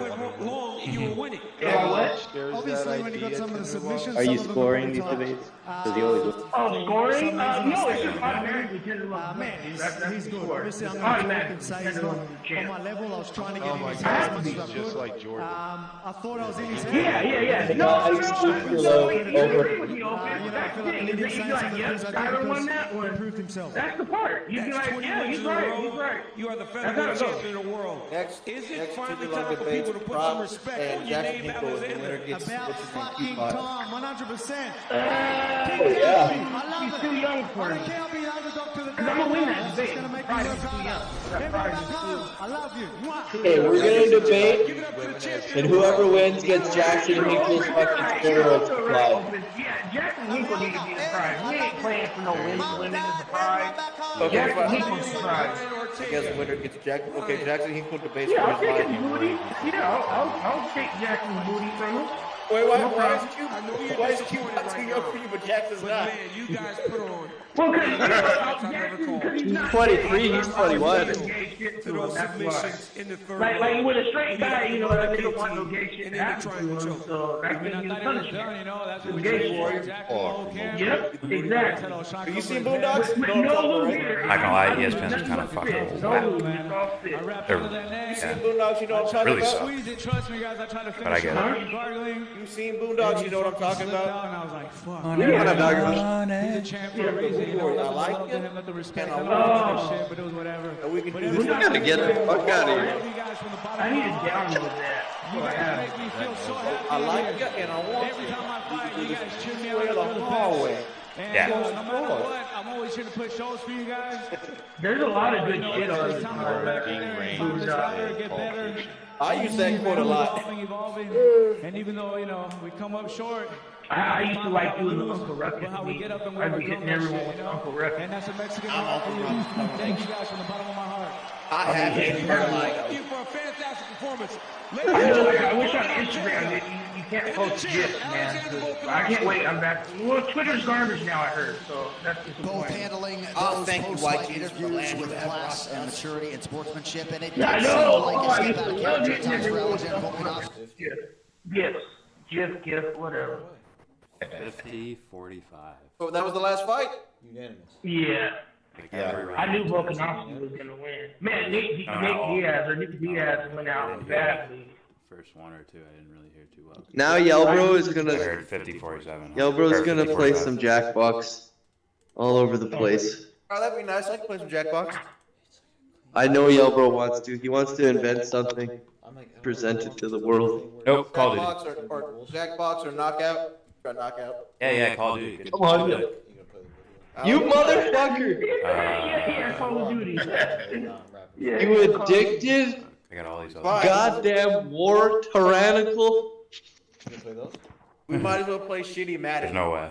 You said duty. I pack it in early. Pause. You fucking Call of Duty head. Yeah, I'm a YellBRo. 2K head, but I'm gonna give it up because it costs too much money.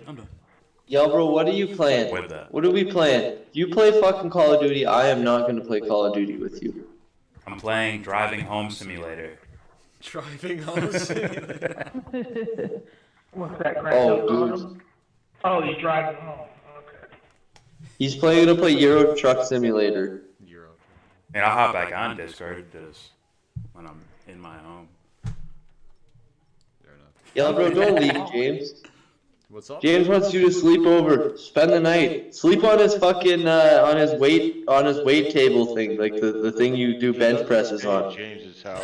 James The weight table. the way the relationship works. The weight table thing. Place a cable. I don't have a weight table thing. It's not mine. It's the distributor. I know you got one of those bench press table thingies where you lay on it. It's not mine. Well, you can still sleep on it, Jordan. It's an open fucking invitation. In America, we call them weight benches. Weight benches? Yeah, bench makes more sense. You don't lay on a table. I wouldn't advise anybody to sleep on that fucking thing. It's got many years of ass sweat on it. Back and ass sweat. Nah, it's just probably one of the most deadliest human beings I've ever seen. So, you know who. He who shall not be named. You know, the guy who sneezes and like fucking. Who, Julian Assange? Hardlines Media told me. We're not allowed to talk about that guy. I'm sorry, kiddies, but I'm probably gonna shut the stream down. What? Listen, I gotta shut the studio down. The only way I'll open it back up is if you give me 3 sugar cookies from Uptown. Jordan, I'll donate $5 for you to get a goddamn Four Loko I only drink the and play Jackbox with us. No, I'll hop on the Discord when I get home, but I'm done. Son of a bitch, but I want you and James to play together. Don't leave his house. Don't leave him. Look at James's eyes. He doesn't want to leave. Fucking sideman to James for. House? Yeah, I'm fucking, come on. Man. I am his wingman. House. If I had the money to fix this shit up, man. Alright, we playing Knockout? I'm ready. Not leave here. Only I had $8,000. Alright. Listen, Alright, as guys. long as I can draw chips. Peace, brother. I'll be back on Discord. Oh, yeah. Play some. You're gonna draw chips? Some CAD. I'm stuck in some. Alright, I'll be back. Disconnect that. Huh? We're done. Mike? Yeah. Yeah. Upstairs. Pause. Alright, YouTube land. Did people actually come back? Sorry, guys. I got sleep. 20. My thumb's down at. Jesus. There we go. Alright, guys. Listen, I'm sorry. Guys, I know this is disappointing for you. It's only been, 5 hours streaming. That's the funny thing about relativity. Man, why you ending early? 5 hour and 4 minutes. Yeah, maybe a vagabond can come get wrecked over here if he wants. Wrecked vagabond. I'm playing, guys.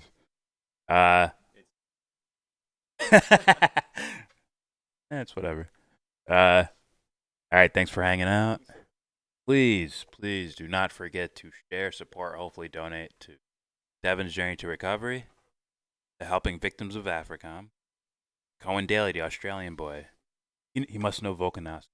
Must know him. Also, donate to some content creators, Stevie, a.k.a. Redneck Economics, Sleepy J, Buy My Coffee, and Ali Alexandra, who doesn't want her name read in regards to donations, but too bad.